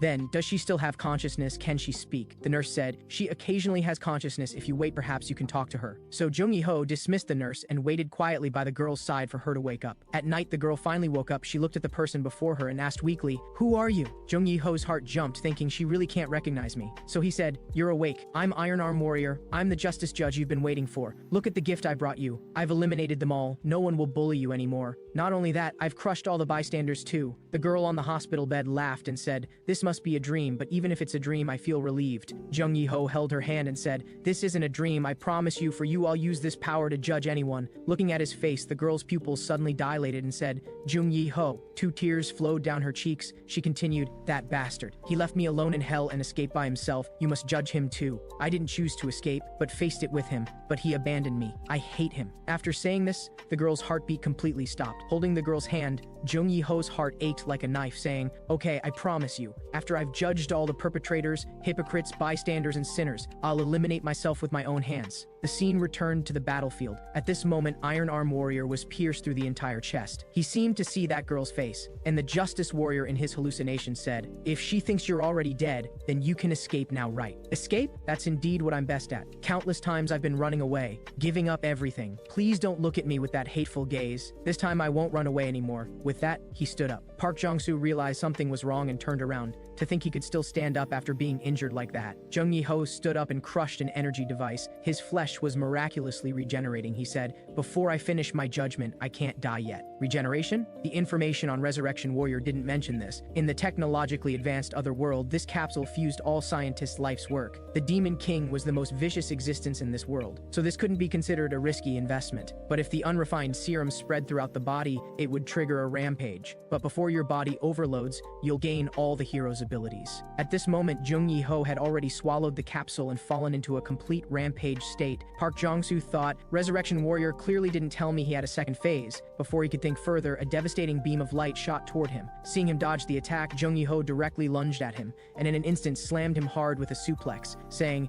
"It should be difficult for you to deal with me, because my speed is faster than the speed of sound." With that, Jung Yi-ho threw Park Jong-soo flying several meters with all his might, condensing lightning and striking with another punch. This strike was extremely powerful, directly making Park Jong-soo spit blood. Seeing Park Jong-soo flying backward, Jung Yi-ho didn't stop. A lightning bolt full of pressure charged from his mouth, erupting with tremendous power. At this moment, Song Joon-lee was watching the battle. This was Iron Arm Warrior's ultimate weapon, and something that would perish together with the enemy. In the 8th rebirth using the weakening capsule, he hadn't obtained a corresponding countermeasure either. Now it was time to produce a result. He pulled out a belt from a box. This was a prop he had asked Lee Jialan to completely repair. But Lee Jialan explained, although all aspects have been repaired, the autonomous consciousness of this prop hasn't recovered. Possibly because of the sense of loss from losing its master, it disappeared. So a selfish weapon with self-consciousness simply couldn't work through simple repairs. Seongjin Lee said, "So to persuade such a weapon with self-consciousness, I can only put on a good show." At this moment, the decisive battle between the two on the battlefield had entered a white-hot phase. Jung Yi-ho coughed up large amounts of blood because his body had severely overloaded. The medicine had begun to break down his body, but it didn't matter. Returning to the city to kill even one more sinner would be worth it. And Park Jong-soo was also wrapped in red magic power, showing a desperate fighting spirit. Seongjin Lee slowly raised the belt to show it the battle situation, saying, "Did you see, Mr. Belt? Iron Arm Warrior is the enemy. You should have seen him before. And the hero desperately fighting that guy? You should be seeing for the first time, right? He's the last rescuer in the world that Ji-won-an wanted to protect. He's currently the only hero who can oppose Min-soo Kim. He's the kind of person who won't give up easily, even if he loses everything. If we ignore him, then before meeting Min-soo Kim, he might die here. Make a choice. Ji-won-an's weapon. Do you want to immerse yourself in the grief of losing him and watch his world perish with your own eyes? Or choose to make that guy your new master?" At this moment, the belt finally made a sound. "I'm not helping because I feel sorry for that guy, or because I can't see through your dirty little tricks, nor do I care about the fate of your world. But I can be certain that this is the world my partner desperately protected, so it's equally important to me. Therefore, I'll help him fight." And at this moment, the two were still in confrontation. Resurrection Warrior sent the belt to Spear Warrior's side. Seeing this scene, both were slightly surprised. The belt actually spoke at this time. "Counter Warrior, I'll trust you once. It's time to transform." Without any hesitation, Park Jong-soo directly went up to touch the belt. In just an instant, the belt merged with him. Seeing Park Jong-soo complete his full armament, Jung Yi-ho summoned lightning and launched an attack at him. But Park Jong-soo remained calm, using the belt with overwhelming speed to rush toward him. Before he could spit out lightning, Park Jong-soo was already close, then launched a flame attribute attack toward Jung Yi-ho's chest. A moment later, Park Jong-soo discovered Jung Yi-ho only received slight damage, so Park Jong-soo summoned Black Earth. The spear tip, like a crazily spinning drill, directly stabbed into Jung Yi-ho's body. His wound continuously flowed with serum. That serum frantically flowed toward his body, trying to repair the wound. However, he was already powerless to launch an attack. Taking this opportunity, Park Jong-soo added electric current to Black Earth. The massive spear tip, flashing with electricity, instantly separated his head from his body. Jung Yi-ho looked at the girl in his fantasy and said with dying breath, "I'm sorry, I couldn't keep my promise." Then his headless body still refused to fall. He stabbed himself in the chest and pulled out his huge heart, saying, "The logic that power is justice, I think I've been right all along.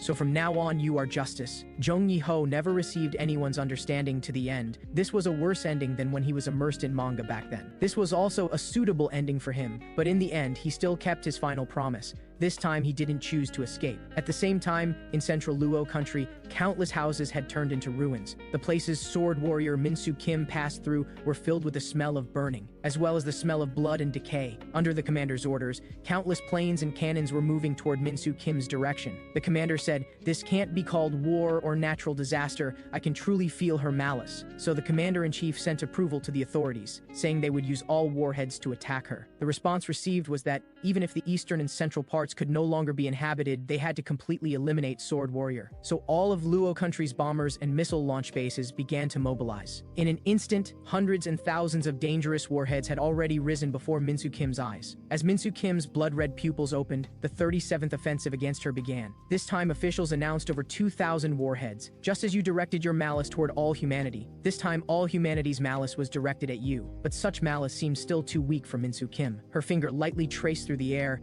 and the missiles shattered in response. In a short while, hundreds of missiles in the air were all destroyed, just setting off fireworks for Min Soo Kim. The commander saw this and clenched his fists tightly, saying, "It's not over yet. We still have 800 warheads." But this seemed useless to Min Soo Kim as well. Her expression didn't change. She raised her palm slightly. Golden light pillars flashed past. Bombers and missiles were all shot down. The commander-in-chief's face became even more grave seeing this. There was still one last trump card. It was time to let her see why they used dazzling tactics to attract her attention to the sky. Landmines under Min Soo Kim's feet began to glow, containing devastating power. Suddenly, an incomparably huge roar came. That entire area turned into scorching lava. The commander-in-chief breathed a sigh of relief and said, it wasn't tea time to celebrate yet. They still needed to detect her life signs. But the result far exceeded their imagination. The Demon King was an existence that could only be eliminated by warriors. Everyone saw Min Soo Kim was completely unharmed and were all terrified. This indicated humanity's inevitable extinction. The commander-in-chief slowly pulled out a gun and aimed it at his own head. At this moment in E Country's palace, people reported to the queen the news that Luo country had been destroyed. The leaders fled. Min Soo Kim was walking toward E Country. P Country, considering they couldn't stop Min Soo Kim, suggested E Country evacuate. And they seemed to think cultivating counter-warrior could deal with Min Soo Kim.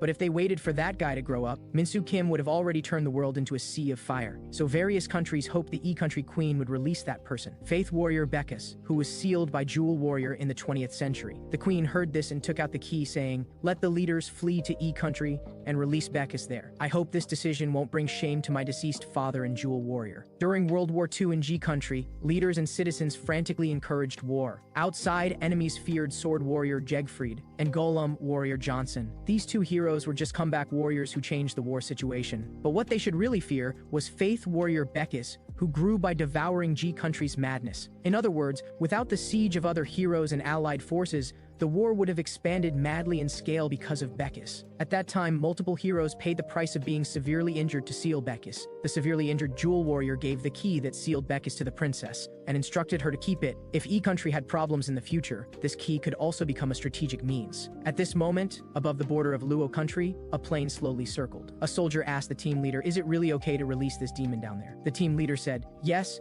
although this will cause some innocent civilians to die, but if we let Min Soo Kim enter in a normal state, almost everyone will lose their lives. To eliminate cancer cells, you at least need radioactive substances, right?" Watching the amber-like monster fall from the sky, citizens were shocked at this moment. The solid material imprisoning Becky's gradually shattered. The demon Becky's reappeared in the world, he said. "What fresh air. The wind felt after half a century, and so many masses. Come, let's start a war." Min Soo Kim saw the black smoke emanating from inside, and was slightly surprised. Could there still be living warriors here? Becky's also sensed Min Soo Kim's killing intent drifting over from afar, saying, "So that's the reason they summoned me." Becky's casually grabbed a believer and transformed him into a telescope, then began to carefully examine the warrior before him. Heavy armor and overwhelming force. This guy might very well have come here from the sword world like Jegfrande. If it's a sword warrior, I can easily make her submit to me. But due to some trigger, the person before him had already begun transforming into a demon king. Thinking of this, Becky smiled slightly and said, "So that's why they chose to release me." At this moment in E Country's council hall, ministers indicated that probably hundreds of thousands of refugees had already been affected by Becky's. Hearing this, the queen began to bow her head in prayer. Hopefully Becky's could perish together with Min Soo Kim. In the leader's thinking, Min Soo Kim, who wanted to destroy the world through war, and Becky's, who wanted to rule the world through war, they definitely couldn't coexist. They pursued perfect rule and perfect destruction. So they wanted Becky's to die after killing Min Soo Kim. Or even if he couldn't take his life, they could weaken Becky's power. But all All of this was seen through by Beckus. He said, "They really underestimated me. I'll make that guy become my assistant." He raised his arms and shouted, "Let's start World War III, everyone." Then he strode toward Minsu Kim, saying, "21st century sword warrior. I'm the 20th century faith warrior, Beckus. I know your pain. I want to talk with you." Seeing Minsu Kim stop, Beckus continued, "You hate this world, right? This world treated you as a monster, so you turned yourself into a demon king." Right. Beckus was pleased in his heart because Sword Warrior paused, meaning she was wavering. As long as she wavers, she might become my believer. He continued, "I'm like you. I want to evolve this boring world that can't accept us. Do you want to act together with me?" But before he finished speaking, his tongue was cut off by a sharp sword chi. He immediately realized Sword Warrior had completely lost her humanity.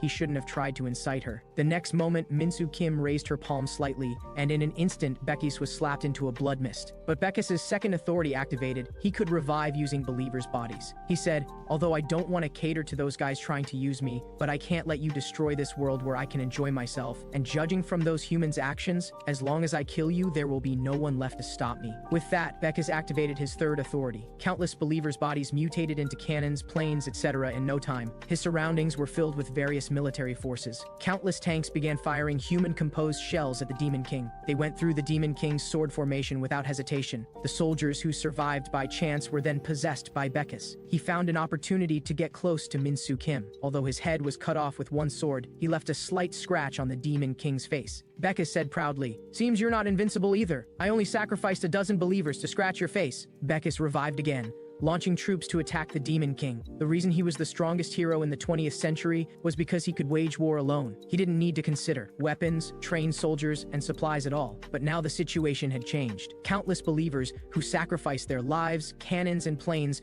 were all eliminated in an instant. Beckus was greatly shocked. The speed of death was faster than his summoning speed. Moreover, this world's population was limited. Even if he turned everyone into his believers, could he eliminate the monster before him? Beckus felt fear for the first time. And those believers of his, under the real fear of death, also lost their fanaticism. Beckus roared, "You guys go stop her. Don't run." He looked at Minsu Kim and began to tremble, saying, "So strange. Why doesn't my authority work anymore? Don't you also want to enjoy war? Spare me. Only I can play with you." Saying too much was useless. He was directly chopped into pieces by the inhuman Minsu Kim. But Minsu Kim at this moment turned around with slight surprise, because Seongjun Lee, wielding a long sword, had already slashed at her. Seongjun Lee said, "Beckus wasn't your opponent, but he was enough to cover up my killing intent." The memory returned to half a day ago. Seongjun Lee told Park Jong-soo the training was over. There were only 3 hours left until the best opportunity to cut off Minsu Kim's arm. He took the thing Lee Jialan made for him and said, "Time is so tight, yet you can make it so perfect. Lee Jialan, there won't be anything troubling you anymore after this." The verdant warrior worried, "Aren't you afraid? After all, you're really going to the battlefield." Seongjun Lee smiled, "There's nothing to worry about. I'm an invader who destroyed lands. And you're righteous heroes. Moreover, death is the ending I've always been seeking."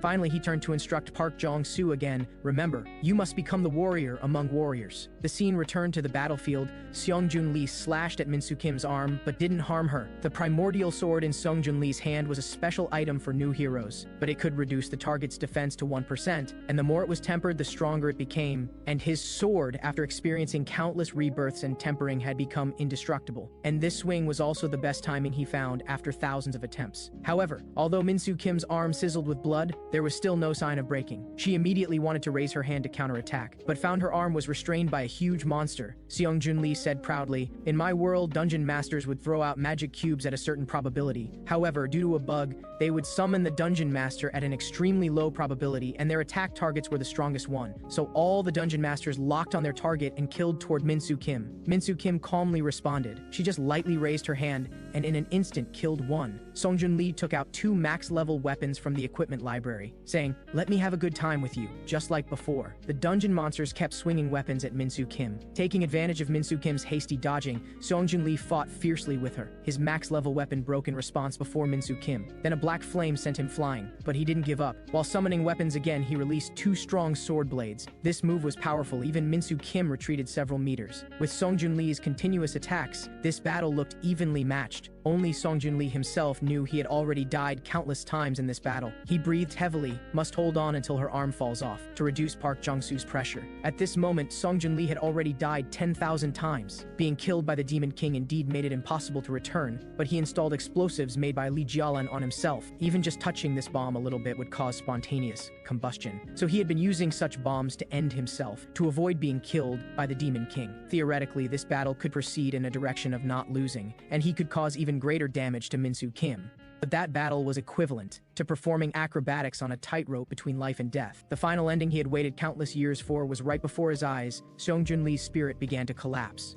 But he wavered again, thinking, there was clearly an opportunity right in front of me that would let me leave in peace. Why did I still have to struggle to hold on? If I gave up like this, the people left behind would understand me, wouldn't they? At this moment, Park Jong-soo, who was observing the battle, was puzzled. Things were going smoothly just now, so why did he suddenly stop? Lee Jialan said he had most likely reached his limit, but he had probably already died thousands or even tens of thousands of times for this battle. If someone was imprisoned in the same moment in time, repeatedly experiencing the instant of life and death like him, no matter how strong they were, they would eventually be defeated. Songjun Lee stood there and couldn't help but shed 2 lines of tears. He was too tired. He wanted to take out the bomb from his body. At this moment, another version of himself stopped him and said, "Are you really sure you won't regret this?" Songjun Lee said, "But I really can't hold on anymore. The outcome will be the same whether I die or not. As long as I die, everything can end. Do I still have to be responsible for what happens afterward?" His whole body trembled, tears streaming down his face as he said, "So I don't need to do this at all, right?" The other consciousness began to question him. "So you're certain you won't regret doing this, right? Are you going to completely give up on this life too?" Hearing the word give up,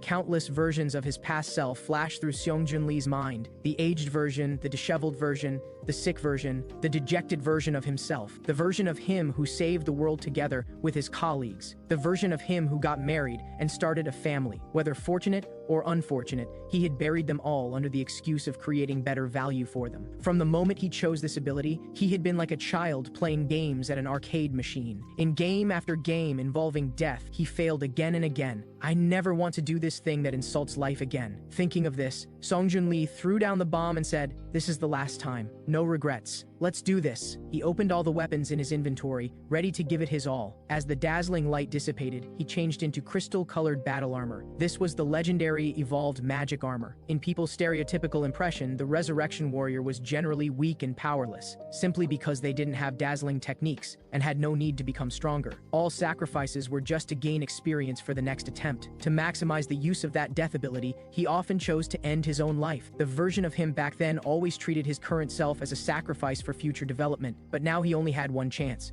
so he took it seriously. The weapons and armor he was equipped with now had never been used since he gained the return ability, so he was very unfamiliar with them. "Come on, Demon King Min Soo Kim, I will be true to my current self." He directly summoned a heavy hammer and smashed it toward Min Soo Kim. The heavy hammer turned into powder under the Demon King's gentle touch, taking advantage of the dazzling light from the hammer's explosion, blocking the Demon King's vision. Songjun Lee suddenly thrust his sword at her. After closing the distance, he slashed at the Demon King's arm. Min Soo Kim gathered her strength and blasted him away with one palm. This move should have completely shattered him, but this was just a clone created by Songjun Lee. Demon King Min Soo Kim roared furiously, "You cunning bastard!" While Min Soo Kim was distracted, he threw out the explosive cube again. Blue light blazed, and the power of the explosion instantly engulfed the Demon King's entire body. After the violent explosion, blood sizzled from the Demon King's wounds. He felt his mind becoming even clearer. Losing the chance to return made him focus more on the present. His potential exploded, and he changed his move just as the battle axe was about to strike Min Soo Kim. Caught off guard,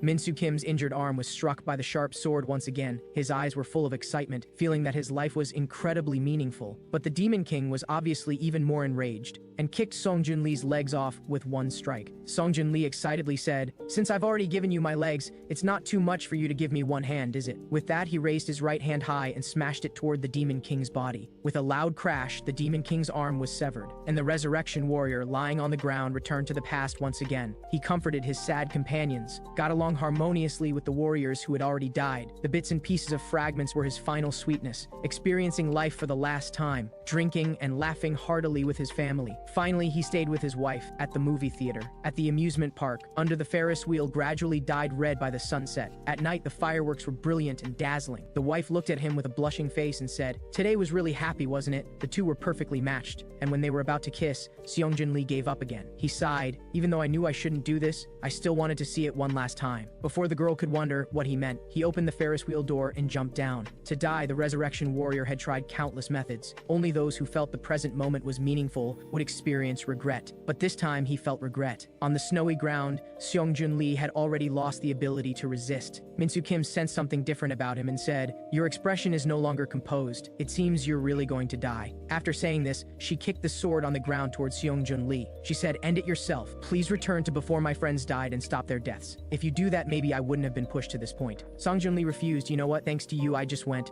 back to see my companions," Min-soo Kim said through gritted teeth. "Then you can just turn into fragments and slowly disappear." After saying this, she left directly, leaving only Seongjun Lee waiting for death. Seongjun Lee said, "You're still so cruel to the very end, but thanks to you for giving me time to leave my last words." Finally, Seongjun Lee turned into fragments and disappeared. Through his actions, approximately 1.4 billion people died as a result. Although he would be regarded as a villain, humanity would no longer remain stagnant. He turned his head slightly and said, "No need to thank me. I did many bad things." And now there was only one warrior left who could fight Min-soo Kim to the death. Seeing the resurrection warrior completely disappear, Min-soo Kim felt something uncomfortable in her heart. Unlike those who desperately begged in despair, he left the world with a very calm expression. She couldn't help but question his purpose. He didn't talk about what happened after returning. Did he hope I would become the Demon King? Did he want to see the world destroyed? Then why did he break my arm? Damn bastard. When exactly did you start interfering with all of this? Anyway, no matter what you meant, you still didn't want to see me destroy this world, right? Then I will destroy it even more cruelly, even more desperately, just like how you trampled on my life. As Min-soo Kim accelerated her destruction of the world,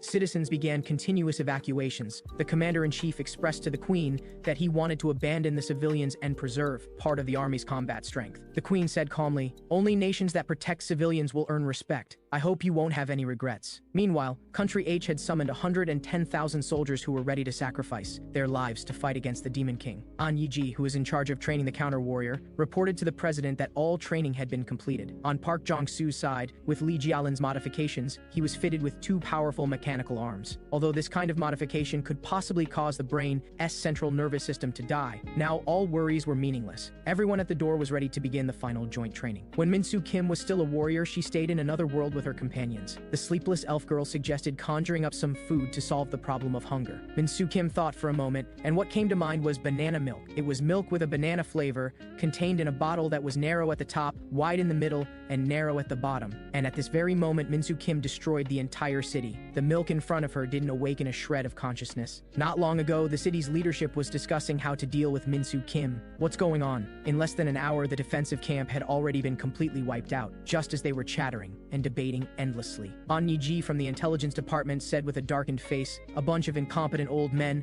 One old man immediately flew into a rage. "What did you say? Who do you think you are?" An Yi-ji said, "I said you're incompetent. Isn't it basic military strategy to understand the enemy's situation before making a move?" 2 generals shouted. "A member of the intelligence team is actually discussing military strategy in front of generals. That's truly outrageous." An Yi-ji roared furiously, "If you let soldiers protect the suffering civilians, wouldn't that preserve the existing military strength? Even if that person rampages through the central city, she's only advancing at human speed. You should have calculated her speed before responding." The general said in exasperation, "Look at how this crazy woman talks. Get her out of here." Hearing this, An Yi-ji could only push the door open and leave in anger. Then she followed her assistant to the top floor to check Min-soo Kim's real information. She's actually a student who went missing a year ago. How is this possible? Is she an ordinary student like those on the ground? On the ground, an ordinary student came to the security building. That student merely raised his hand slightly. The 2 soldiers in front of him, one was entangled by vines, the other was frozen in ice. He calmly walked into the security building, immediately alerting everyone. Without any panic, he introduced himself. "I am the returned warrior, Chen Yu-cheng, here to help you solve this problem." As a magic circle appeared above his head, Min-soo Kim's information was transmitted to everyone. After a while, An Yi-ji, who had seen him use magic, began to interrogate him, including you and the one who launched this attack. "What exactly are you people?" Chen Yu-cheng explained calmly. "We are warriors who returned after saving different worlds. It's just that the one causing panic has lost her sanity, while I'm still conscious." An Yi-ji asked, "Aren't these all terms that only appear in novels? Can you be a bit more normal?" Chen Yu-cheng said, "You don't really hope to understand people who destroy cities with swords and use magic with their bare hands within the bounds of common sense, do you? This is the plot of some fantasy novel. A person travels to another world to become a warrior and gains the ability to save that world." An Yi-ji thought about it and realized too many things were completely unreasonable. So she posed the next question. "What is your real reason for coming here?" Chen Yucheng said, "I'm here to help you eliminate that person occupying the city center, but I have some requirements." With that, he took out a proposal letter and said, "This contains the compensation I hope to receive after eliminating the sword warrior." An Yiji looked closely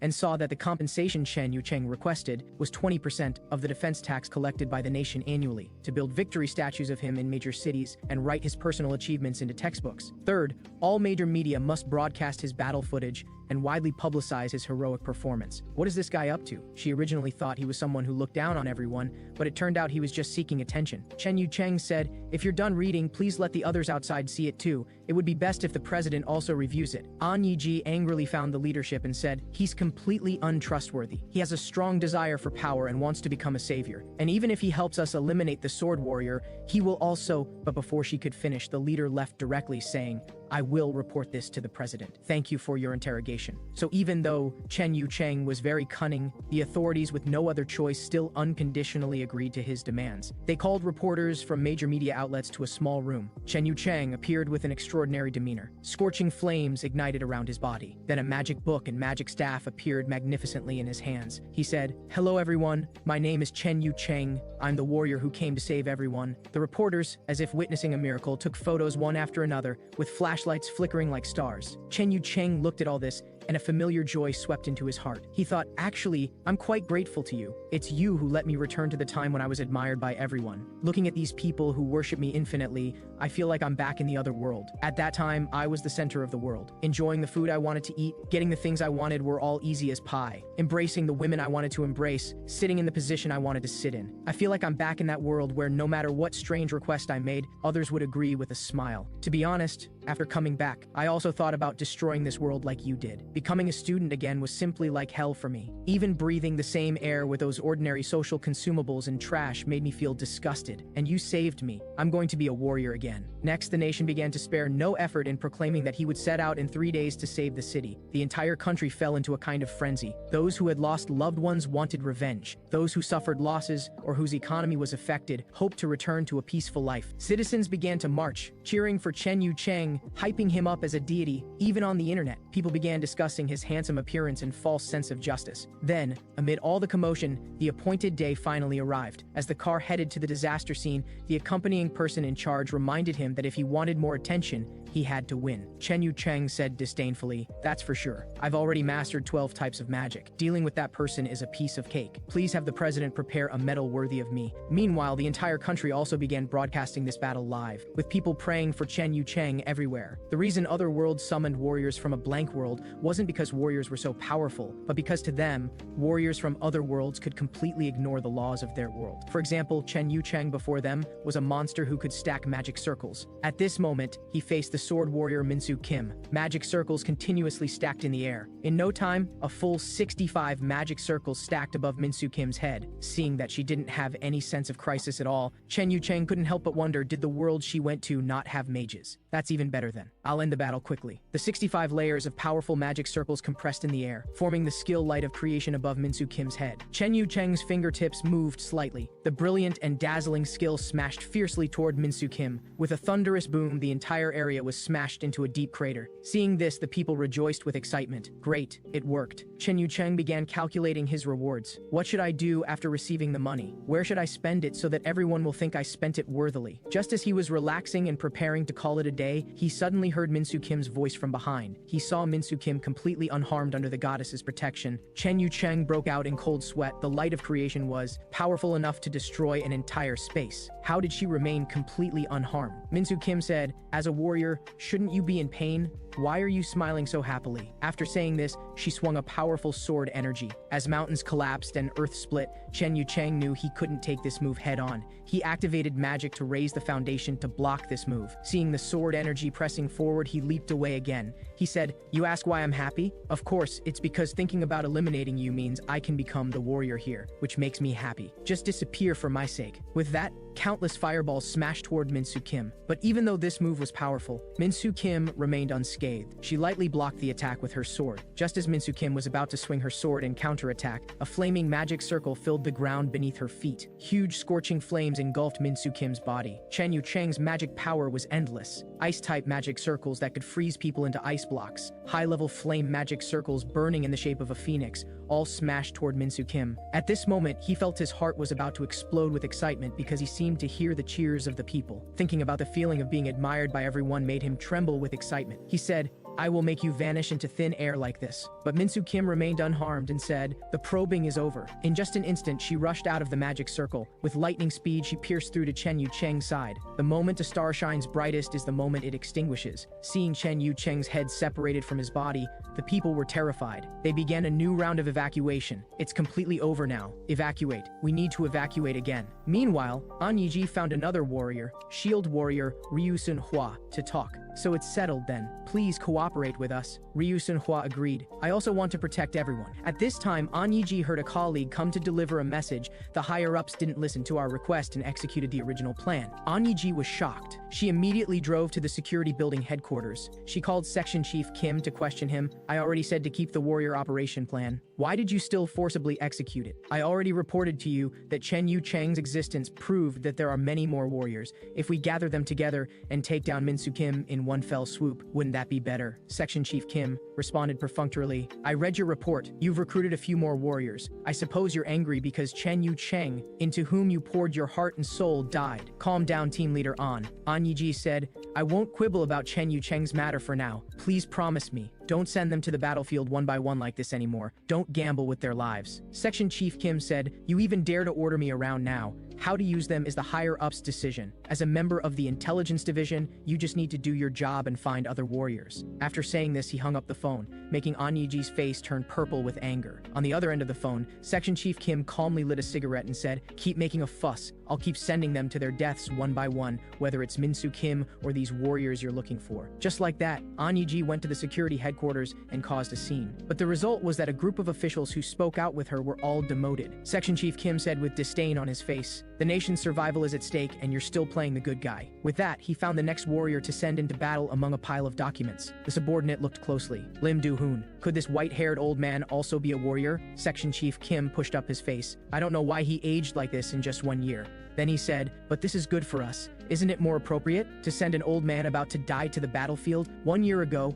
Lim Do-hoon was still a student. He had just finished reading Don Quixote. Hearing a female classmate say it was boring, he said in surprise, "This book should be considered quite interesting among the recommended books, right? But is it interesting for a confused old man to do incomprehensible things?" I actually felt quite uncomfortable. Lim Do-hoon laughed. "I actually think he's quite handsome. Don't you think so? That indestructible spirit." 1 year later, Lim Do-hoon, white-haired, was on the battlefield. He had already eliminated the Demon King and was greeted by the knights' cheers. Lim Do-hoon smiled kindly and said, "It's finally over." His companions worried. "You look like you've aged quite a bit. How many years did that last strike use?" He said, 20 years. He slowly sat down to check his remaining lifespan. He smiled. "I still have a little over 6 years left." His subordinate couldn't help but cry. "I'm sorry, Warrior Sama. If only we could have been stronger." Later, the victorious Otherworld began grand celebrations, with cheers and praise everywhere. The princess came over and said, "This is a festival held for you. Why are you only watching everyone from afar?" Seeing Lim Do-hoon bow, the princess knelt on one knee and said, "We should be the ones observing etiquette. You've done too much for us. I heard from the summoner that you still want to return to your original world, right? Please don't go back. You shouldn't go back. The power of the Time Warrior is lifespan itself, and having used that power, you've become an old man. Probably no one will recognize you,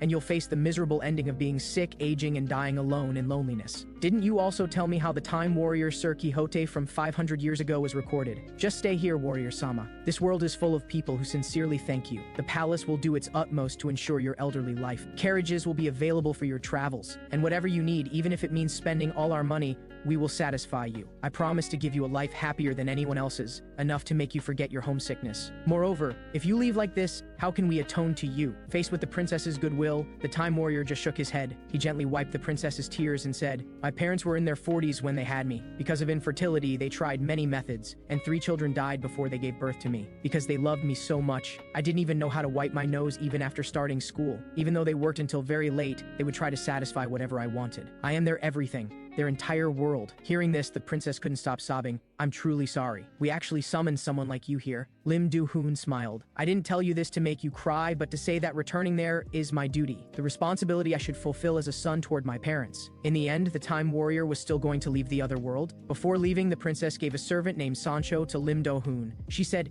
"You'll still need someone to take care of you in the future, and your parents will need it too. This is the most basic thing I can do for you." To dispel the warrior's concerns, the little girl Sancho said it was her honor. So 3.5 months before Minsu Kim's rampage, the two returned to the door of Lim Do-hoon's parents' house. Seeing Lim Do-hoon hesitating to go forward, Sancho wondered, "Why aren't you going in?" Lim Do-hoon said, "My haggard appearance will make them more heartbroken. It would be better to just leave and tell them I'm doing well." Before he finished speaking, Sancho hurriedly crossed the road and went straight to the restaurant. The girl started chatting with Lim Do-hoon's parents. At the door, Lim Do-hoon hesitated internally. Should I run away? But my knees won't listen anymore. Seeing his parents rushing toward him in the heavy rain, countless thoughts flashed through Lim Do-hoon's mind. Maybe I should tell them it's my granddaughter's prank. Let's do that. I need to put on a smile. But his birth parents' inquiry, Do-hoon, are you Do-hoon? The longing still completely overwhelmed him. Coming to Lim Do-hoon's room, Sancho was amazed that there wasn't a speck of dust in the room. She said, "It seems your parents knew you would come back and have been cleaning regularly." Father happily hugged them and said, "Let's eat first. The cute girl who came back with you should join us too." At the dinner table, Mother kept serving him food, saying, "Try this. You must have missed Mother's cooking." Tasting the familiar dishes, Lim Do-hoon shed tears of emotion. Everything was the same as before, only I had changed. He stammered, trying to explain, "Mom, Dad, you might find the reason I became like this absurd." The family kept comforting him, saying, "If you don't want to talk about it, you don't have to." So the family tacitly agreed not to ask him any questions. Days passed one by one. During the day, he and Sancho helped out at the shop. At night, he wandered near the school watching students come and go. His former companions still chatted and laughed, but no one recognized him. Sancho knew everything and wanted to greet them. But Lim Do-hoon gently held her back and said, "I'm already very happy being able to watch them from afar." Sancho said, "If you don't have the courage, you can call me anytime. I'll drag them over." Lim Do-hoon said, "Thank you. It's fortunate that you came back with me. The days should have passed one by one like this, but the Sword Warriors' rampage soon spread throughout the city. It also affected their daily life. The TV kept broadcasting information about the warrior. Special agents from the Intelligence Bureau also came to their home. They forced their way into the house. Seeing the old man and child in the room, the agents questioned who was Lim Do-hoon. Father said the old man was his wife's biological father, and the child, but the agent interrupted. "Your father-in-law passed away 2 years ago. This is a state of martial law. False testimony will lead to unnecessary punishment. May I ask which of you is Lim Do-hoon?" Lim Do-hoon angrily stood up and said, "I am. Please don't make things difficult for my parents anymore." So the agents began explaining to them the benefits of the battle participation consent agreement. "If you sacrifice yourself for the country, we won't hold you accountable for defeat either." After hearing him out, Mother knocked the tea over. She scolded loudly, "You want us to agree to send our son to the battlefield? Are you crazy? Open your eyes and see what my son has become. Seeing him come back aged like this is already heartbreaking enough. If you don't want us to take action, please leave quietly." So before leaving, the agent patted Lim Do-hoon and said, "The battlefield changes in an instant. Now is the time when you're needed." Over the past few days, due to the warriors' rampage, Lim Do-hoon's small family restaurant had temporarily closed for business. He had just stepped out of his room when he heard his mother's voice. "Don't even think about it, Do-hoon. Don't break your mother's heart anymore." Lim Do-hoon smiled awkwardly and said, "I wouldn't think that way. I just need to go out for a walk." But there was nothing worth seeing outside anymore. The school was quiet without a single person. That guy Minsu Kim's appearance had completely destroyed everyone's daily lives. Walking down the road, Lim Do-hoon said to Sancho, "I still want to protect everyone. My own life has already been ruined, so I want to protect everyone else's." So Lim Do-hoon still called the agents, and the authorities gave him some time to say goodbye. That day, Lim Do-hoon said to Sancho, "Can you sleep with my parents today? I have something I want to be alone for." After that, he went back to living his normal life for a while, as if nothing had happened. Then he wrote a farewell letter to his parents. "Dear Mom and Dad, when you saw me return in my current state, you should have started to anticipate that I don't have much time left. Although I never told you precisely, I only have a little over 6 years remaining. Most of that time will be spent bedridden due to my broken body. I might even develop dementia and be bedridden. As your only child, I already feel so guilty for making you suffer, so I don't want you to endure any more pain. That's why I'm leaving. I came back because I insisted on seeing you one more time, and during this time I spent brief but happy moments. I'm already very satisfied. The authorities said they would give you a huge compensation. I I hope you can take this money and live somewhere where you can forget about me. Sancho, I'm entrusting my parents to you. With you there, they wouldn't feel lonely. After finishing the letter, he stood up, then spent 15 days of his lifespan. Under the Purple Space's transmission, he obtained his armor and weapon. Without saying a word, he opened the door preparing to leave. But his father had actually been waiting outside the whole time, asking, "Where are you going, Don't go. Mom and Dad think it's still not too late. We still believe our family can live happily together." Do-hoon knelt down and said, "I just want to go out for a walk, Dad. It's my honor to have you two as my parents." At this moment, both husband and wife were already in tears. They both knew what their son's departure meant. He walked out the door and found Sancho already waiting for him at the entrance. Lim Do-hoon said, "Sancho, if even you leave, my parents will be very lonely." Sancho looked at him with a smile and said, "The princess ordered me to protect you until the end. So even if you sacrifice yourself, I'm willing to follow in your footsteps. Besides, how could there be a knight who sets out on a journey without even bringing his attendant and horse? Please mount up, the road ahead is still very long." So the two of them headed toward the battlefield. The two walked in the opposite direction,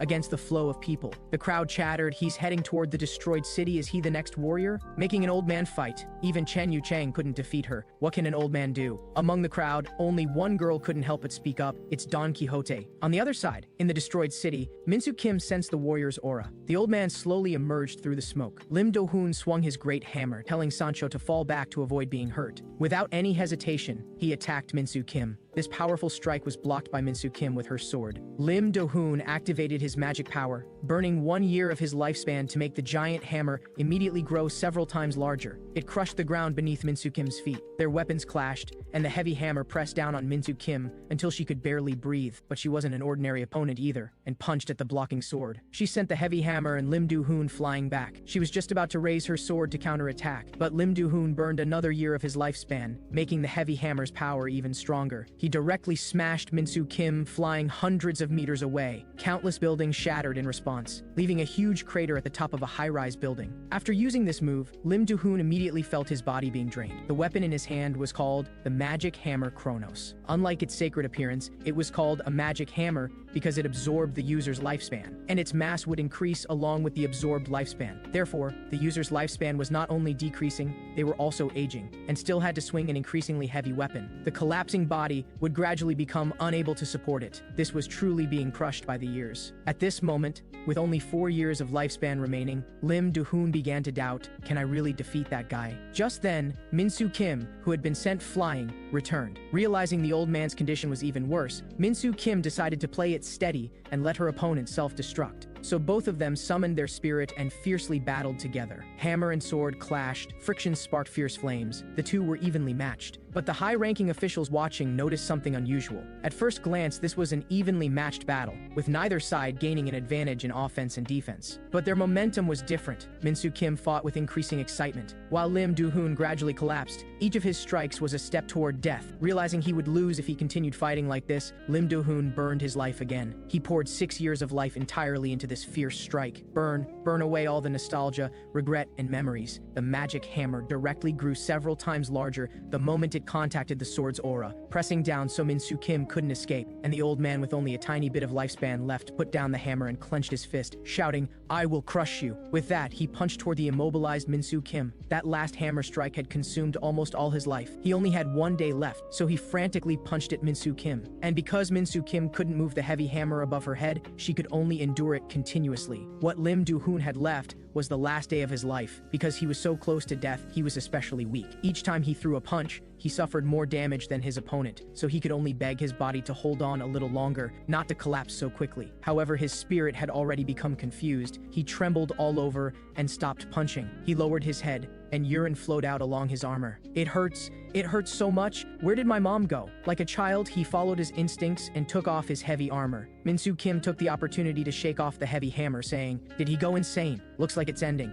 At this moment, the mentally confused Lim Do-hoon asked, "Do you know where my home is?" Just as Minsu Kim raised her sword to give the old man the final blow, Sancho rode up on horseback. She summoned a great bull, sending Minsu Kim flying away. She tearfully grasped Lim Do-hoon's hand and said, "I should have persuaded you, should have listened to your uncle and aunt. Warrior sir, please pull yourself together. At this rate, we'll both die. But Lim Do-hoon's eyes were already vacant as he asked, what is a warrior? He shook off Sancho, saying, wait, what question was I just about to ask? Sancho rushed forward and tackled him down, saying, pull yourself together. And Lim Do-hoon, lying on the ground, said, don't hit me, I'm in pain. Sancho clenched her fists and kept choking up. Didn't you say you came back to live with your family? You should go home, shouldn't you? At this moment, Minsu Kim killed the water buffalo and stepped forward, saying, you're far from being able to deal with me. Although Sancho was trembling, she immediately remembered what the princess had said to her. So she wiped away her tears and resolutely stood in front of Lim Do-hoon, preparing to protect the warrior sir until the end. Lim Do-hoon stood up again, saying, Sancho, who am I? Sancho said, you are the time warrior Lim Do-hoon, who didn't hesitate to sacrifice his own years for his loved ones and for the world. That is who you are, warrior sir. Lim Do-hoon wiped her tears, saying, I actually made a child cry. I'm an unqualified warrior. I will use up all my time. I'm entrusting my parents to you. As all his time flowed away, Lim Do-hoon looked back on his life. From birth to encounters, then growth, he also experienced beautiful love and also missed. This was his life. He raised the magic hammer again and said, this is the strongest strike carrying my ordinary life. Feel it. Life itself is just a journey, so, Sancho, my parents, my friends, and everyone who added color to my life, don't be sad anymore. Minsu Kim said dismissively. Your stance full of openings is laughable. Looking at Lim Do-hoon's body that seemed like it would be blown down by a breeze, and his eyes as cloudy as a corpse's, she knew his body was reaching its limit, so she inquired, what is your purpose for coming here? You didn't hesitate to become so ugly. What exactly are you trying to exchange your life for? Lim Do-hoon said, I came to end my journey. Minsu Kim said, I can't understand what you're saying. Lim Do-hoon gasped heavily and said, it should be that you don't want to understand. Whether it's the people you've already eliminated or those you're about to eliminate, you killed them because you didn't want to understand them. Minsu Kim said, it's they who didn't want to understand me. I had to do this to become a complete person. With that, she once again charged at Lim Do-hoon with her sword raised. She now only needed to block this strike, then find the right angle to eliminate Lim Do-hoon. However, when she received this hammer strike, she discovered she was enduring terrifying destructive power like a cannonball. Even Sancho in the distance was blown away. Fortunately, the Intelligence Bureau's agents arrived in time to save the girl. The city was destroyed by half from this powerful hammer strike,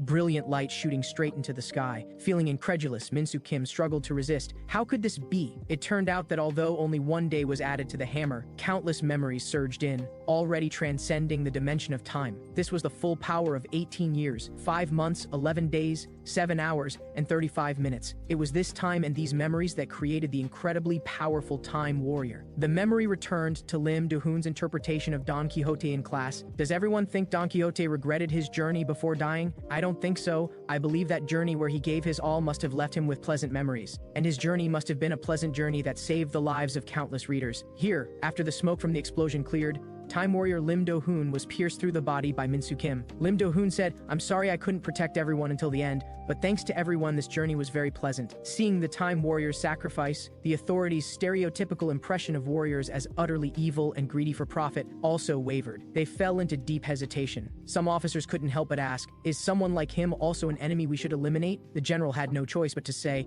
there will always be exceptions. It's unlikely that warriors who appear in the future will be like that person. Our security department shouldn't be swayed by unnecessary compassion, but should more calmly protect this land. If the one who sacrificed was really such a kind person, then we just need to treat him with respect after everything is over. Although he said that, his heart still wavered. He angrily went to find Section Chief Kim, saying, are you confident in the report you submitted? If anything goes wrong. And Section Chief Kim said, everything is under my control, General. If we use all our military force to eliminate Minsu Kim, then the remaining warriors will become heroes. In that case, whether it's power struggles or force, we'd have no way to control them except through each other. If one of them suddenly rebels and wants to seize power, the consequences would be unthinkable. General, even thinking optimistically, they're just a bunch of time bombs with no way to measure their own ambitions. Reducing their power to a range the authorities can control is our second best choice. The general said, I'm just afraid that using the human mind to predict the distant future will backfire. And the reason Section Chief Kim was so confident wasn't because he had such strong judgment. As early as the day Chen Yu-cheng broke into the security department, another warrior had approached Section Chief Kim alone, saying, I am the future warrior who can lead you to the pinnacle of power. I can see the future, so with my assistance, suppressing attacks will be a piece of cake. After it's done, all the credit for cleaning up the aftermath will go to you.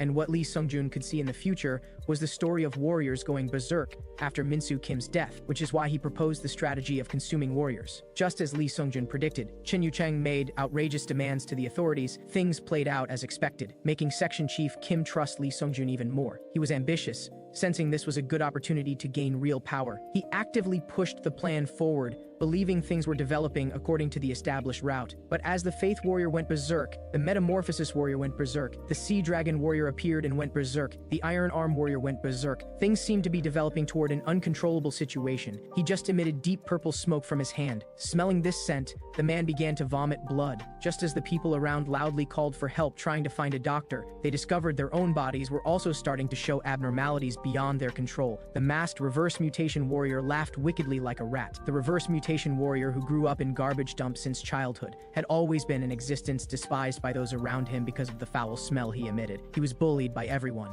Classmates mocked him. "You only come to school to pack up school meals. Please get out and don't come back." He often rummaged through garbage outside like a stray cat to eat, yet was constantly beaten and scolded. Just as those people living in the light don't understand the rats in the sewers, he also didn't understand any beautiful things. He said, "Don't ask why anymore, disappear completely. Suffer the pain together with me." Warrior rampage incidents of varying degrees appearing around the world completely shocked the authorities. Listening to his subordinate report news of toxic gas attack incidents, the general furiously said, "Bring Section Chief Kim here." "No, directly dispatch police to arrest him. Tell him that before executing him for the crime of insurrection, I'll give him a chance to explain." And Section Chief Kim broke into a cold sweat seeing news of warriors going berserk. "What's going on? That warrior never told me about this situation." His face lost its usual composure. He tried to make a call but found no one was answering. Just as he was at a loss, the military police directly kicked down the door. Section Chief Kim, escorted to the security department, faced everyone's hatred. The general raged, "You said to release warriors one by one to let them perish together. Now 6 warriors have gone berserk, and there might be more. How do you plan to take responsibility?" Section Chief Kim said, "Didn't you also think this was a perfect plan? It could both solve the warrior problem and solve crises that might occur in the future." Another hot-tempered officer directly drew his gun, saying,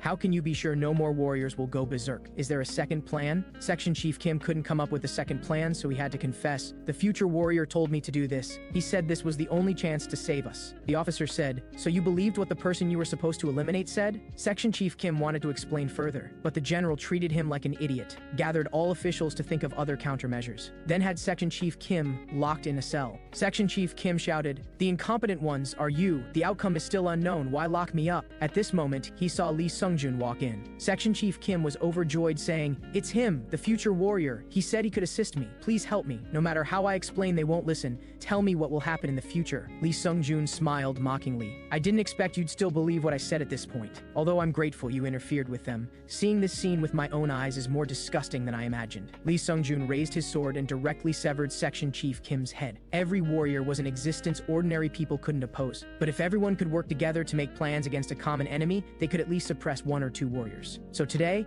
everyone present will die, not one will remain. Also, I'm different from other berserk warriors. I have no ill will toward you, so I'll eliminate you as quickly as possible." The officer reacted and immediately shot at Lee Sungjun. He was hit by a bullet and instantly respawned in another location. Seeing him dodge the bullet, the officers began firing frantically. But no matter how they attacked, Lee Sungjun could instantly respawn and find a more suitable route forward. In an instant, the officers' magazines were empty, and Lee Sungjun had already walked before them. With no choice, the officers had to draw their swords to fight, but Lee Sungjun just raised his sword and struck. In less than a moment, the high-ranking officers had all perished. The officer just now said, "It seems every warrior is a monster-like guy," Lee Sungjun said without changing expression. "Only I am like a monster. On the day the Resurrection Warrior went berserk, each country completely lost its original order. Full-scale war began." Watching this scene on TV, Ryu Sunhwa was completely clueless, wanting to contact her liaison supervisor. "What should I do now? Should I act on my own?" At the same time, in the prison holding warriors, an officer came to visit the red-haired warrior.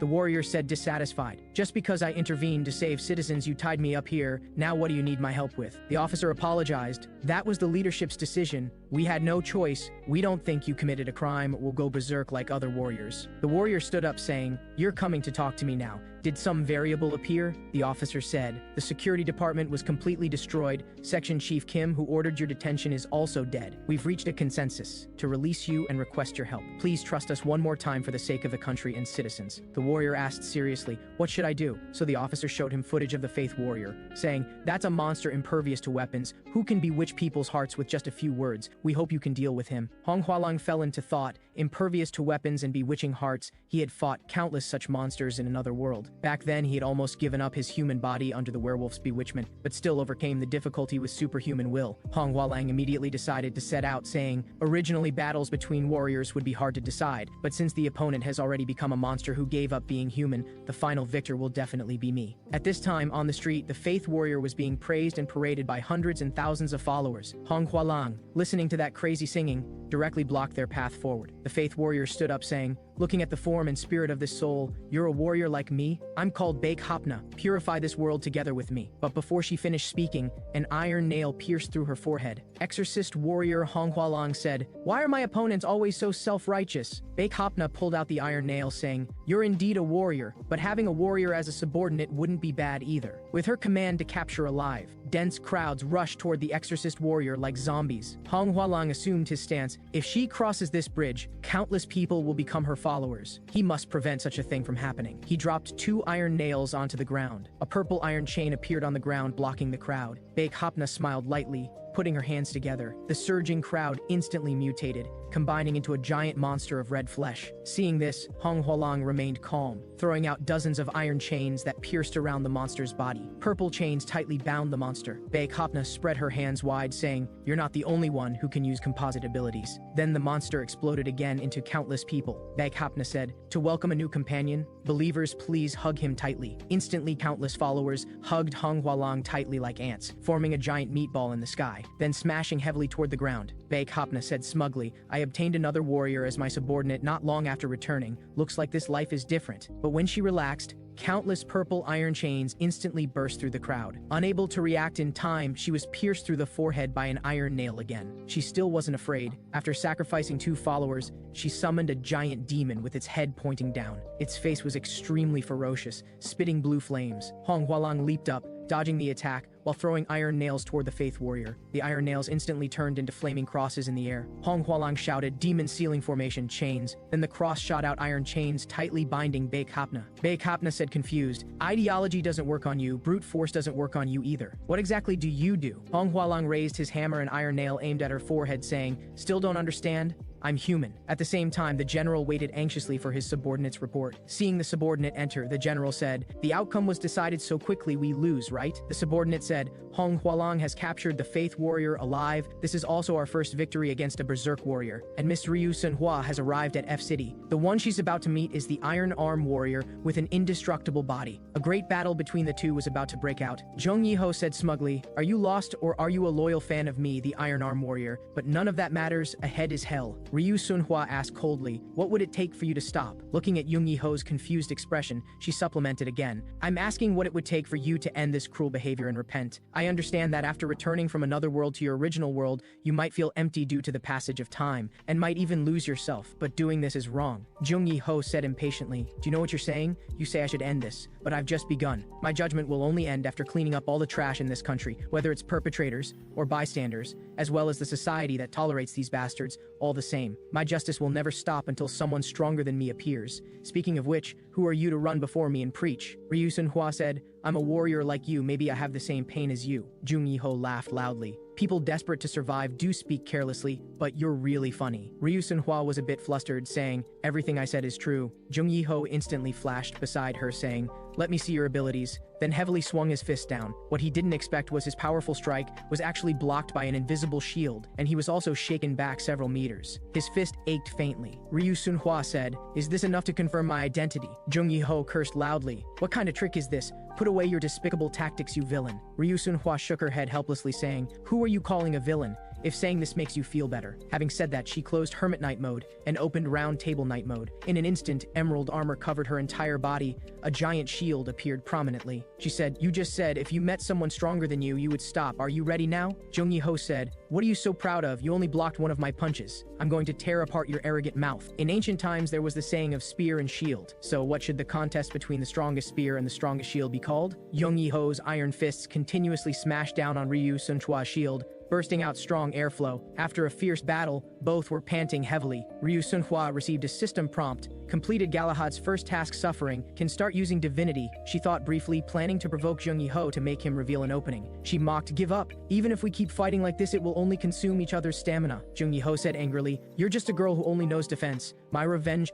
has just begun. Ryu Sunhua provoked, I was just speaking casually. You're not really going to give up, are you, you muscle pig? These words reignited Jung Yi-ho's fury. He charged toward Ryu Sunhua. This move Ryu Sunhua didn't plan to block head-on, but dodged it with agile movement. Circling behind the Iron Arm warrior, she began releasing Arimathea's shield. Ryu Sunhua said, did you think I would defend all night? I focused on blocking each of your attacks to satisfy the conditions for releasing my ability. Jung Yi-ho roared, another dirty trick. With these filthy methods, you absolutely can't hurt me. Before he finished bragging, the powerful beam from the shield sent him flying. After an explosion, Jung Yi-ho passed out unconscious, still smoking. Ryu Sunhua was also exhausted and panting, thinking, his defense is very strong. If I didn't have shockwaves that could shake the brain, I probably couldn't have defeated him. At this time, the security department's people had also arrived by helicopter asking, did you deal with that guy? Ryu Sunhua said, it's very difficult to eliminate him, but he won't be able to wake up for a short time. The officer excitedly patted her shoulder saying, if I'd known you could resolve him so easily, I would have taken the route of supporting warriors early on, instead of letting soldiers sacrifice in vain. Ryu Sunhua said, actually it's not too late. Leave the berserk warriors to me. You just arrange for the refugees. As long as we join hands together, we can definitely make the world return to normal life. The officer said somewhat guiltily, as adults we have no face to meet you, but this time we absolutely won't be your burden. At this moment, the faith warrior who had committed countless evils was bound to a cross. She was under human surveillance at all times, with her every small movement being closely watched. An official asked, is there really no way to eliminate her directly, rather than keeping her as a ticking time bomb that could explode at any moment? Seeing Hong Hualang's cold gaze, the official quickly changed his tone. I didn't mean you, nor did I mean the other warriors. The exorcist warrior said, I know, but currently there seems to be no way to eliminate her directly, because she appeared to have gained the ability of immortality at the cost of losing her humanity. So we need to catch those rampaging guys off guard, deal with them, and then finish things up. Meanwhile, although the command system had been destroyed and fragmented by the Resurrection Warrior, the authorities and military gradually ignited the fire of counterattack. Capturing the Iron Arm Warrior and the Faith Warrior was equivalent to firing a signal flare. The long-awaited victory brought a glimmer of hope to the exhausted refugees and reinvigorated the dejected morale. It further proved to the entire world that there was a possibility of winning this war. Just as other countries wanted to send troops to support each country, they put forward a requirement. The reverse mutation warrior, who could cause the most casualties, must be dealt with before they deployed their troops. At this time, the reverse mutation warrior was perversely trapping a group of people in a house. A woman said, you can't do this to us. At least save the children. Are you even human? Facing the citizens' accusations, the reverse mutation warrior only expressed that he was tired of the slaughter game and wanted to see other ways to play. He said, the virus I've implanted in your bodies will exhaust itself and die after infecting 10 people. If you want to live, you need to go out and let others get infected. If you don't infect anyone within 24 hours, you'll be devoured by the virus. Then, the reverse mutation warrior snapped his fingers, and the crowd rushed out frantically. At the hospital, a patient with a severe illness was struggling violently. Dr. Park immediately told his assistant to mobilize all the type O blood in the hospital, but he received refusal and persuasion from the warehouse side. They said the hospital had no blood left, and a patient who simultaneously had a virus outbreak and coughed blood would die within 2 minutes. Dr. Park angrily said, not every deceased person has the same symptoms, and their physiques are all different. But before he could finish speaking, the patient had completely lost all signs of life. Just as this ended,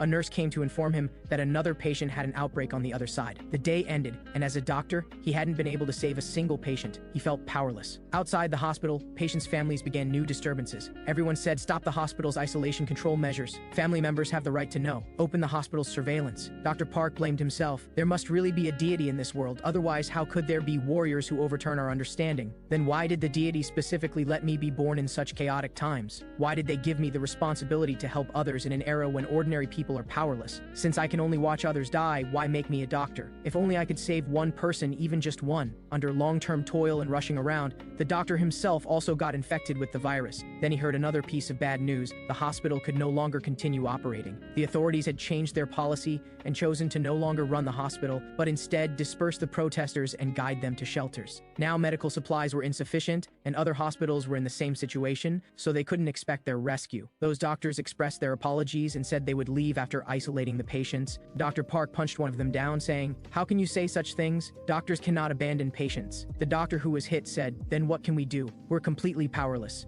Even you, who've been running around treating patients and got infected, haven't saved a single person. Do you want us to die together? The living need to think for themselves. At night, the isolated patients began having outbreaks one after another. Alarm sounds rose one after another. Some people also chose to end their own lives. Hearing the cries for help, Dr. Park put on his white coat again. He thought, God, even though I'm incompetent, they still need me. So I only need one day. Please bless me for one more day. Even if I slowly crumble, don't let me shatter suddenly. Just as a child thanked the doctor as usual, Dr. Park finally couldn't hold on anymore. Blood flowed from his 7 orifices as he collapsed to the ground. Just as his consciousness gradually blurred and he was about to lose all signs of life, he vaguely saw the figure of a warrior. The verdant warrior slowly appeared, holding a light of hope like fireflies in his hand. When Ryu Junho was just chosen to become the verdant warrior, he asked in surprise, "Why me of all people?" The verdant creator, God Vigdris, told him, "You are a warrior with dignity. You've never hurt anyone. Whether friends or family, you treat everyone with sincerity even if they're just passers-by in your life. This is why I chose you. Please save our world on behalf of me, this incompetent god without feet warrior.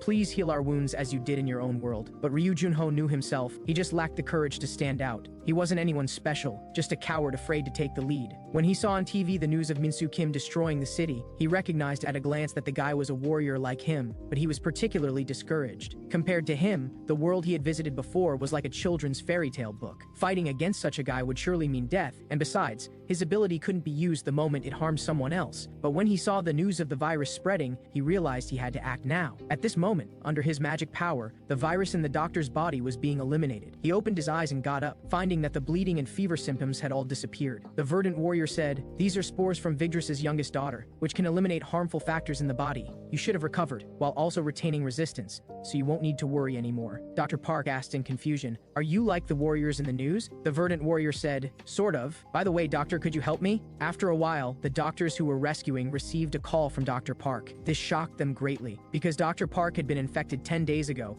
and those infected with this virus couldn't survive past 7 days. Dr. Park explained on the phone, "It doesn't matter if you don't believe it. Just bring people over to take a look." And the verdant warrior Ryu Junho had already arrived at the rooftop overlooking the entire hospital. For victory in war, powerful weapons and soldiers alone weren't enough. Then he recited, "Bloom like spring flowers melting the snow, like tender shoots breaking through the earth. Spring maiden, dandelion, thousands upon thousands of bright little flowers bloomed one after another following his summons." In the distance, the reverse mutation warrior felt the malice he had carefully cultivated rapidly disappearing. He couldn't help but tremble. What to do? My chest is about to explode, and I've only just begun. Did people develop a preventive agent so quickly? No, that's impossible. If that were the case, all the bacteria should completely disappear, not just concentrate in one place. Is it a warrior? If so, I'll deal with you personally. Back then, all the other worlds faced crises, and all the other worlds summoned warriors. However, not all worlds were righteous, nor did all worlds pursue the same kind of justice. The place where the reverse mutation warrior was summoned was a perfect world. After endless development, they obtained indestructible bodies and perfect minds. Along with infinite wisdom, people in the perfect world could rival gods. The reverse mutation warrior asked in confusion, "You actually summoned me, but what do you need me to do?" The white-haired woman said, "Precisely because we're too perfect. We need imperfect, you warrior. Please take our lives. Please slaughter us." Because as time passed, they began to curse perfection and endless life. They wanted to reclaim finite life, but because they themselves could no longer possess malice, they needed a warrior. That is, a human who didn't possess emotions like hesitation, mercy, or empathy. Although it sounded extremely bizarre, so-called warrior worlds were all embellished worlds, fairy tales jointly beautified through negotiations between the saved and the savior after the fact. Although this didn't seem beautiful. At this time, the reverse mutation warrior who openly appeared on the street quickly drew the authorities' attention. This sinister guy finally showed himself. He was probably planning to head to the hospital where the verdant warrior was. Headquarters indicated they would reserve the decision to deploy reinforcements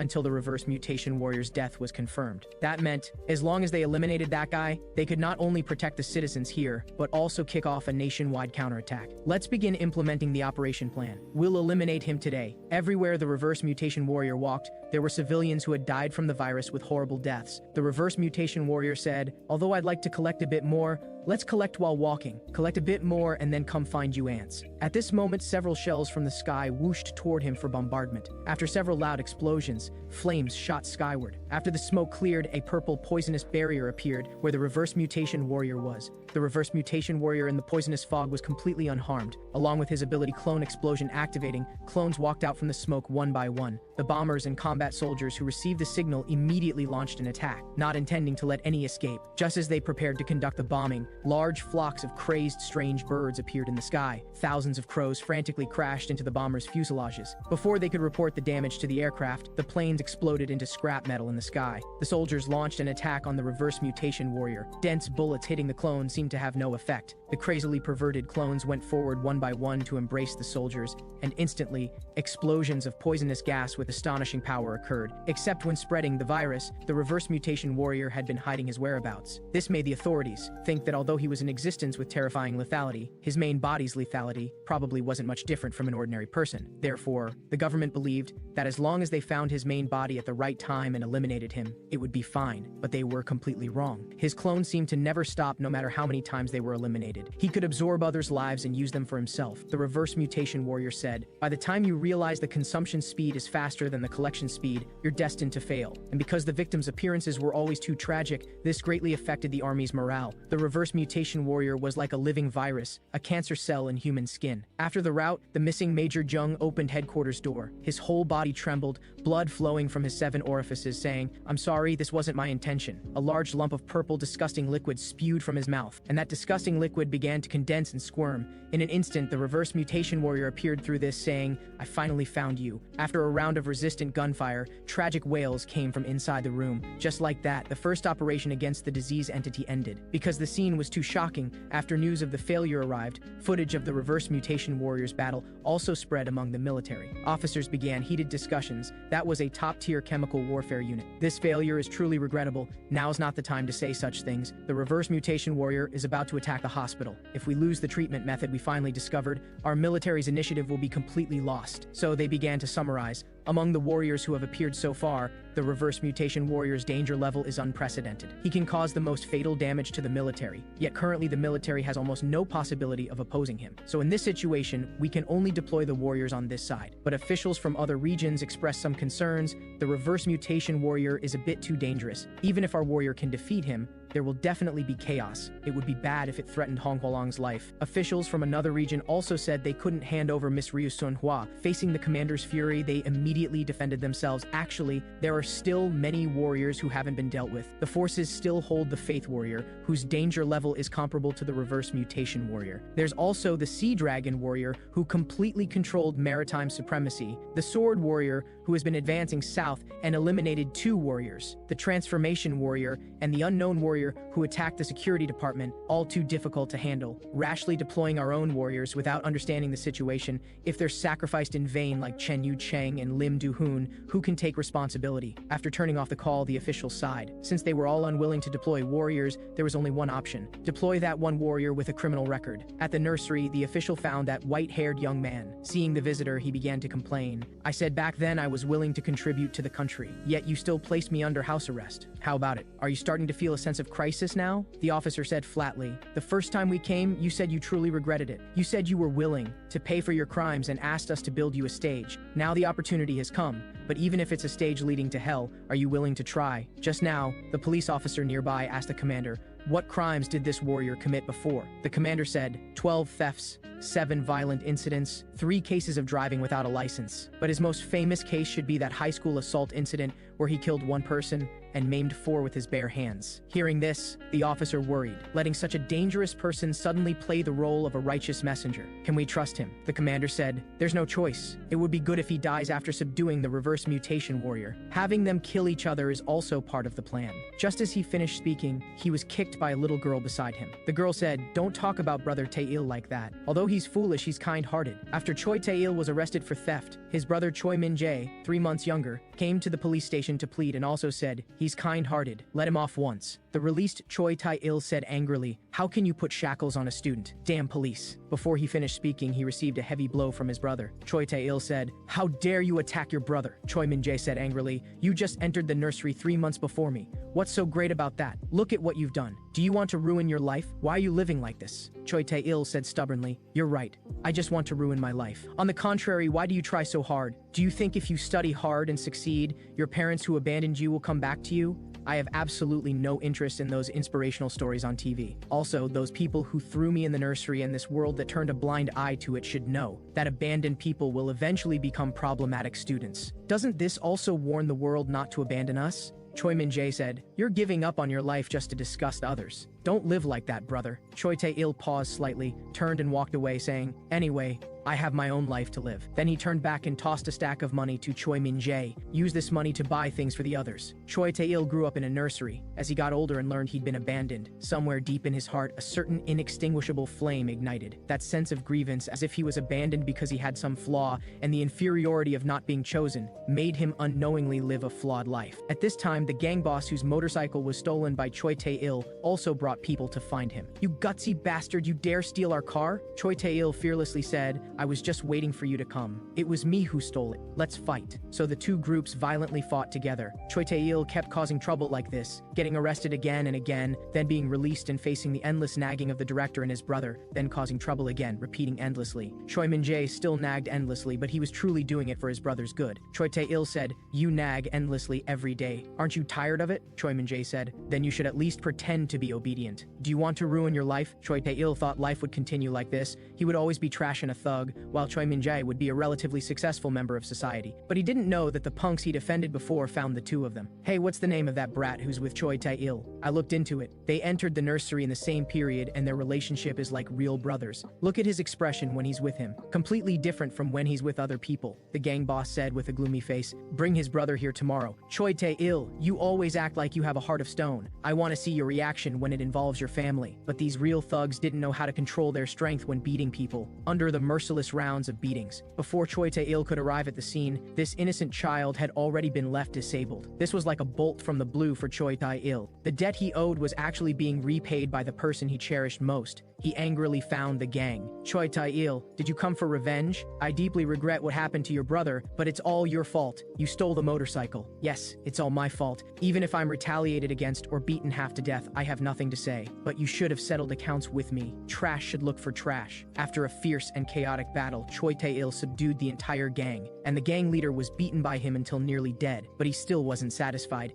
and continued to punch frantically. A punk grabbed his leg and began to beg, "Stop hitting him. At this rate, he'll really die. After all, we didn't take your brother's life." "That's right. He's lying in the intensive care unit and hasn't died. But your boss's death has nothing to do with Min-jae, because I'll pay for it with my own life." After settling things, Choi Tae-il rode his motorcycle onto the railroad tracks. "All right, let's settle everything here. Give Min-jae his life back." With a loud clang, he heard a key speaking, "Warrior, warrior, wake up." In the other world, the city was being trampled by giant robots. The key said, "Warrior, why won't you take on the responsibility of saving the world and still starve yourself? You must save this world. Haven't I said this countless times?" Choi Tae-il said weakly, "I told you I won't be a warrior, you lunatic. Also, stop making me talk. I'm already dizzy from hunger." The key said, puzzled, "I've given you, who were near death, another chance. As long as you defeat the Demon King, you can return to your family." Choi Tae-il said stubbornly, "I told you I won't be a warrior. I was supposed to die. You've got the wrong person for someone like me." The key said, "Usually people who don't want to live fall into two categories. One is escaping responsibility, the other is bearing responsibility. You seem more like the second, as you said, atonement. But do you think just your life is enough for atonement? Do you think that's a responsibility you can easily put down? Even an observer like me can see clearly, yet the person involved always gives the wrong answer. Is what you're carrying really a burden that can be offset and put down with a simple price?" Hearing this, Choi Tae-il fell into deep thought. He said, "What I'm responsible for is Min-jae's life that was ruined because of me. Is it a life that can be compensated with the life of trash like me?" Thinking of this, Choi Tae-il's tears streamed down his face. He said, "My life is cheaper than the price I need to bear. What should I do? Can you tell me?" The key said, "This is normal. Everyone has a corner of regret deep in their heart. Warrior, you need to raise your value to equal what you're responsible for. It's not too late to end yourself then." The scene switched to the nursery. Choi Tae-il agreed to the police's request and prepared to depart. The key said, "Is it time, warrior?" Choi Tae-il said, "That's right, it's time to settle this account." Before departure, the commander called out to him, "Tae-il, I'm grateful that you decided to participate in the battle and never regretted it until the end. We've confirmed the reverse mutation warrior's location,